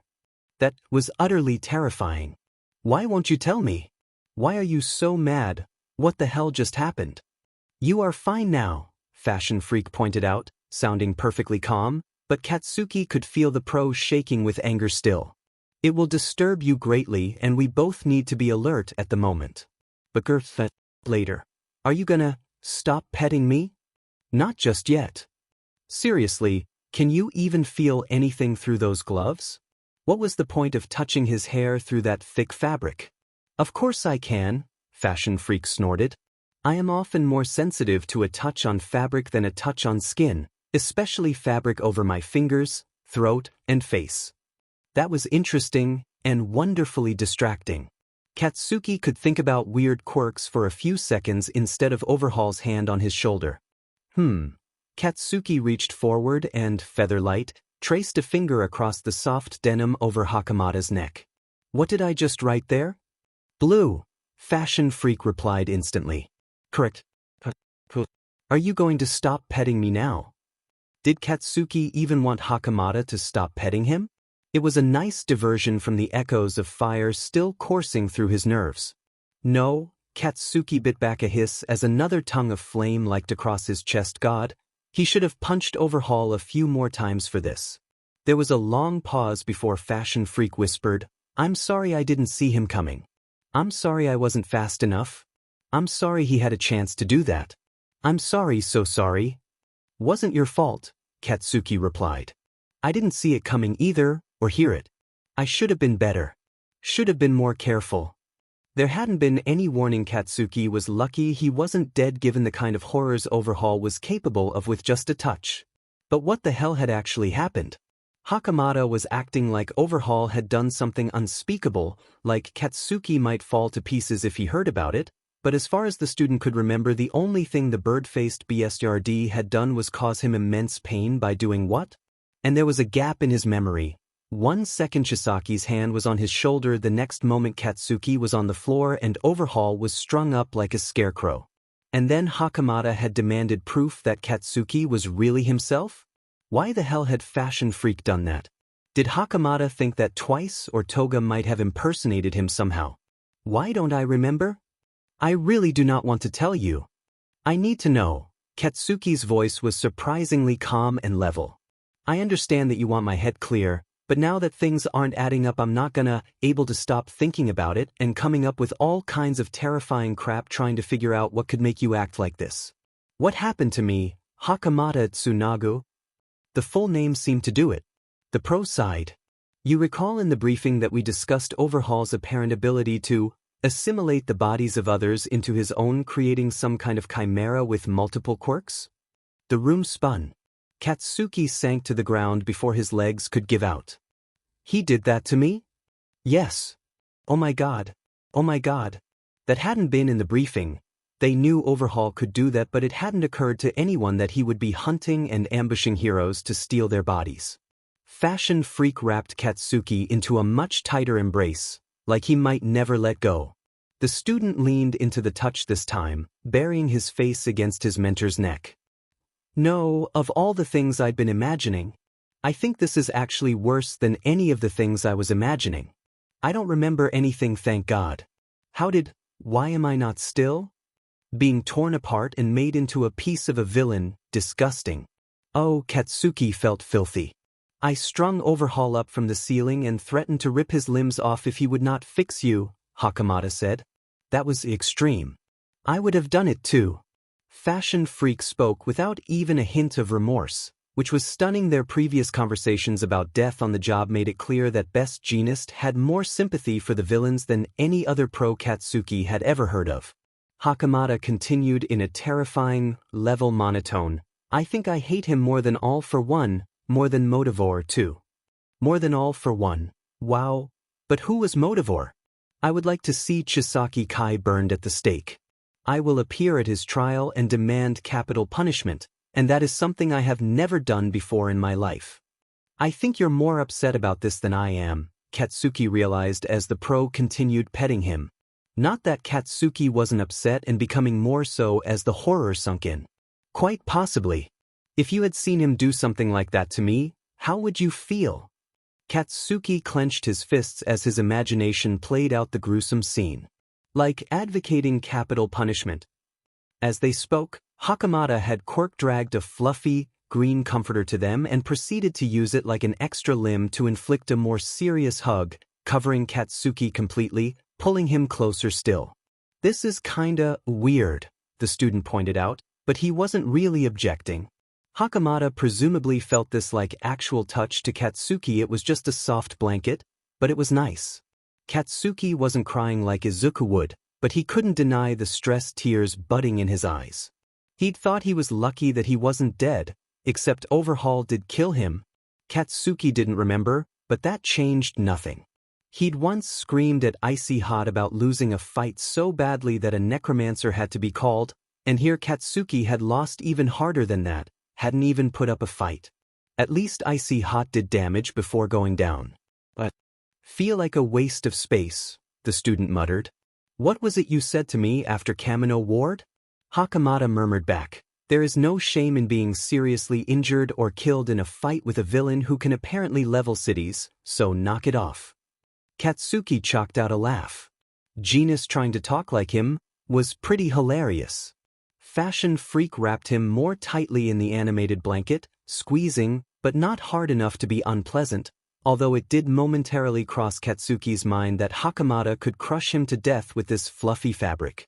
That morbid thought didn't frighten him, though Jeanist would never hurt him, but would hurt other people to protect him if necessary. All experienced pros have been in situations where they would have died if not for the actions of their battle partners. That is why we work in groups. You are not a waste of space. I can't stand that I'm just laying here in a heap crying on you and keeping both of us out of the fight, Katsuki hissed, trying to summon up enough fury to banish all his other feelings. There was that little girl to rescue. Kirishima was down here, and Aizawa and Izuku and so many others. Overhaul might be hunting the other heroes, too, the BSRD, trying to steal their bodies, and here Katsuki was, falling to pieces on the floor of some closet so neither he nor best Jeanist could rejoin the battle. He was leaving his friends to fend for themselves. Failing everyone. Hakamada sniffed. I do not have the necessary focus to rejoin the fight just yet, either. By venturing into the open now, we would be putting our allies at greater risk than they already are, as Overhaul would have a good chance of performing another, perhaps successful, ambush. I have no desire to add Fibermaster to his skill set. As for laying here in a heap, I would be terribly concerned for your mental health if you were more composed than you are. I sobbed on Kugo for more than an hour after he finished yelling at me after Kamino Ward. That was an interesting image, equal parts bizarre and adorable. Wouldn't sobbing have hurt like hell with that kind of abdominal wound? Indeed. It was a vicious cycle. There was no regret in the tone, though, no shadow of past suffering. Hakamada was messing with him, good. That was good. It was normal. Idru and Fat Gum had lost sight of Toga and twice.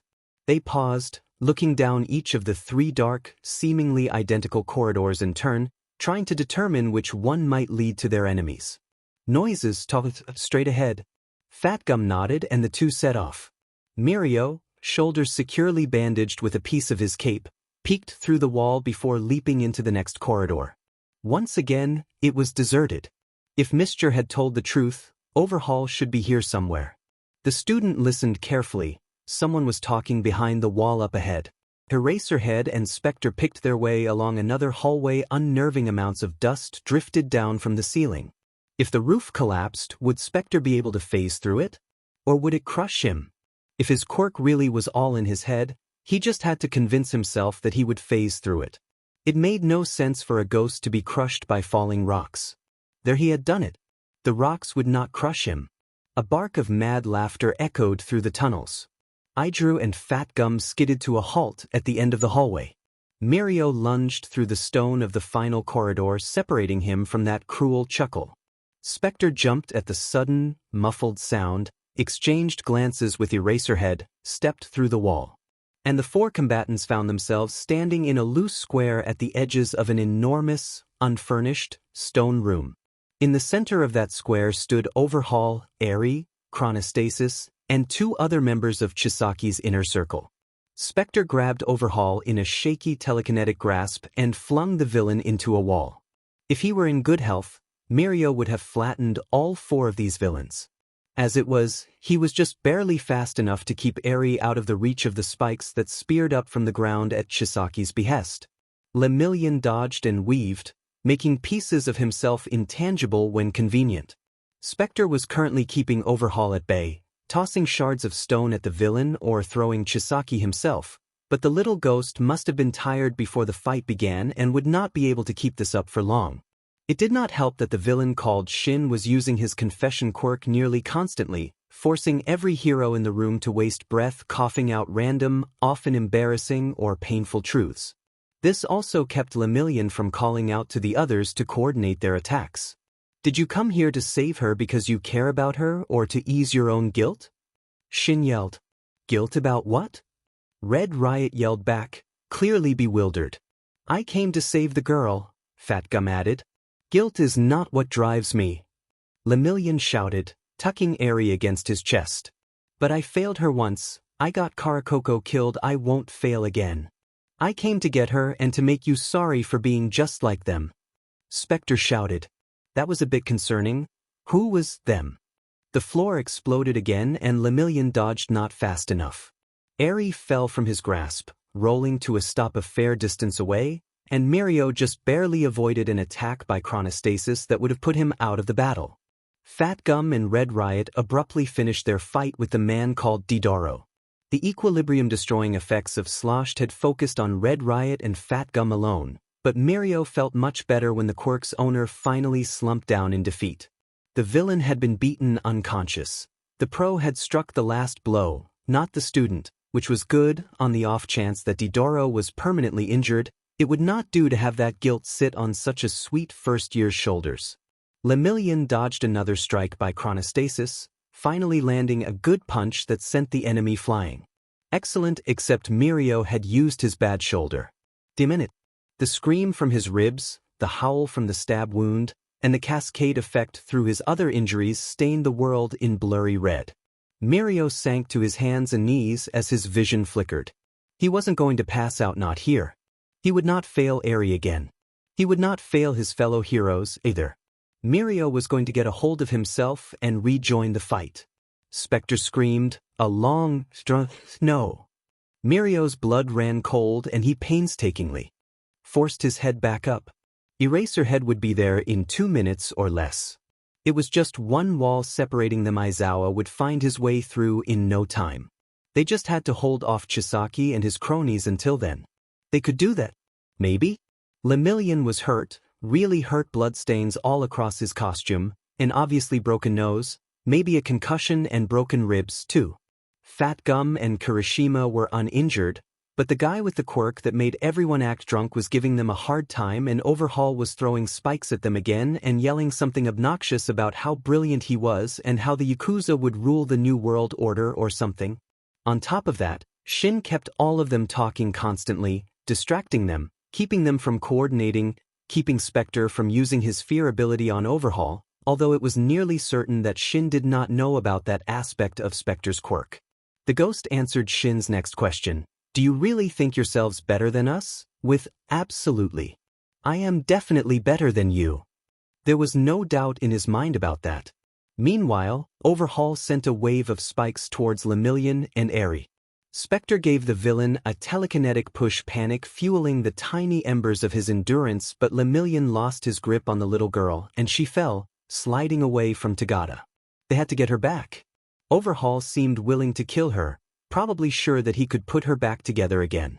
You're really quite troublesome, Overhaul screamed at Specter. The ghost made himself intangible to escape the villain's reaching hand. Maybe Overhaul's power wouldn't work on him, but he wasn't going to take the chance. A flash of movement caught his eye. Eraserhead exiting one of the hallways. No, not Eraserhead. Cloak flowing behind her, wings casually folded, Morrigan stood dispassionately on the sidelines and Specter's mind swam with terror. It didn't mean anything, right? He had seen her when Karakoko died, but Specter had also talked to her in other circumstances. Specter wrenched his attention back to the fight. If he let Morrigan's arrival distract him, someone really would die.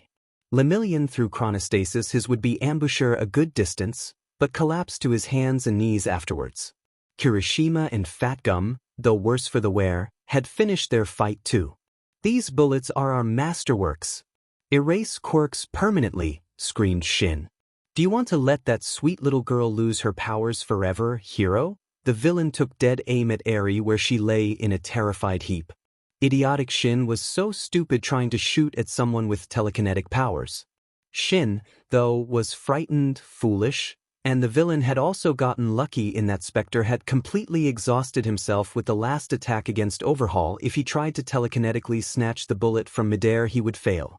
This, of course, meant that there was absolutely no point in taking such extreme measures to put the ghost out of the fight, although it was somewhat flattering that Shin considered Specter dangerous enough to warrant wasting one of the Yakuza's masterworks. Did Shin really not see that the ghost was exhausted? Specter had not thought himself subtle. No, the ghost screamed in answer to Shin. No, he would never let these monsters subject that poor little girl to more pain.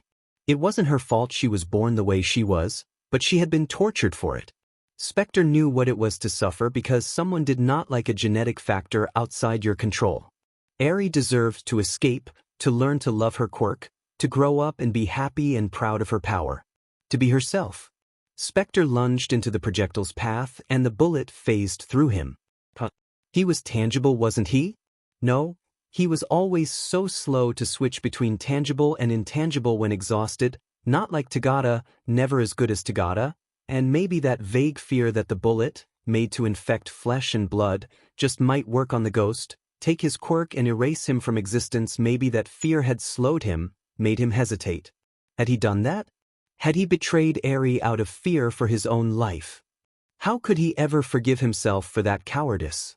The bullet struck the little girl in the chest, insidious red lines raking across her skin. Overhaul screamed in fury and began ranting gibberish. Shin added his own howl of, "No!" to the chorus begun by Specter and Eri. Eri smiled. Aizuru was more frightened than he had ever been in his entire life. Somehow he had managed to keep it together as he and Fat Gum fought with the weird guy that made everyone act wasted, but he couldn't put it out of his mind. The terror of the situation weighed down on him. They were in a room with 4 enemies, one of whom was a villain who didn't have a SSS rating only because no one had got around to giving it to him yet, and their only allies were a seriously injured third-year student and Aijuru's obviously exhausted classmate. There was someone constantly making him yell answers to weird questions, and usually he didn't realize that he knew the answers to those questions until he blurted them out. Overhaul occasionally sent waves of destruction and debris flying in their direction, forcing Aizuru to wear his hardening nonstop. He had been training to improve his endurance, but he could feel the fatigue weighing on him already. Fat Gum finally dropped the crazy drunk guy villain, and then the truth-skin guy said he had bullets to permanently erase quirks, and Specter was too slow. Specter screamed, in tears, as Aizuru watched a fiery web snake across Eri's skin. The little girl smiled, like she was happy to lose her quirk. Oh God, this was just unbearable. Overhaul roared, screaming, "You think you've won? You have won nothing.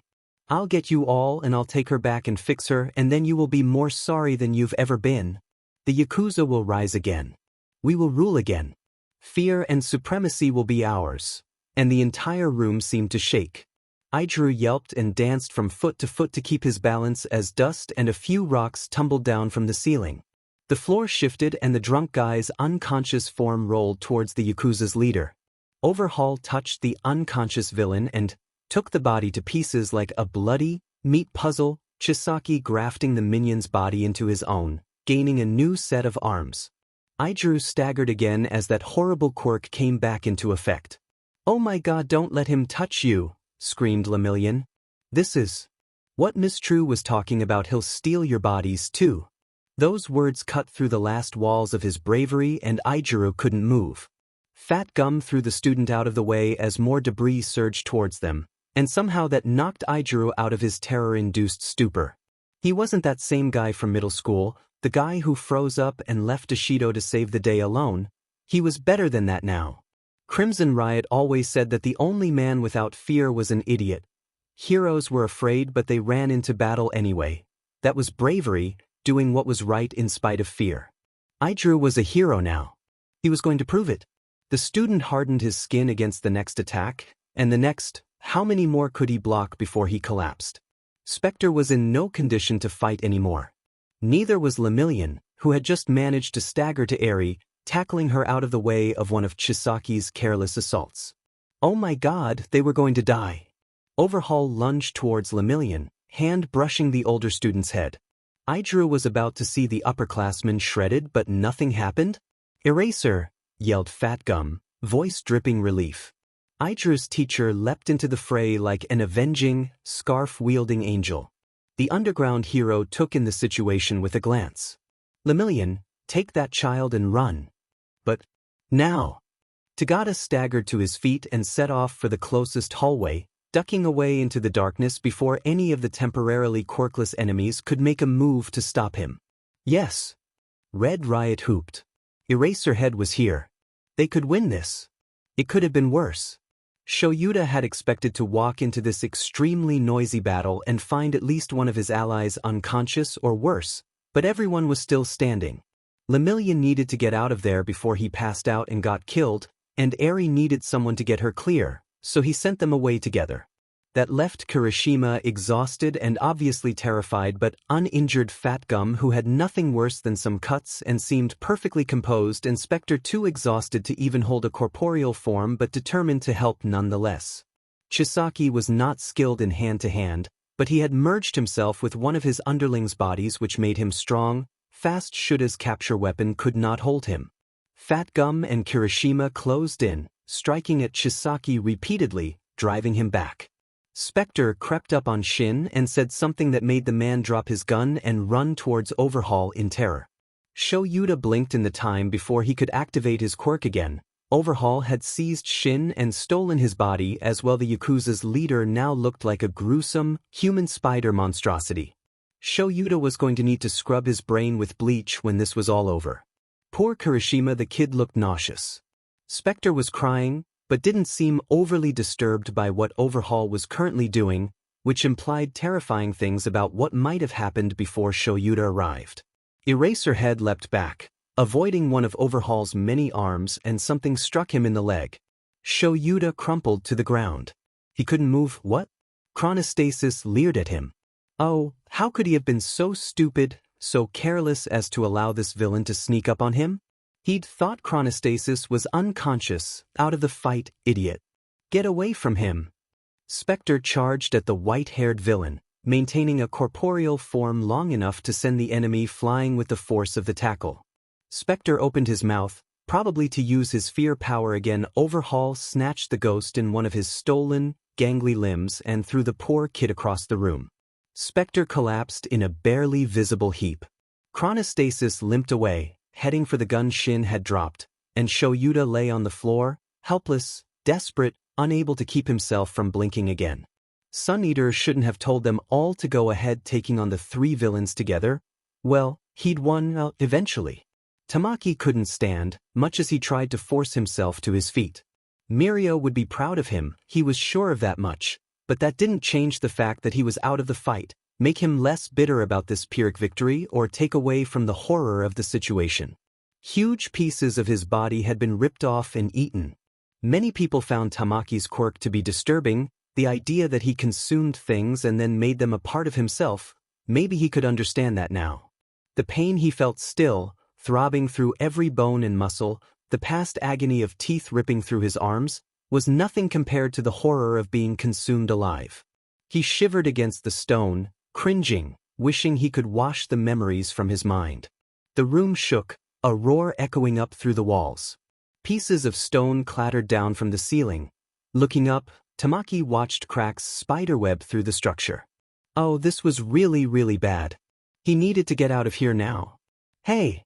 Sun Eater yelled at the pile of unconscious villains. One of them groggily blinked eyes open. This whole place is liable to come down any minute.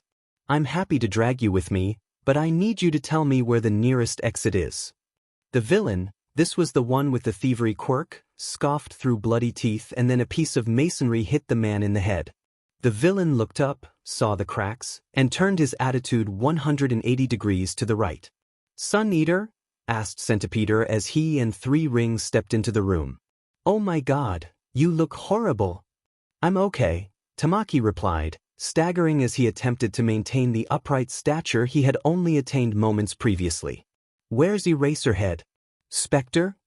Mimic separated us. Those two can take care of themselves. We need to get out of here. Sun Eater nodded. I know the way. Great. Three Ring, can you stow the villains? Three Ring had already expanded one of the golden hoops. Together, the three heroes shoved the three villains into the pocket prison. Lead the way, Sun Eater, said Centipeder.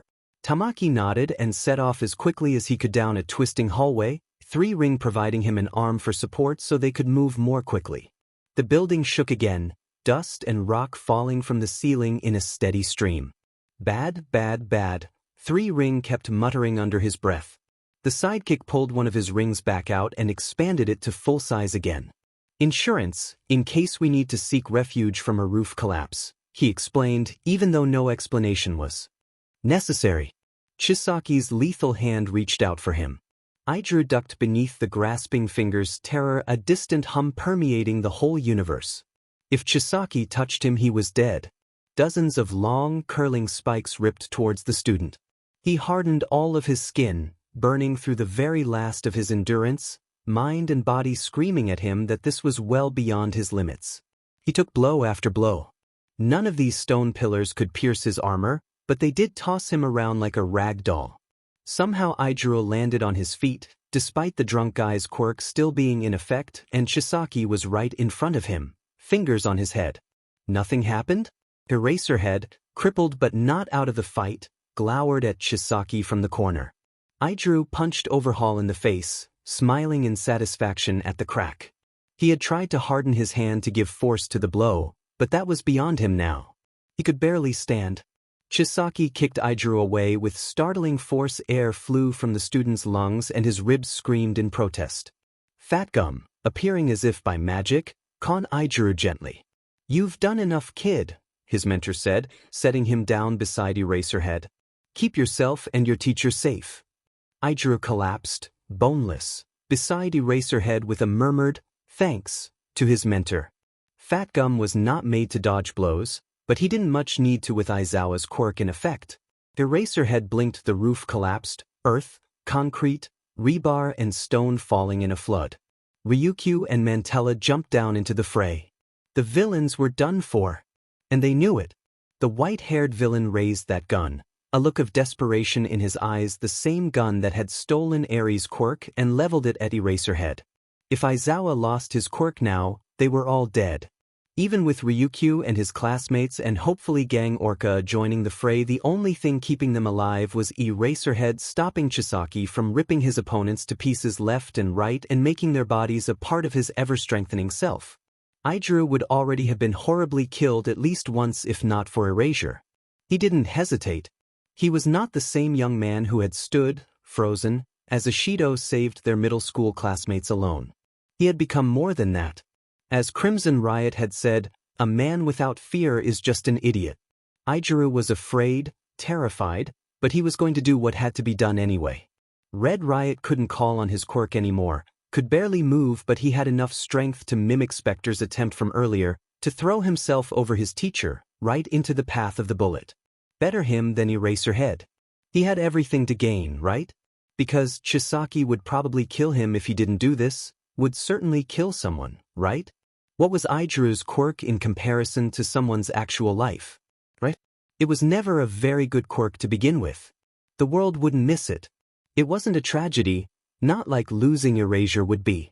The drag didn't feel much like anything. Maybe that was just because Aijiro was too exhausted, worn down and injured to use his quirk anyway, his quirk, which he didn't have anymore. Aijiro lay there, semi-conscious, as Overhaul grabbed his one remaining ally and lunged out of the pit in the ground, forcing Ryukyu to chase after him. Azui crossed the cavern in a single bound. "Sorry, Kirishima," Mantella said. But she didn't mean sorry for losing his quirk because she didn't understand what had just happened to him. Aijiro didn't understand, either he knew, but he didn't understand. "I need to take Eraserhead. We'll need him up there, Ko. We'll come back for you as soon as we can." She picked up their homeroom teacher and jumped out of the cavern in a single bound. It was good. To us. This was how things had to go. There wasn't any other way, was there? Why was his face wet? Was he bleeding somewhere? No. Crying. Damn it. Everything, every dream he ever had ended here. He'd hoped, aspired, smiled and fought, clawed his way towards the person, the hero he wanted to be, and this was it.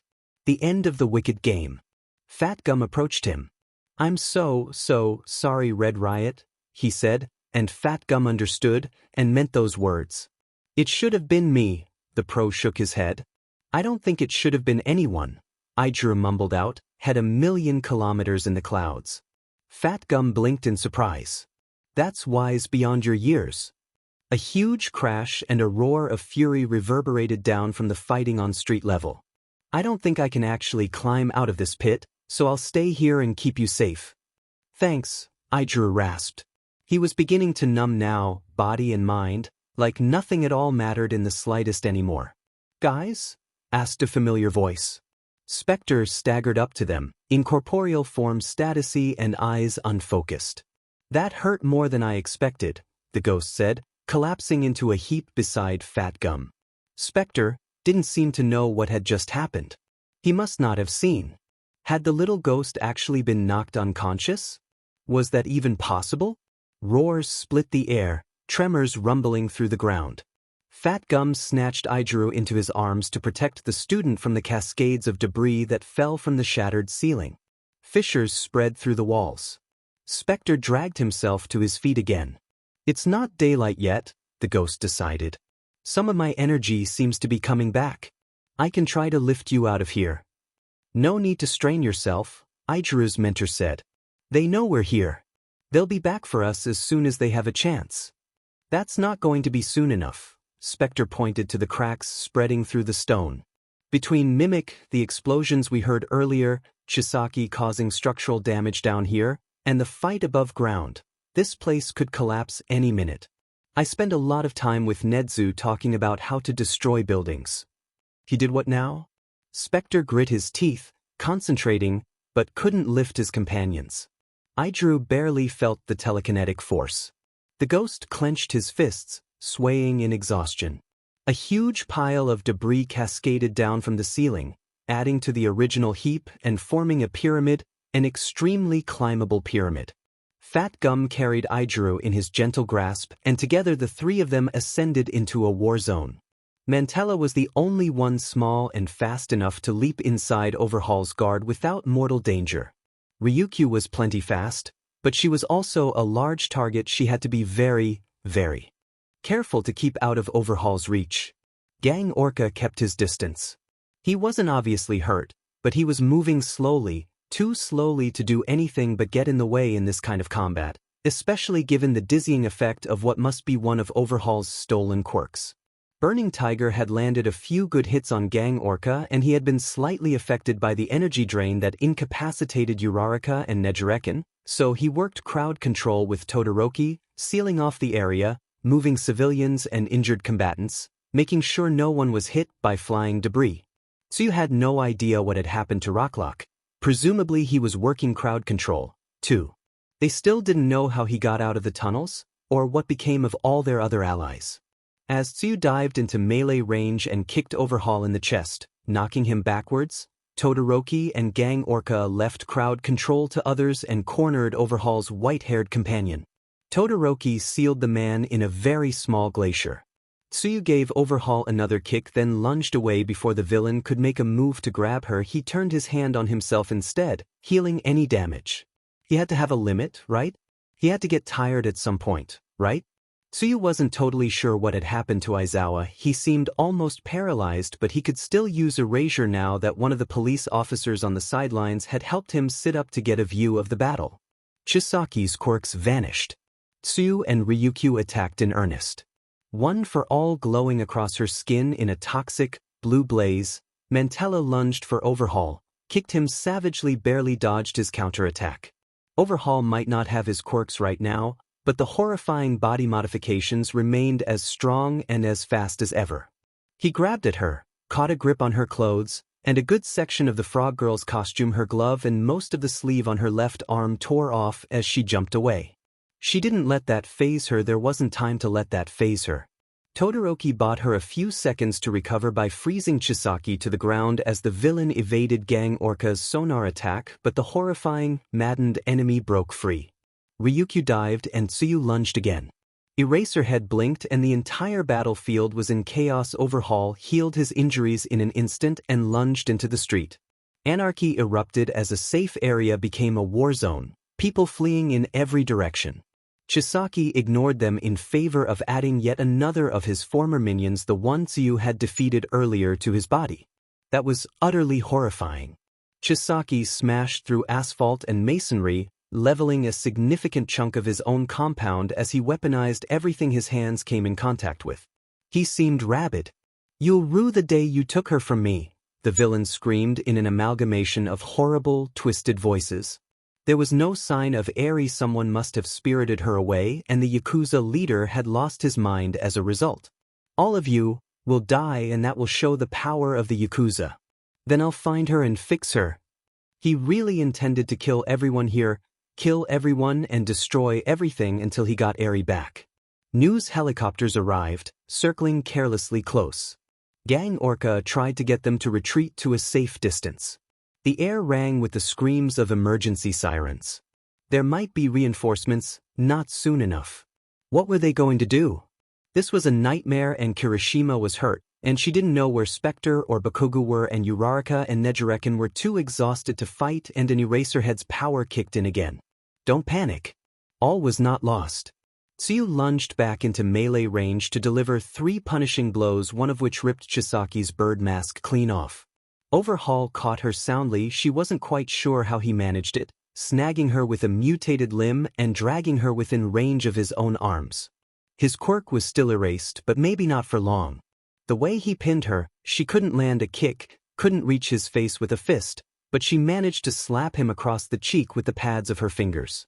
Maybe she could stretch enough for an eye gouge? Arg. Filthy hero. Filthy, diseased, disgusting.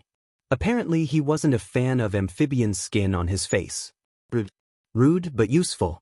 As Overhaul tried to turn away from her, she raked her fingers down his cheek, scratching at his nose and lips. Chisaki howled in rage and disgust but didn't actually drop her, even in his madness. Ryukyu dived like a missile and ripped into the villain, taking chunks out of his limbs with her claws, forcing him to drop Tsuyu to escape serious injury. Mantella leapt away, trying not to think about all the blood that gleamed in ugly red patches across her costume. It was Overhaul's, from the limbs Ryukyu had mangled. The fact that he was evil incarnate didn't really make it feel better to see all that blood. Tsuyu steeled herself and jumped back into the fight. The battle dragged on. Overhaul began breathing raggedly. Pallor crept into his hands, ugly red into his face, desperation into his eyes. He was finally wearing down, couldn't take much more of this. Had his quirk finally tired him out? Were the injuries catching up with him? Eraserhead blinked again and Chisaki abruptly disassembled his monstrous form, leaving the bodies of co-workers in screaming or unconscious heaps, and attempted to use the considerable havoc this caused to flee. When that didn't work, there was no way he could possibly escape them with such a simple trick, especially given that none of his restored allies were attempting to aid him in any way. Overhaul slammed his hand into the ground for one last, desperate gambit, twisting massive chunks of land into razor-edged, rippling spikes. A chill ran through Tsuyu's blood, and then came the roar, the screams of horror and clouds of dust as the Shai Haiikai compound and a good chunk of the roads around it collapsed into the ground as if swallowed by some enormous sinkhole. Oh God! Oh God! No! Tsuyu heard Uraraka screaming in the distance, her voice blending with a dozen other agonized laments, and a numb pit settled in Mantella's stomach. Who might this monster have casually murdered with that last attack? That attack clearly meant to be nothing more than a distraction. How many of Tsuyu's allies might be dead now? How many of Overhaul's own Yakuza had just met their demise at Chisaki's hand? A dispassionate, cold desire for revenge steeled the student's mind. Tsuyu navigated the dust almost by instinct, lunged for Overhaul as she caught sight of him through the clouds of debris, kicked him so hard she felt a rib break and sent him careening into Ryukyu, who pinned him down beneath her claws with a furious roar, the talon tips biting into his flesh and drawing blood. "Give me a reason," the dragoon heroine screamed. The ambulance did not have an escort, nor were the lights on. That was a villain like Overhaul ought to be guarded by at least one hero. Perhaps they were trying to use secrecy as a defense? Fat lot of good it did them. Dabi smirked as he set the asphalt alight, causing the emergency vehicle to turn into a skid and crash. That was easy. Dabi threw open the doors of the overturned vehicle. Neither the driver nor any of the EMTs put up a fight. One was unconscious. The others lay down with their hands over their heads, the position one typically adopted when attempting to convince a bear not to follow through with a mauling. "Overhaul," growled Shigaraki, approaching the crumpled, restrained figure. "Who's the planning expert now?" No answer. Shigaraki blinked in confusion, then poked one limp arm with 4 fingers. "Oh, that's why there wasn't an escort." "He's dead?" asked Mr. Compress. "But Toga said he was alive when they loaded him into the ambulance," Dabi pointed out. "Guess he kicked the bucket on the ride over here." Good riddance. It might have been fun to watch Shigaraki and Compress total the guy, get their revenge and gloat about it, but this was fine. God, Dabi hated heroes, the holier-than-thou attitudes, the high standards, the do as I say, not as I do, isms. He hated that they condemned villains for killing only to do it themselves so casually. Stain would never approve of a hero who did such a thing. But Dabi wasn't sure he could really fault the so-called good guys for this. "You're a piece of garbage," Dabi kicked the corpse. "Even I think the heroes were justified in offing you. Burn in hell, overbitch." "Well said." Compress kicked the body too.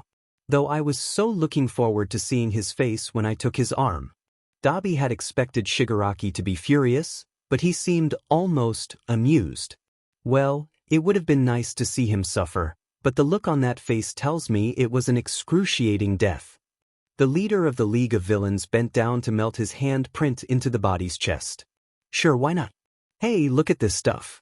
What do you think Overhaul was doing with little blue vials?